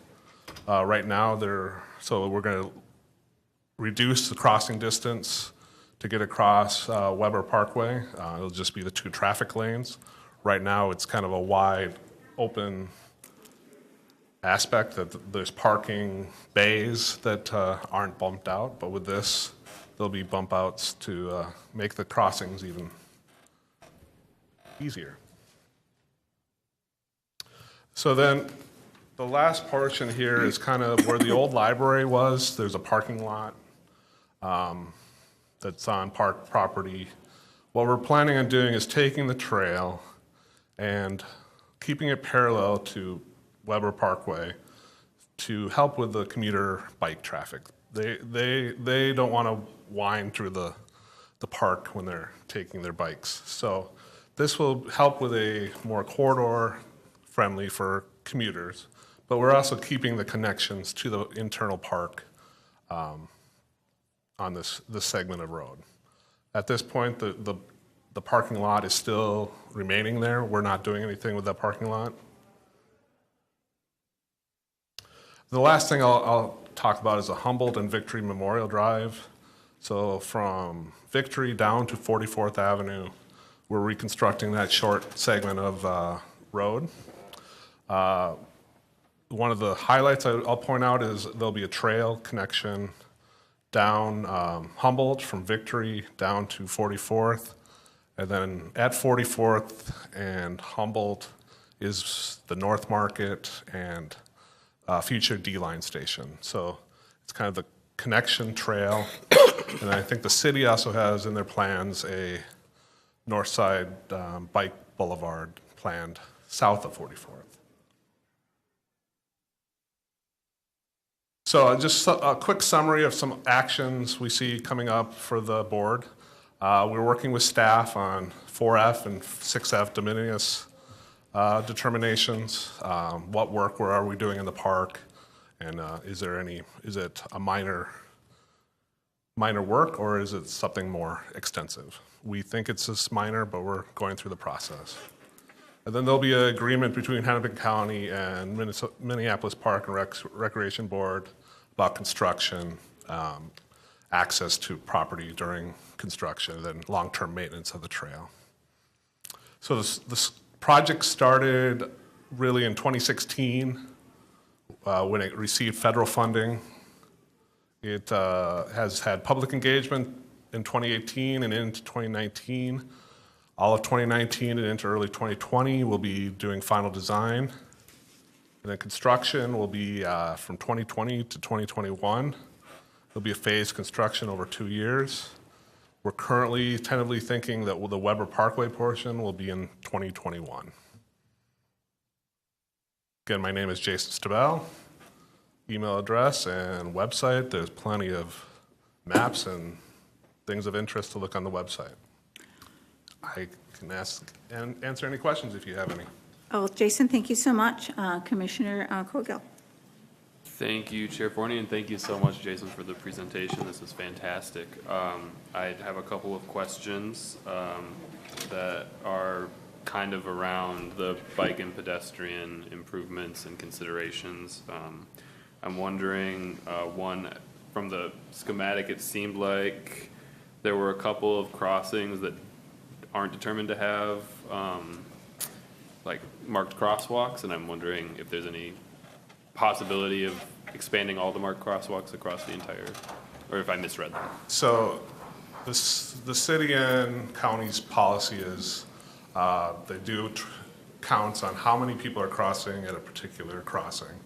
And if it hits a threshold per hour, I don't have that on top of my head right now, but it's considered for an enhanced crossing. Mm-hmm. So the pool access would be a candidate for that. Mm-hmm. There's a couple on 44th that also have non-signalized crossings that would be marked. Gotcha. The county's policy is if we're putting paint down, we're going to have something more enhanced, like the rapid flashing beacon. So. Gotcha. I suppose on that issue, my comment is just that we're not going to get that demand unless we provide a safe space for people to cross, and so just something to consider perhaps.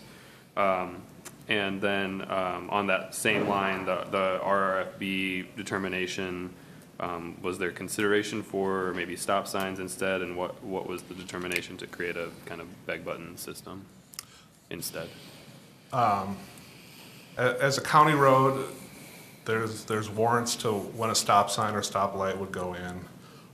It's about how much they're turning, what the adjacent traffic would be, and none of these intersections except for the Fremont, Lindale would warrant a signal. Stop signs, we would not typically on a county road put on all-way stops, so it would have to be elevated to the signal. I see. And that's all determined by current traffic patterns. And then projections too. And projections, okay. Great. And then a final question around, and I know that the county has a complete streets policy that varies in terms of where you're doing it.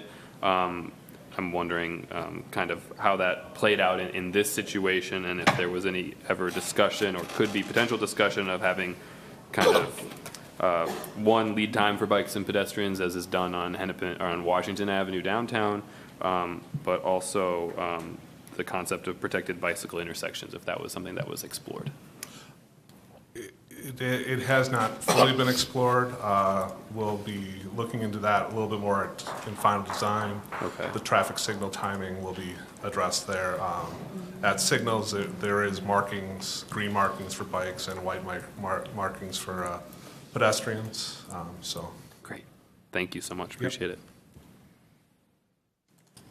Mr. Sears. Thank you, Chair Forney.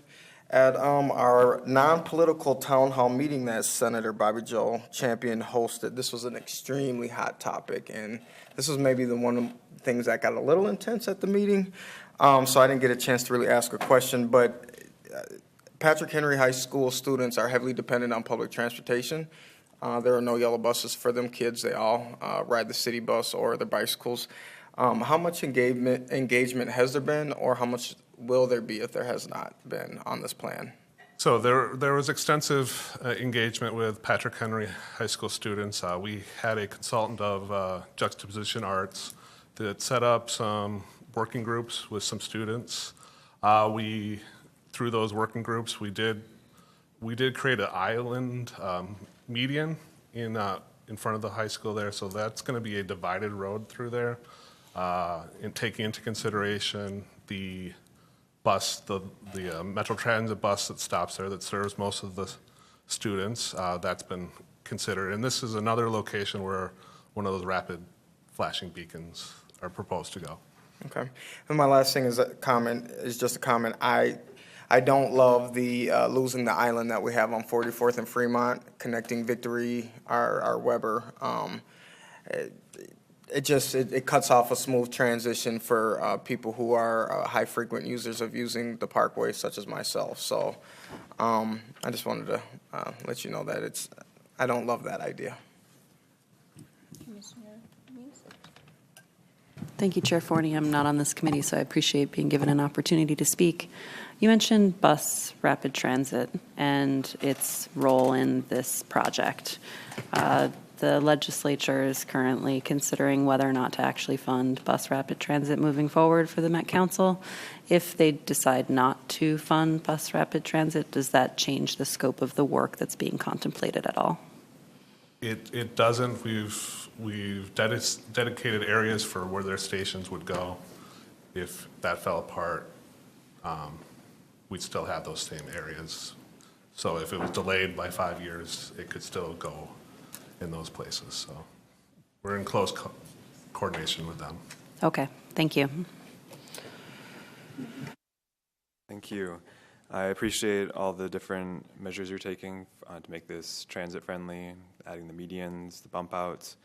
Can you go back to the pool access area? I just wanted to ask why there was only a crossing on one side instead of both. So the effectiveness of the flashing beacons are not to have too much density of them in a corridor, or else they're not really effective. So we've picked what we thought was the most obvious place that people would be crossing. How we design this flashing beacon, if it's more than just 2 beacons, is still to be determined. But this is what we've shown in the concept. What I had in mind was actually just the painted crosswalk part of it. Could you put paint on both sides of it? We can look into that. Okay. I also wanted to ask about the lane widths. This is something we're going to be discussing more later on about our parkways in general. We have lots of people speeding on many of our parkways, and one of the things that we're looking at doing is narrowing the lanes a bit to indicate to drivers that they need to slow down. And a lot of research shows that narrower lanes slows them down. So the lane width is at 11 feet right now. Would it be possible to reduce that somewhat? So this being a county road with trucks on it, we're comfortable with 11-foot through lanes. We feel that also putting the bump outs throughout the corridor will help with that effect of narrowing and slowing down traffic. We've also reduced the parking lane widths that are existing from 10 feet down to 8 feet. So that's what we're feeling, that we are reducing. Thank you. Well, thank you very much. Oh, I'm sorry. Oh, yes. Normally I don't ask a question, it's not my role here, but since the county is here, there are 2 things that occurred to me. I just want to make sure. We've had an incredible amount of difficulty maintaining the Weber Pool's chemical balance for a variety of reasons. One we think had to do with when there's a lot of rain because of the hill to the south of the park and to the storm sewers. Is this going to be, I'm not sure that we've seen all the answers there, but in the reconstruction of this road, are you going to deal with stormwater runoff? Yes, we will be, and we're very much aware of that issue. I think part of the issue is the existing curb is maybe 2 inches high. If that. Yeah, and more like a half an inch. I was trying to be conservative, but so we'll be putting in 6-inch curb, and then we'll have boulevard there too. Plus, we'll be further looking at the drainage structures and making sure that they're adequate in that area. I guess that would be my biggest question, because it's that there's a hill to the south of it, and just gravity, geography, there seems to be a lot of runoff in that area. So is that part of the plan, that you're going to upgrade the? Yes. Okay. And it's both up and upstream from the park side. Sure, yeah. Try to catch it before. But you it gets guys to are that aware side. of that issue? Yep. Because it's been vexing. And this, if I may, one other point of inquiry, I think it is, but I'll speak louder. Looking at the intersection on, what did you call it, Commissioner Severson? The Island? The island. Yeah. I know this is a different situation, but the board, I think, made what was a real tragic decision when we worked with the University of Minnesota as far as the light rail issue on the East River Road and the connection there by the hospital where it was interrupted. It's just a bad design. If they could have gone back and done it again, we should have. I don't know if our planning staff, do you see any analogies to this intersection of what we did on East River Road by the University of Minnesota Hospital? And how we changed the layout and basically interrupted the parkway? Which I think is Commissioner Severson's question. Right now, it's a poor design, but we're looking at it on the map. I think Weber Parkway is not a parkway, it's a county road. And it's a county road with trucks, and parkways don't have trucks. So we appreciate what the county's done over the years. It is a county road. You have, it's one of the ways to get trucks through that area, particularly with the railroad track to the north, and not have commerce interrupted that way. But there's also this parkway that actually, if you're driving on Weber Parkway and to Victory Memorial Drive, you're seemingly a straight shot, and there's not a light that interrupts you, a stoplight that interrupts that flow of that traffic for good or ill, but it's there. So I guess maybe this is a question for Mr. Schroeder. Did you look at any comparisons to the East River Road? And I would literally say it's a fiasco for the board. It was a decision that shouldn't have been made. And is there any similarities to that? And secondly, did you look at any possibility to create a roundabout there, given that there's the intersection of roads and there's kind of an island there already? Chair Forney, Council Rice actually started to answer his own question. It is two different roadways, one under county control, one under our jurisdiction. So it's not necessarily analogous to East River Road, where we had jurisdiction over the entirety of the roadways, if I recall that situation. They are two different parkways. They may both be named parkways, but only one is under our jurisdiction. And as someone who's involved with the project to try to distinguish Victory Memorial Parkway from Weber Parkway several years ago, when the flagpole plaza was introduced and new signage was introduced at the ends, it has always been confusing on this end of the parkway where Weber Parkway actually started. It was important to distinguish it as separate from Weber Parkway because it exists as a memorial, not just a parkway. It exists as a memorial to 568 residents of Hennepin County who were killed in the Great War. So in my mind, as I look at this from a method of distinguishing roadways and identifying more clearly that memorial, this design actually functions better than the flow-through direction. Relative to your question about whether a roundabout was considered, I'd have to defer back to Mr. Sable. I'll answer, yes, a roundabout was looked at in this area. The complexity of 45th and Victory caused this roundabout to be pretty hard to fit in there. You would think it would fit in there pretty well, but it was not going to function correctly. Great. So I do have a couple questions. First of all, I have liked the area quite a bit, and I'm very excited. It seems far more fluid, from a bicycle standpoint, and gives greater connectivity, throughout it.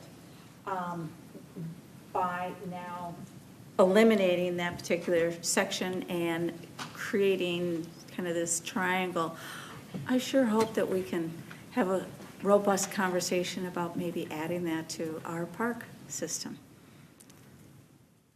Definitely. I think we're still determining the right-of-way through this area. I'm pretty confident that the little triangle there is either Park Board land already or City of Minneapolis land, and not Hennepin County land. So. Well, thank you for that clarification. Yeah. It's ours, so yeah. Anyway. Yep. Thank you, Jason. If there's no other questions, then I will ask for a motion to adjourn. So moved. All those in favor, please signify by saying aye. Aye. Opposed? Abstentions? We are adjourned. The time being 8:13, I would like to call to order the Administration and Finance Committee. Will the Secretary please take the roll? Commissioner French. Here. Commissioner Severson. Present. Vice President Hassan. Here. Vice Chair Cogill. Chair Vita. Present. You have a quorum. I would ask for a motion to approve the agenda. So moved. All those in favor of approval of the agenda, please signify by saying aye. Aye. Any opposed? Approval of the, I would ask for a motion for approval of the minutes from Wednesday, May 1st, 2019. So moved. All those in favor of approval of the minutes, please signify by saying aye. Aye. Any opposed? Motion passes. I would ask for someone to read. I would like to move Resolution 2019-209. Resolution approving the amendment to Chapter 9, Article 10 of the Minneapolis Park and Recreation Board Code of Ordinance to rename Calhoun Boulevard West, Calhoun Drive, East Lake Calhoun Parkway, and West Lake Calhoun Parkway to Pade-Makaska Parkway, West Pade-Makaska Drive, East Pade-Makaska Parkway, and West Pade-Makaska Parkway, respectively. So moved. Any discussion? Commissioner Cogill? Thank you, Chair Vita, for recognizing me. I'm excited to support this resolution. I just want to say a few words to my constituents, and as the commissioner who represents constituents on the east side of Pade-Makaska, I have heard from many people across my district about this issue, and I think especially looking at our plan for community engagement and investment after we move this, we'll continue to hear from many folks. It's really amazing how much energy and enthusiasm, pain, and discussion 3 words can have, and it is I think a testament to our ability as a community to continue to push for progress, even in the face of continued attempts to undercut a name that has the true historical markers of the state of Minnesota, which is Pade-Makaska. I appreciate, I think, the perspective of my constituents who live right along the lake and have maybe associated their lifestyle with Calhoun, not even being aware of what the namesake means. And as people who have lived in the city for a long time, including myself, you tend to, I think, wrap up your sense of place with names, and when those names change, it can be upsetting and difficult, and I appreciate that perspective.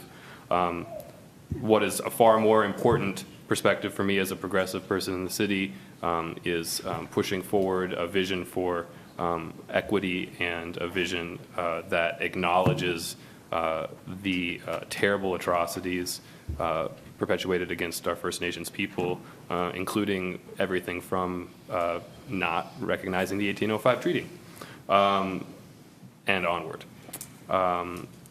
I think that this is a symbolic effort, and I'm really hopeful that it begins much more real change, including discussions about what that treaty means and what it means to have all this stolen land that the park board operates. I also just want to say that, as I've said in past meetings, that maybe names to some can't teach us history, but as we've heard tonight, they have instilled in everybody a desire to learn more and to educate our community, and that doesn't stop. I really appreciate Commissioner French earlier tonight saying that we're all neighbors here and that we need to treat each other with respect. Everybody is coming to this issue at different places of education and knowledge, and I look forward to continuing to have those conversations with folks in my district, no matter where they are in that process of understanding and grappling with this name change. That being said, I'm just very excited to start this process and appreciate everybody and their support, and especially appreciate the folks that have educated our entire community, the folks that are of the First Nations, the folks that did the difficult work of being on the Community Advisory Committee and are still here today after years of doing this work and still having to fight for it after feeling like this had already happened and we'd already been heard. The final piece I want to say is there is, I think, a perception in my district along the river or along the parkway there, that somehow by living on the parkway, one has ownership of that parkway space. I just want to remind everybody that that is not right-of-way, that is parkland that we built a parkway on, and it is parkland that is part of a regional park, which is the most visited regional park in the entire state. So when we're talking about what we name our spaces in our regional parks, we recognize that all the voices of our constituents in the city of Minneapolis should have a say in that. You know, if we're all wrong, you can all organize and we'll be out in a couple of years.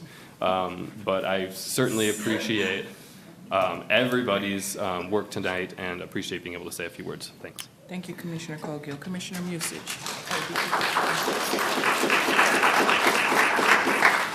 Vice President Hassan. Thank you, Commissioner Vita. I will be brief. Well, I've been fasting, you know, today since 4:30 this morning, and we're breaking the fast 8:30, and I couldn't go. I was making sure that this historic vote happens, and with respect, I'm going to call to a question to end the debate, and let's vote because this is the right thing to do. Call a question. All those in favor of Resolution 2019 Take a vote. Oh. You have to vote on calling the question. Oh, so we need to take a vote on call the question. So all those in favor of ending the conversation and moving forward with the vote, please signify by saying aye. Aye. Any opposed? Nay. Nay. So all in favor of 2019-209, please signify by saying aye. Democracy. Aye. Any opposed? The motion carries. Passes. Can I have someone read the next resolution, please? Okay. I'll move the resolution 2019-210, a resolution suspending board and naming procedures and authorizing the portion of the Minneapolis chain of lakes regional park known as Lake Calhoun Park to be named Petitions Park. Do we need a presentation? No? I don't know. So are all these new lights? Commissioner Musich, followed by Forney. And you want me to go? Okay. Musich, followed by Forney. Okay. Musich, yes, Forney. Thank you, Chair Vita. I'm not on this committee, so I appreciate being given an opportunity to speak. I served on the board when the Community Advisory Committee around the chain of lakes regional parks took place, and I voted on adopting that master plan, which included changing the name of the lake via the established DNR process to Petitions. I'm pleased that we made that decision and that we followed the community guidance. The issue of renaming the lake, the adjacent park and parkways, was discussed in depth as part of the equity subcommittee for the Chain of Lakes master planning process. And the community recommendation was to change the name of the lake via the DNR's established process. This board did do that. The subcommittee's meeting minutes for February 28, 2016 noted that the ES, Equity Subcommittee, want Ben Schweigert, a member of the committee's wording of the recommendation to be presented to the board.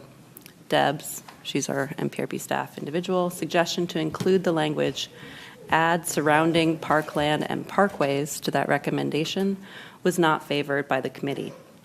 What is being proposed today is in direct contraindication of the recommendations given by the Community Advisory Committee, which they advised us on after thoughtful discussion and community outreach.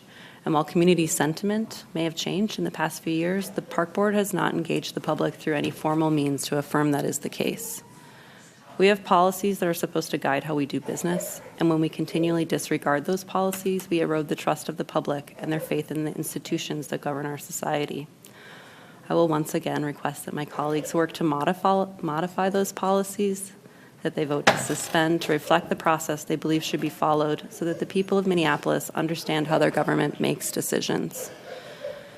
I see a number of participants in the Hiawatha Golf Course property master planning process here today, and I worry that this board is inadvertently damaging the ability of the public to be confident that what they advocate for through master planning processes that are ultimately incorporated into those master plans will be disregarded by future boards without additional public engagement to support those changes through a formal process. I believe that people are entitled to understand the processes that lead to decisions made by their elected representatives so that those decisions do not seem arbitrary, capricious, or based solely on ideology. Proceeding in this manner does not meet that standard, and I will find it very difficult to support this motion when it comes to the full board without additional community engagement per our adopted policy in regards to naming and the adopted master plan for this park. I want to be able to vote yes, but I believe that means we need to do public engagement to modify that master plan and to ensure that people feel that they had a way to engage and influence this process. That's all I've got to say. Thank you. Thank you, Commissioner Musich. Commissioner Forney. Thank you. In what's called Petitions and Communication, there was a rather long petition that was submitted and with a statement that 80% of the homeowners residing on Lake Calhoun Parkway are against this name change. Call me a little bit too neurotic, but I went through and I counted up all of the names that are in the petition, and 58 households, 58 homeowners was all that was signing that live on the parkways. Instead of, and I should take that back, that 14 of the signatories were, shall I say, husband and wife, so a dual. So if we looked at all the households that are around Bede-Makaska, there's approximately 500. So that say that 80% of the homeowners residing around on Lake Calhoun Parkway, when in fact all that was signed was 44. That's less than 10% that actually signed this petition.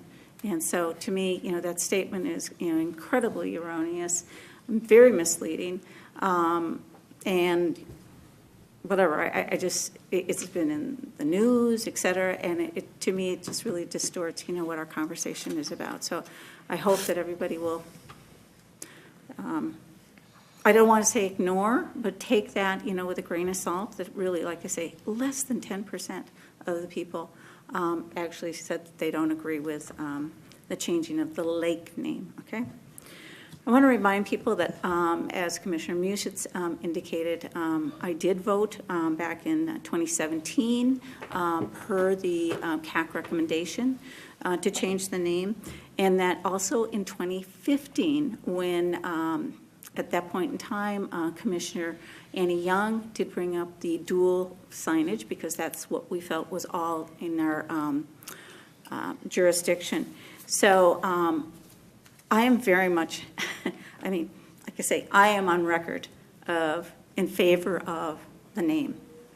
I will concur, though, with Commissioner Musich that with this particular resolution, suspending the rules, it just goes against the grain of what we stand for.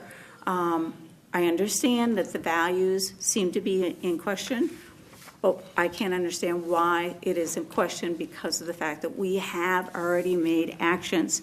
We have made a stance of what we believe in. Madam Chair, I would like to call a question. I have 5 minutes to break the fast, and I will, if you don't mind. I think I have the right to finish, so. The motion is in order. It's a privileged motion. You have to take it now. If a member has the floor, you cannot interrupt the member. Is that Yes. right? That's right. Okay. Thank you for that clarity, Council Rice. That's all I'm saying, is that to me, why are we suspending the rules? That's all I'm saying.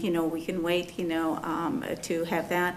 As far as what this resolution is referring to is, just in general, is there anything that has Calhoun on it? And let's, change that to Bede-Makaska.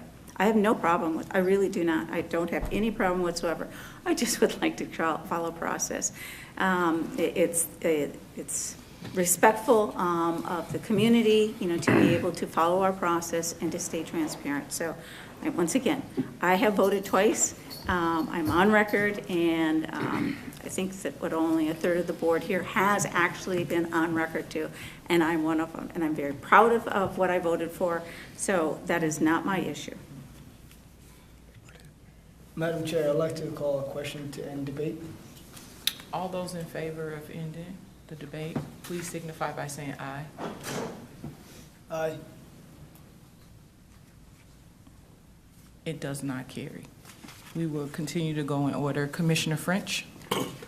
Okay, first I want to, like, when we talk about rules and standards, you know, it's really funny, it's really interesting when we talk about these two things, and I always want to ask, who made the rules and who set the standards? Right? So anytime a disenfranchised group wants to do something, we bring up rules and standards.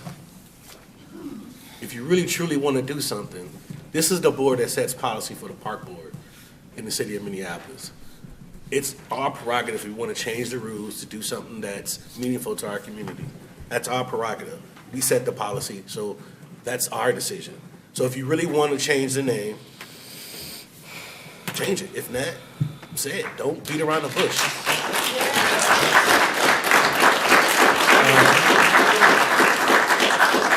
I also want to ask the secretary about an amendment that we voted on. I want to say it was last board amendment that would require 80% of the homeowners surrounding to have approval before a name change. And can you let me know what commissioner brought that amendment, please? Thank you. Commissioner, are you done, Commissioner French? I'm sorry. I'm done until I'll wait for my question. We'll come back to that. All right. Commissioner, Vice President Hassan. Well, again, respectfully, I would love to vote this as I know it's a historic vote. I don't want to miss. I'm fasting. I would love to ask my colleagues if they can call a question to end, because I will know that while we're here. And please, you know, let me break the fast so I can get some food. And I wish that, you know, Which has some more. and so we can move on. But I would love to call again a question to end debate. All those in favor of calling the question to end the debate, please signify by saying aye. Aye. Aye. We're done. Thank you. All those in favor? I can't get my question. I can't. Oh, she'll come back. We don't have to be in committee for her to, I'm sorry, Commissioner Severson. I haven't got to speak on this at all, not once. I just want you guys to know that, not once. I withdraw my motion. Go ahead, Mr.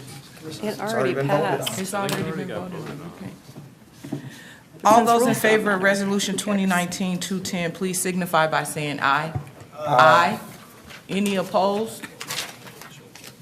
My question was pertinent to me. The motion passes.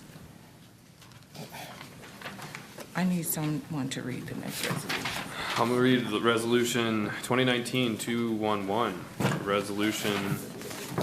resolutive, which we'll friendlily call a resolution, approving Suggest you stay, a so fundraising agreement between the Minneapolis Park and Recreation Board and the Friends of Thomas Lowry Park intended to support rehabilitation of the Seven Pools Fountain, a feature of Thomas Lowry Park, a part of the Minneapolis Park System.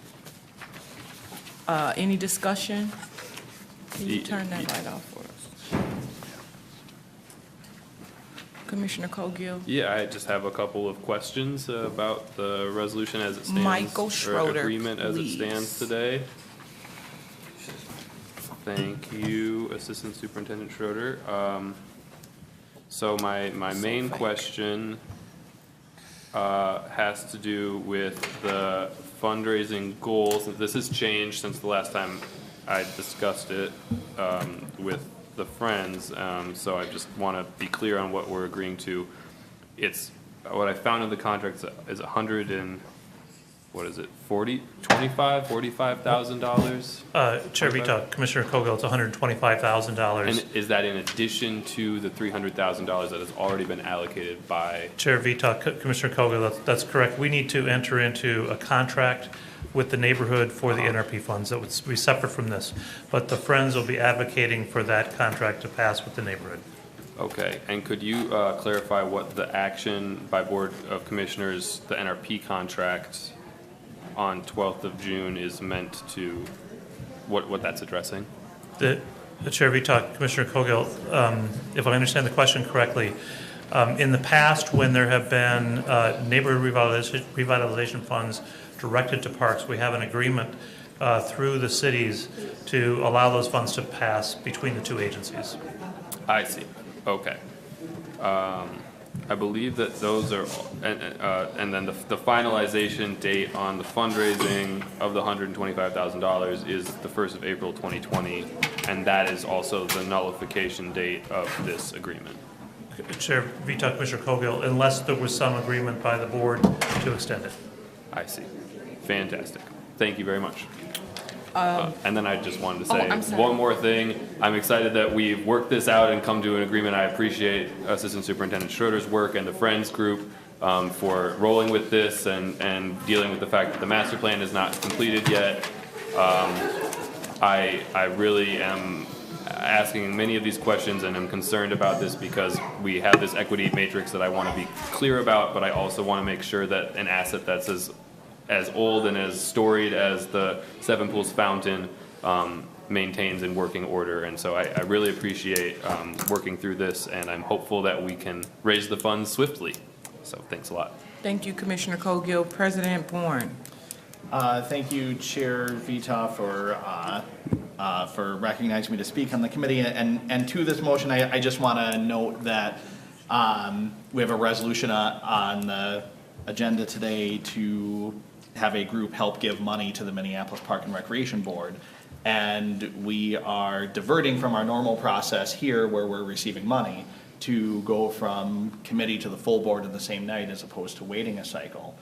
And if it was urgent enough, the board could have put forward a motion to suspend the rules to add something onto the agenda as well, which is a part of process. Oftentimes when there is money involved in a transaction with the park board, we do take these motions to suspend the rules.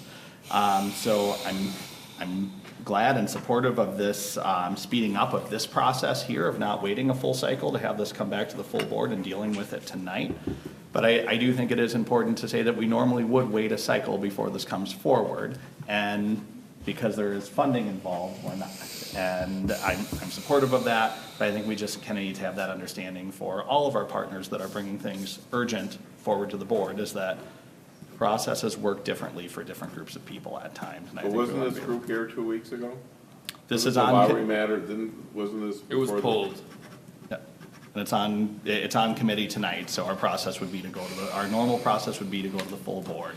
The board took a resolution tonight to add it to the full board agenda and step away from that normal process. So, and there's money involved and we're very grateful for that, but different processes often have a way of working for different people, and I'm supportive of this. I'm supportive to get important work of the park board done if that does involve suspending rules or making modest changes to processes from time to time to get the work done that we are here to do. So thank you, Commissioner Vita. Thank you, President Bourne. Chair Vita, President Bourne, if I may, one of the things that's different about this, staff is appreciative of the funds being proposed to be raised. But to President Bourne's point, we're also missing a meeting, so we would have had them wait another meeting. And that was the reason that staff was really pushing for this to advance. We, as Council Rice pointed out, we missed the cycle last time, and we are just trying to catch up. It's too important to wait. Yes. Yeah. Thank you. Commissioner Forney. Thank you. I too am very excited about the agreement, and I'm grateful, once again to our partners for raising funds, the Friends of the Thomas Lowry Park. I'm very grateful, for this. It's a real signature asset in the community. And I just, wanted to speak to the question that Commissioner French raised regarding IES was the one who proposed the resolution to amend the way that we do naming. And all it was doing was adding on an additional, not an additional layer that one people need, but an additional option. That, in other words, the people who live on our parkways and everything could have also the ability to make a name change, and it would need 2/3 of all the people who lived on the, it just was an additional one. It wasn't, and also we needed it, it was an additional one. And that's what the city has, so that's the only reason why I added that, asked for that to be added. Did you just? Excuse me, but I am speaking. I just wanted to give that for clarity, and I also just wanted to ask a question of staff. That as far as the two former resolutions, were those recommendations from staff to move those or to even to suspend the rules? Commissioner Forney, I think this may be out of order. This is committee, this is not a time for us to go back and forth asking questions about comments that people made. So I would really appreciate us moving on from this. Okay. If it's not a direct question related to the motion that is before us, please. Thank you. Any further discussion, any questions? Does anyone need any further presentation? All those in favor of Resolution 2019-211, please signify by saying aye. Aye. Any opposed? The motion passes. I would ask for a motion to adjourn. So moved. All those in favor of adjournment, please signify by saying aye. Aye. Any opposed? We are adjourned. On behalf of the Operations and Environment Committee, I would ask that the Secretary please call the roll. Commissioner Severson. Commissioner Kogia. Here. Commissioner Meyer. Here. Vice Chair French. Here. Chair Musich. Present. You have a quorum. Thank you. At this time, I would entertain a motion to adopt the agenda. All those in favor, please signify by saying aye. Aye. All those opposed, abstentions? That motion oh, sorry, you were going to abstain? No, I was going to move approval of the minutes of Wednesday, May 1st, 2019. All those in favor, please signify by saying aye. Aye.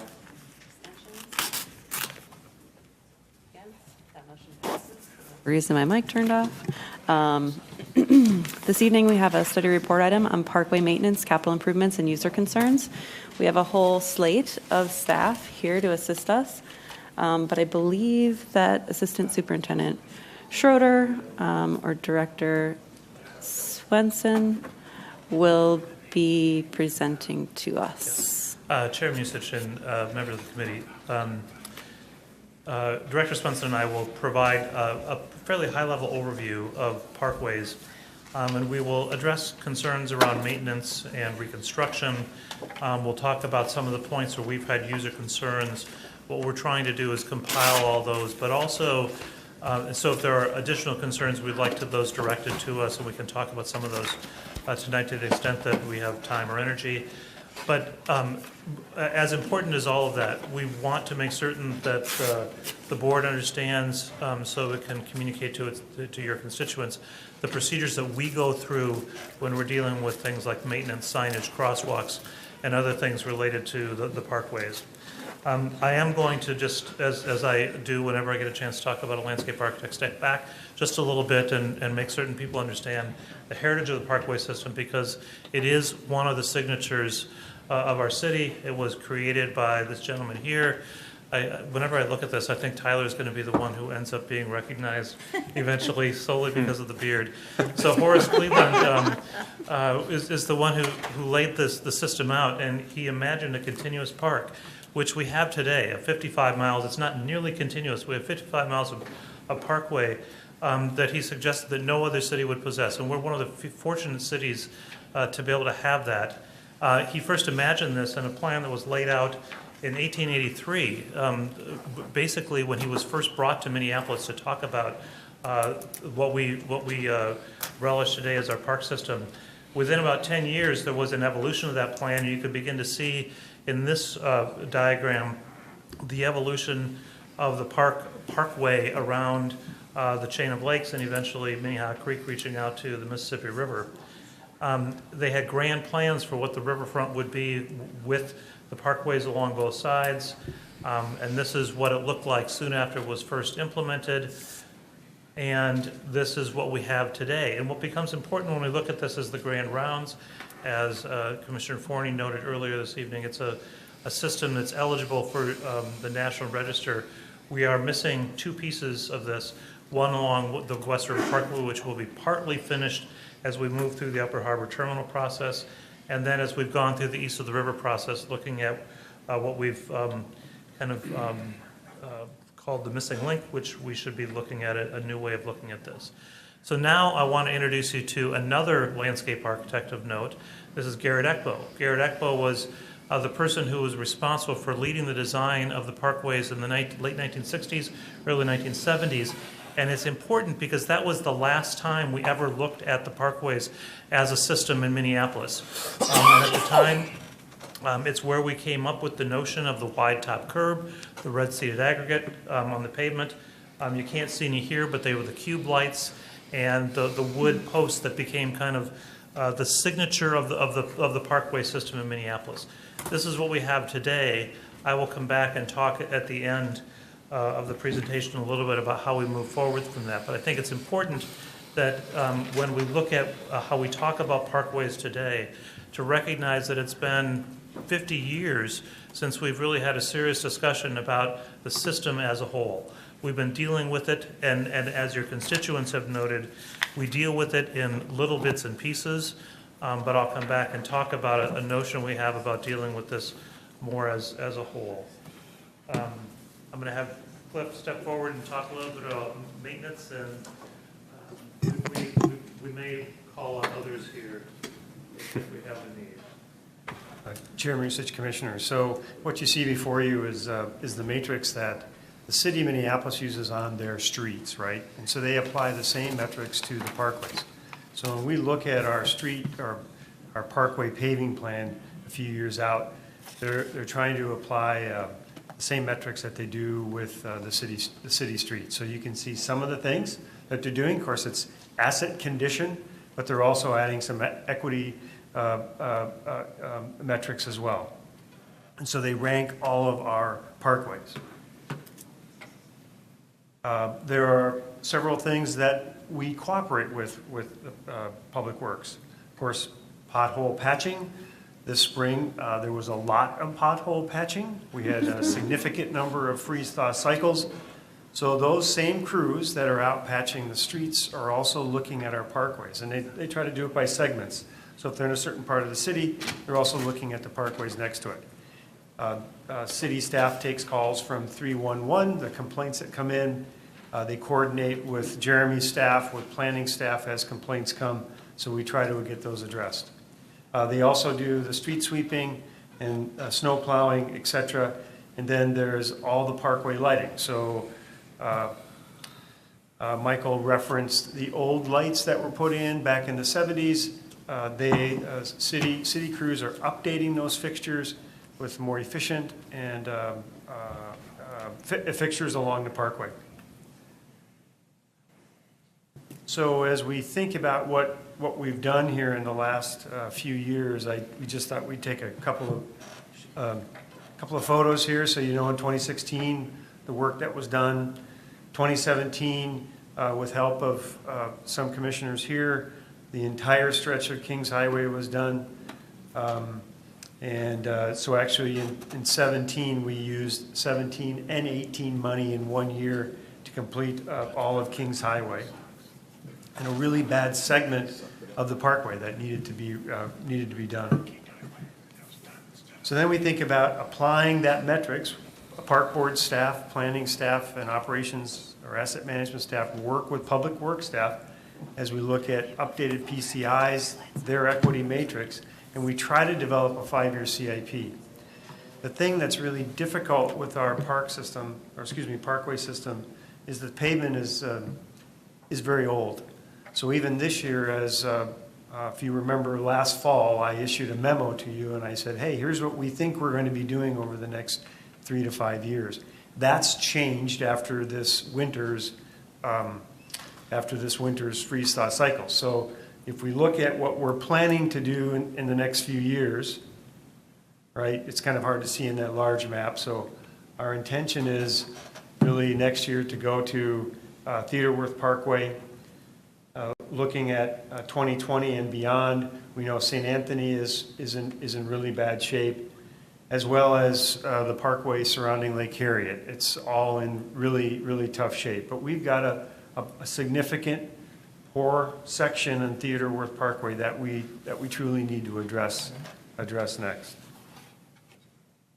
So again, this year, with the funding that we had, along with the assessments that we received for East Calhoun Parkway, we completed that mill and overlay. That was actually, when I first started here in 2011, that was on the books to be done in 2013. So it's taken a significant amount of time even to get back to that parkway. 2020, we're planning to work on Theodore Wirth Parkway.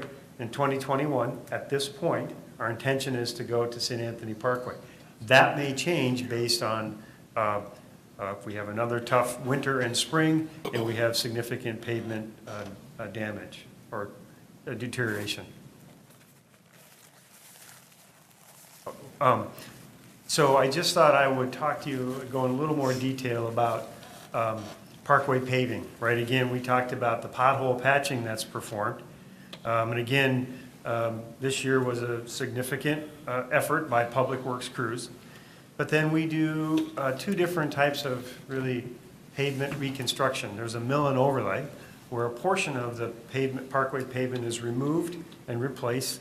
So this middle image is just showing what a milling machine does. It didn't take all the way down to dirt, but to gravel, but then it would add the pavement back.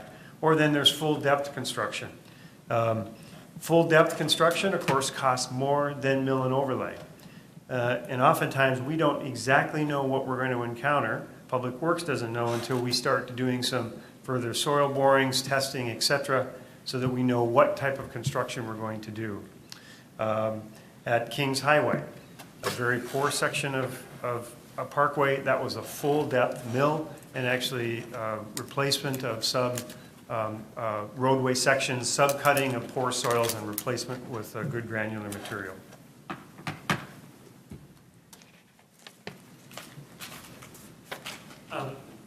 Yeah, I'll jump in here. So as we've looked at the parkway system and as we've listened to concerns both from commissioners and from constituents, we've noted that there are a range of types of issues.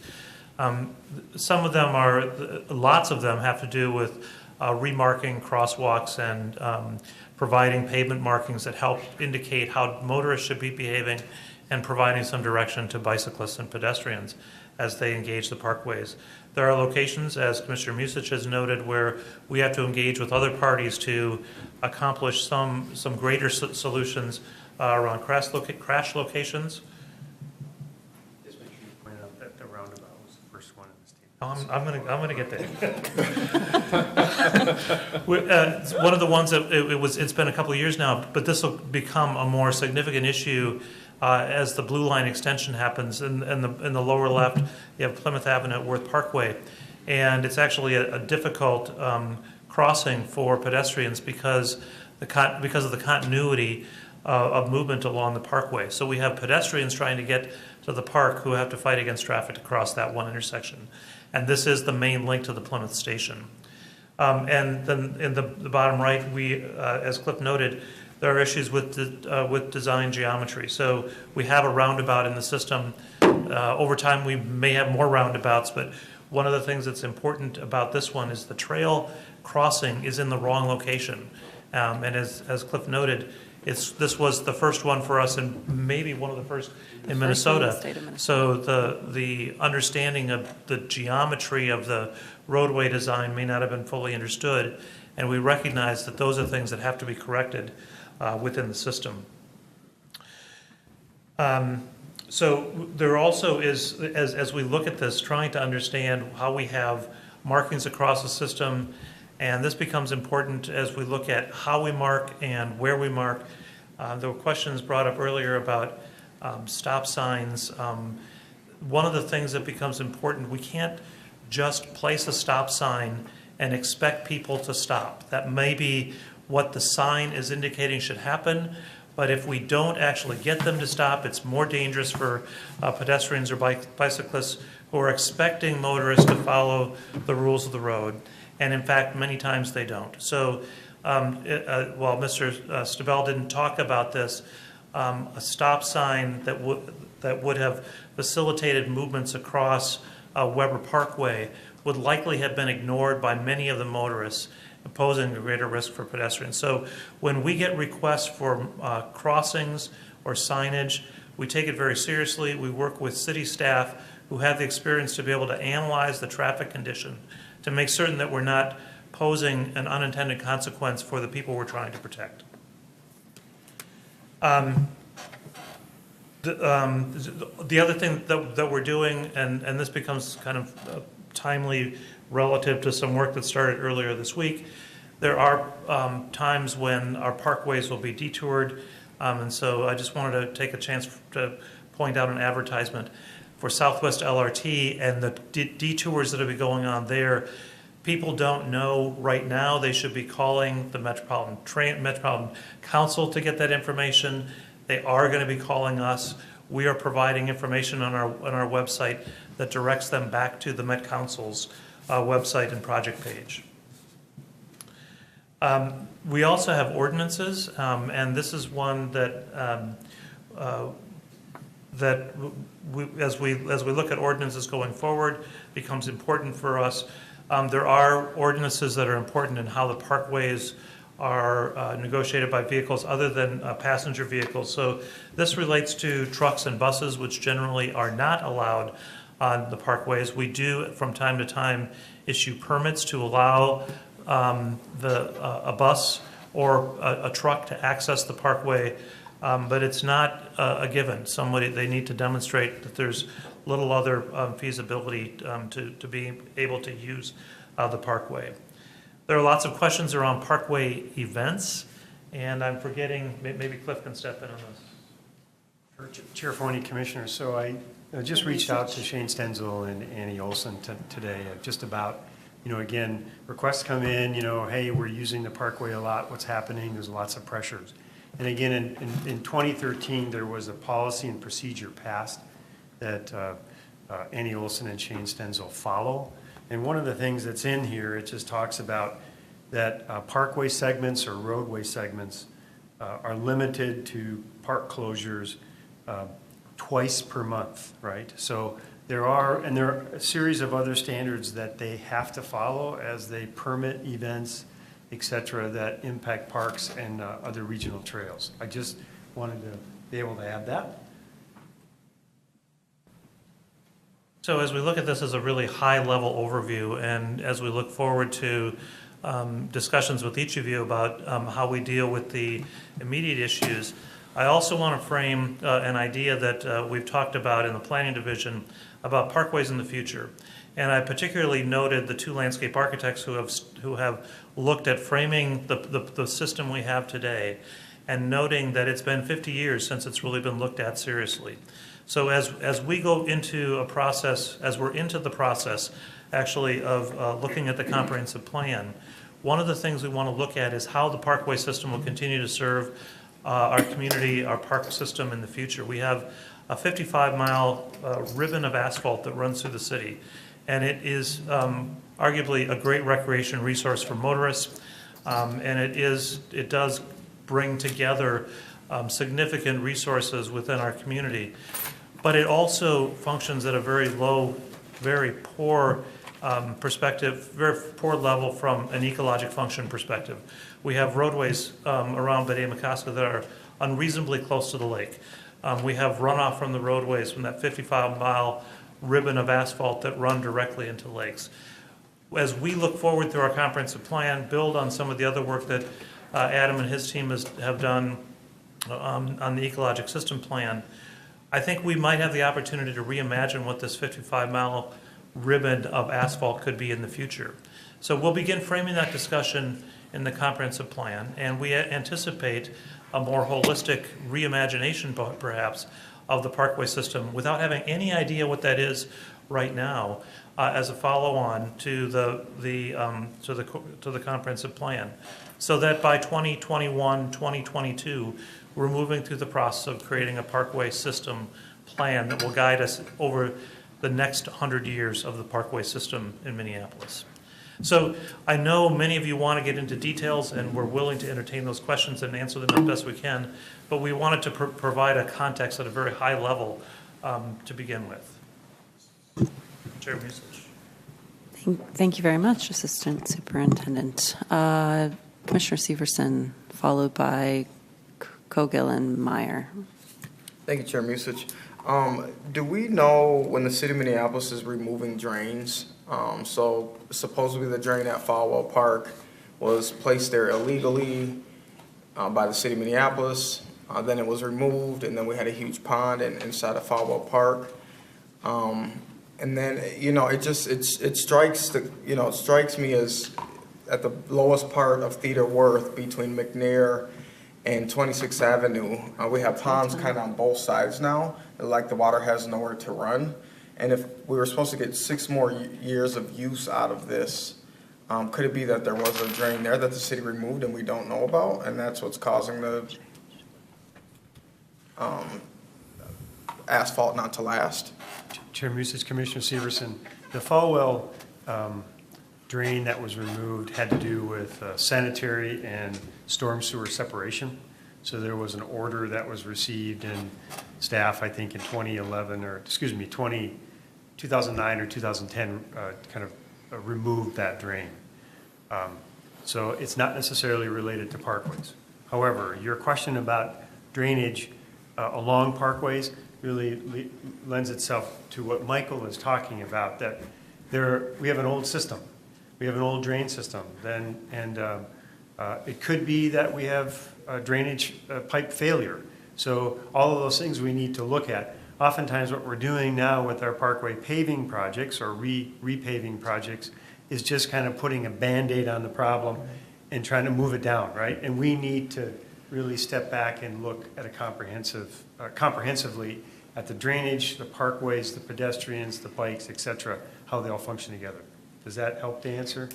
That does, and I hope this is one of the biggest problems. Even my fellow Commissioner Vita has sent me a complaint about Theodore Worth Parkway.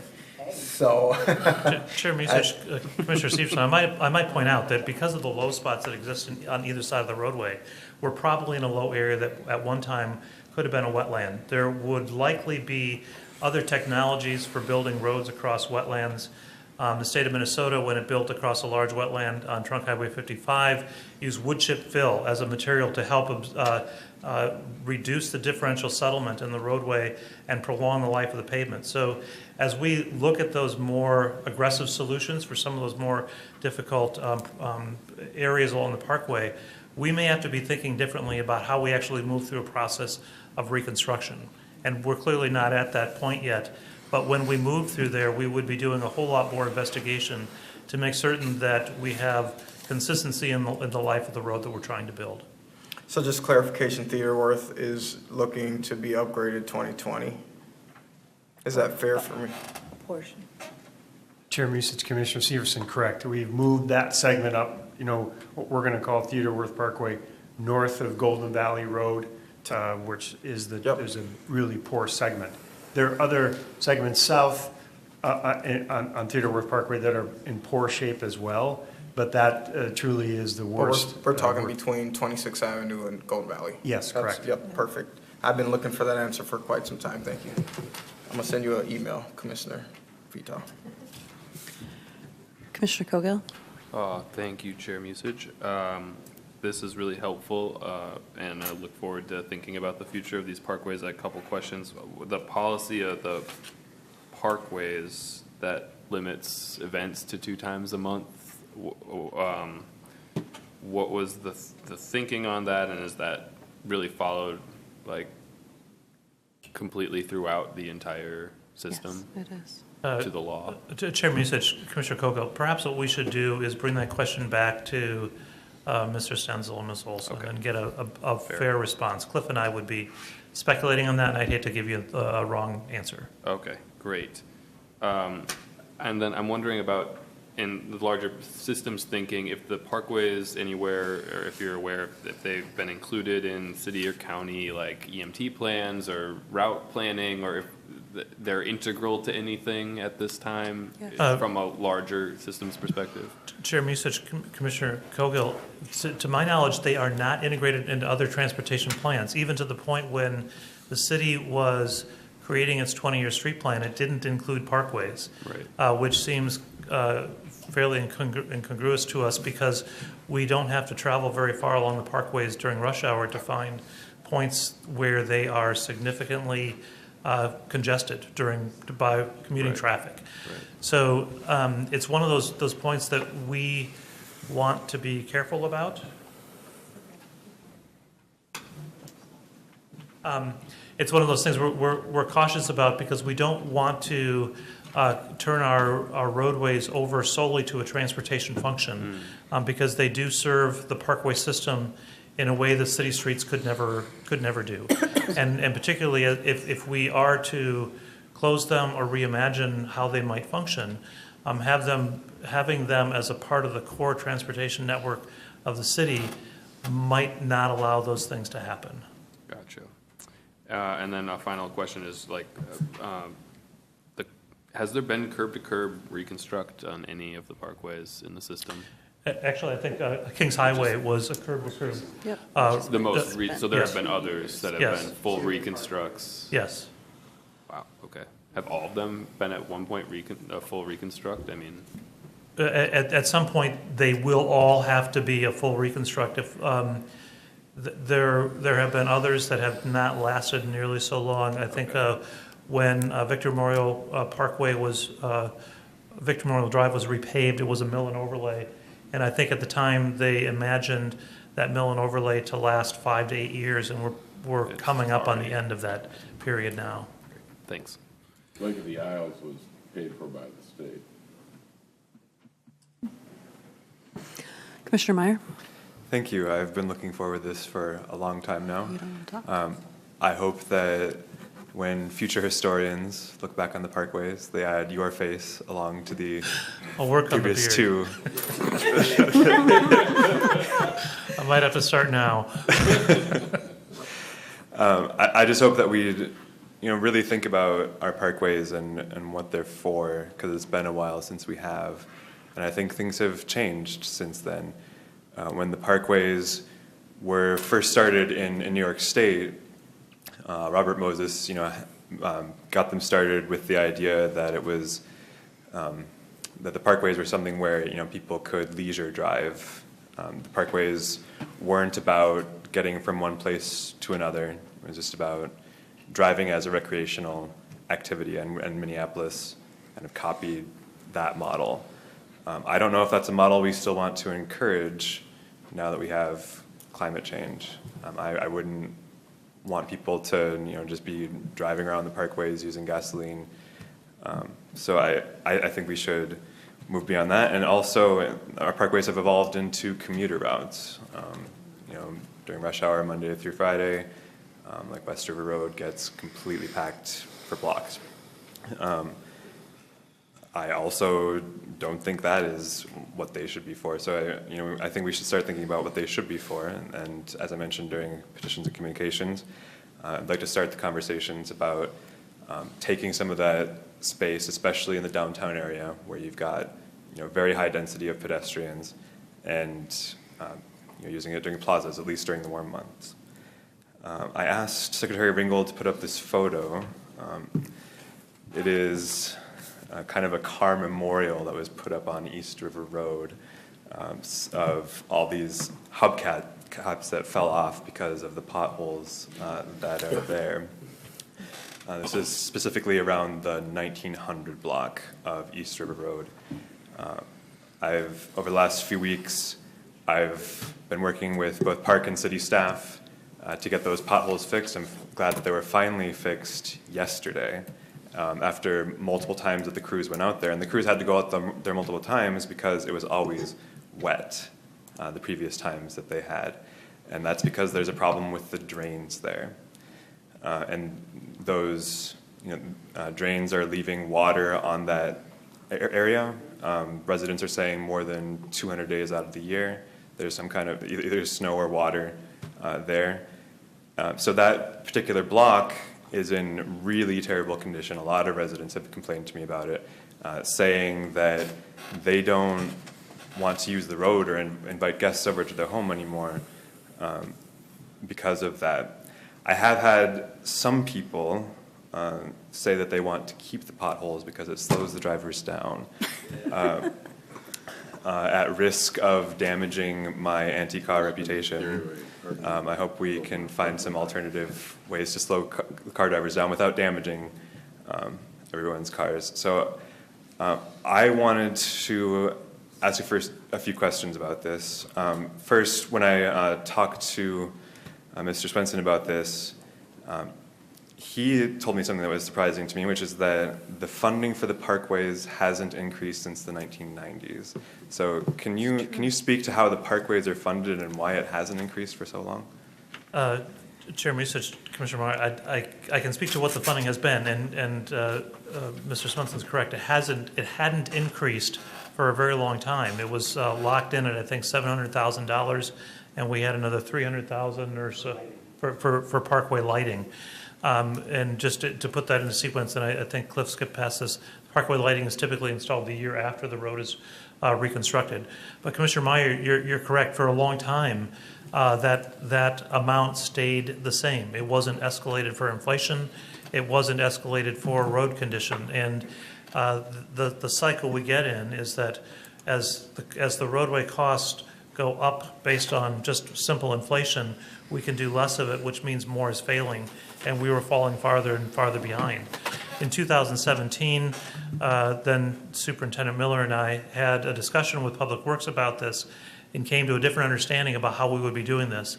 And it basically got to an issue that recognizes parity in the pavement condition index, the PCI, between the parkways and the city streets, so that in any 5-year period, we'd be striving for the same level of pavement condition averaged across both systems, which means we might have a slightly different way of funding it. Now, I don't know if the city has wholly embraced a different way of funding the improvements, but we did talk about a system that would look at pavement condition parity across the two systems. And I can follow up with Director Hutchison and get more information on that. So that money comes from the city, is that? From net debt bonds. Okay. And they haven't increased it for a long time. So I kind of wanted to add this to our budget discussion that we've been having in our committees of the whole as something that we should consider asking the city for, to increase at least as much as inflation has increased since the 1990s for the parkway repairs. And I'd also like to request a specific consideration for this one block section of East River Parkway, perhaps as a budget amendment that could be made, because it seems to me that it's very inefficient to have to, bring out the city crews so often because of this drainage issue, that it would make more sense to fix that drainage issue earlier, so that we don't have to spend so much repairing it later on. I also want to talk about some non-pothole ways to slow drivers down.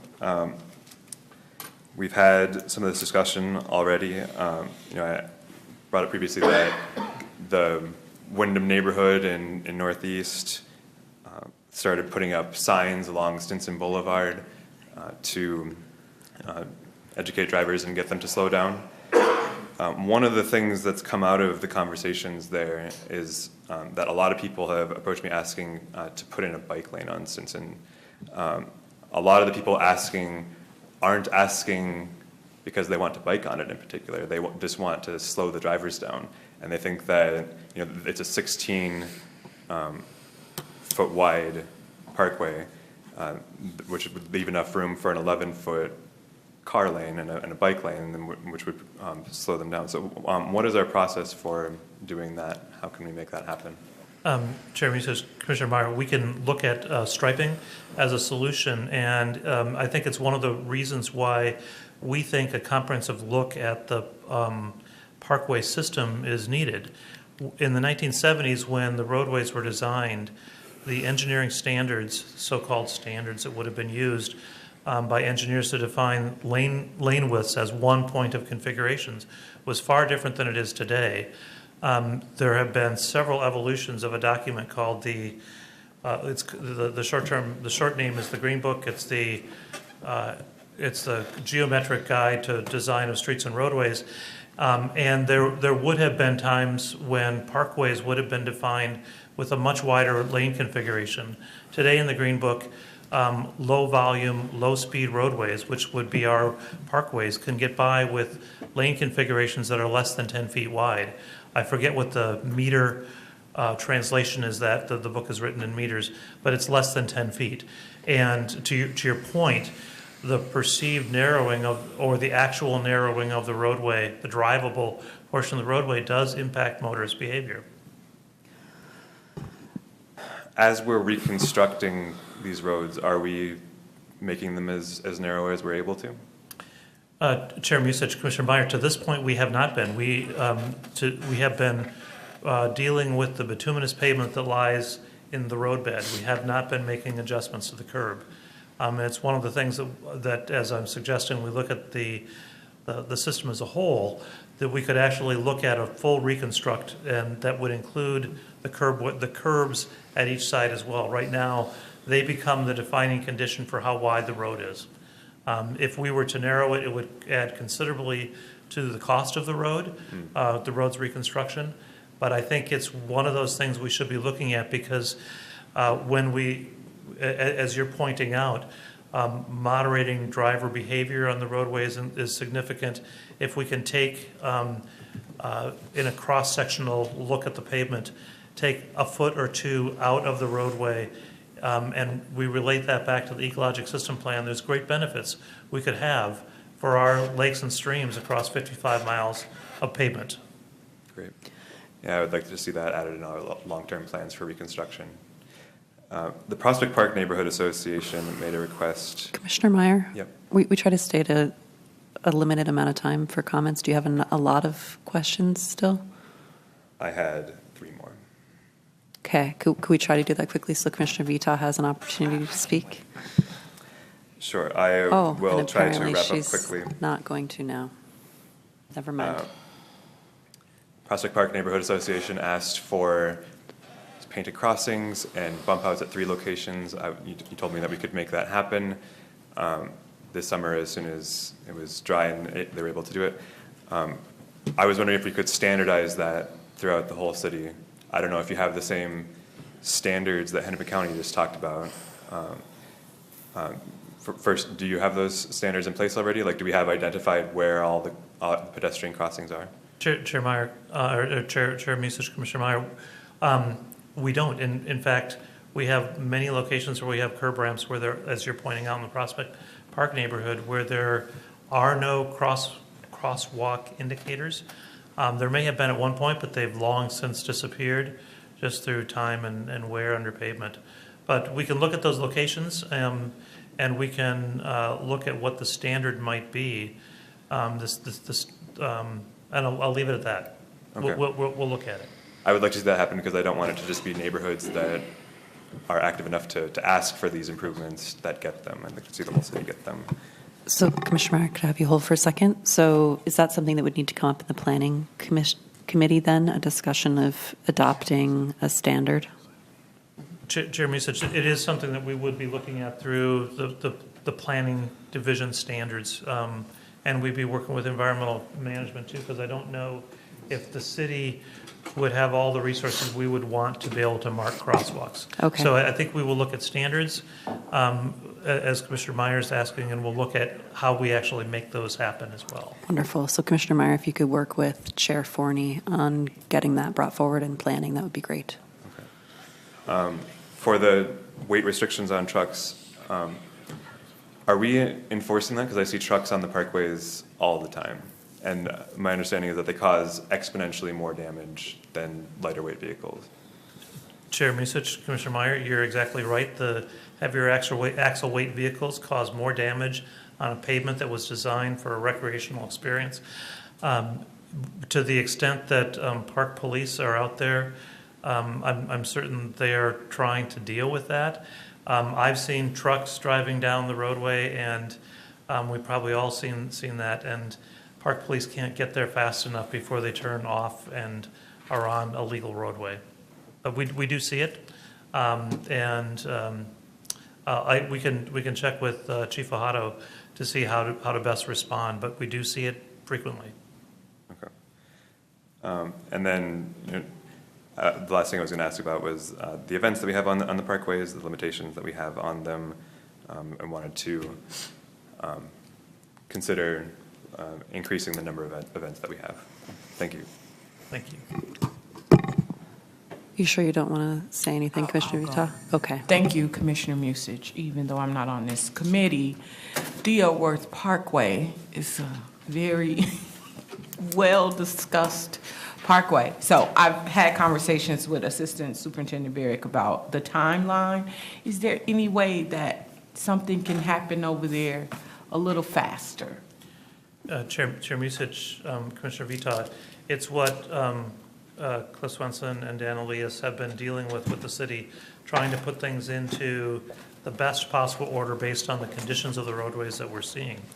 One of the things that's an interesting perhaps dilemma for city public works crews is they go out there and they see potholes, an area that's got a higher percentage of potholes. They would actually rather come back and do a stretch of mill and overlay that might be 100 or 200 feet long instead of repairing bits and pieces of potholes in that same area. They figure they can get a better result from that. And they have been doing that in places in city streets and in parkways so far. Cliff and I can go back to them and see if there are things we could be doing with Theodore Worth. But I think the nature of what we're trying to do has to recognize that we have lots of areas of failing pavement in a system that's basically 50 years old. I do appreciate that you all are going to spend time figuring out what's best for us now in these times. But it just seems like Dealworth, it got fixed a couple times this winter. You know, like the potholes were filled in, and then they're back, you know, like gigantic potholes again. And it looks dangerous. You know, it's already a parkway, so it's kind of tight, and then cars are going in both directions. And I mean, I was soaked by a car because of the water that just is like inside these potholes. I was walking, a car was swerving from another car and just soaked me with water.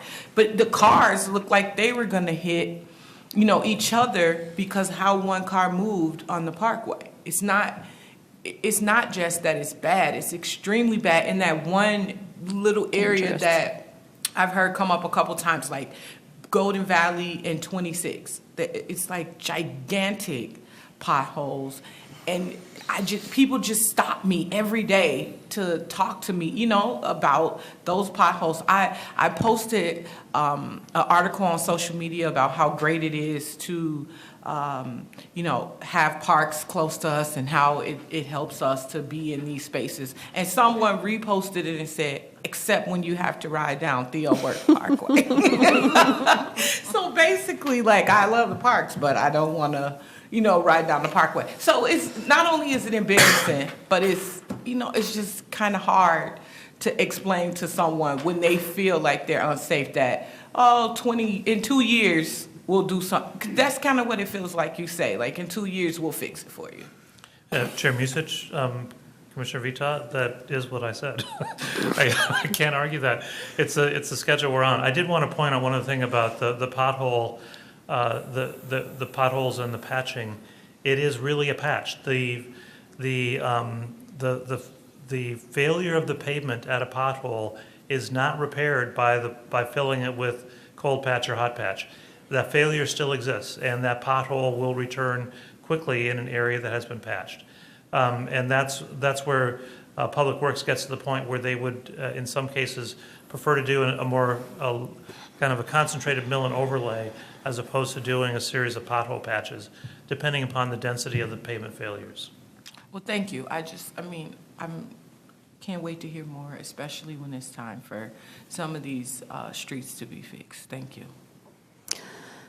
Thank you. I have a couple of questions. I'll try to be brief. My first question is actually for our communications and marketing director. I'm wondering why it is that the Parkways and Trails page doesn't have a link to subscribe to closure notices. And maybe it just wasn't included in the image we saw, but typically we would include a link to our GovDelivery subscription service to allow people to subscribe to whatever that page is about, and I did not see that on that page. We can change that tomorrow. Lovely, thank you. I appreciate that. That stretch of pavement on.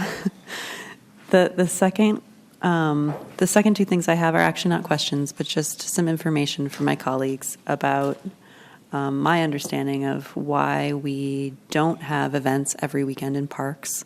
And that's primarily around the fact that we're trying to, as an institution, balance community access to a space and people's paid use of that space. So when we have events every single weekend, the people that live in the areas around that park feel that the park is no longer theirs to be used and it's just a profit tool for the park board. And so in the past, the board has tried to balance the need to have revenue to help pay for things and the desire of people to have events in park space and the desire of people that want to just be able to use the park without the hassle of having to deal with hundreds or thousands of people coming to pay to use that space. I don't know if there's support in the public for not having that. I know in my neighborhood in particular, probably not, because every time I'm out and about and there's an event going on, I'm hearing from my neighbors, oh, you rented out the park again and now we don't get to use it. So I try to help them feel a little bit better about that by helping explain the rationale behind why we do rent out the parks occasionally. But not everyone's on board with that. So I think if we are talking about changing that, we want to do extensive community outreach and engagement around it to determine the appetite for that change within the city. The other piece is about parkways and the potential of closing them to vehicular traffic. There are a number of parkways in the 5th District that are the sole point of access for people's homes. We are talking about potentially moving some of them, and even that is very upsetting to homeowners. So I think if we were to say to them, we're not going to allow you to drive to your house any longer, we would have some pretty serious pushback on that. So that was all I had. I would like to thank staff for their time. We can discuss that offline, Commissioner Meyer. At this point, I would entertain a motion to adjourn. All those in favor, please signify by saying aye. Aye. Opposed, abstentions, that motion carries. Thank you. Would reconvene the regular meeting of the Minneapolis Park and Recreation Board. Chair Vita. I would like to move resolution 2019-211, a resolution approving the fundraising agreement between the Minneapolis Park and Recreation Board and the Friends of Thomas Lowry Park, intended to support rehabilitation of the 7 Pools Fountain, a feature of Thomas Lowry Park and a part of the Minneapolis Park system. It's been moved. Is there a second? Second.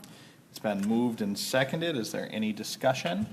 All those in favor of approving this tonight, straight out of committee, please signify by saying aye.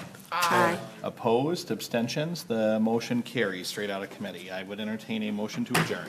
So moved. It's been moved, is there a second? Second. It's been moved and seconded. All those in favor of adjournment, please signify by saying aye. Aye. Opposed, abstentions, we are adjourned.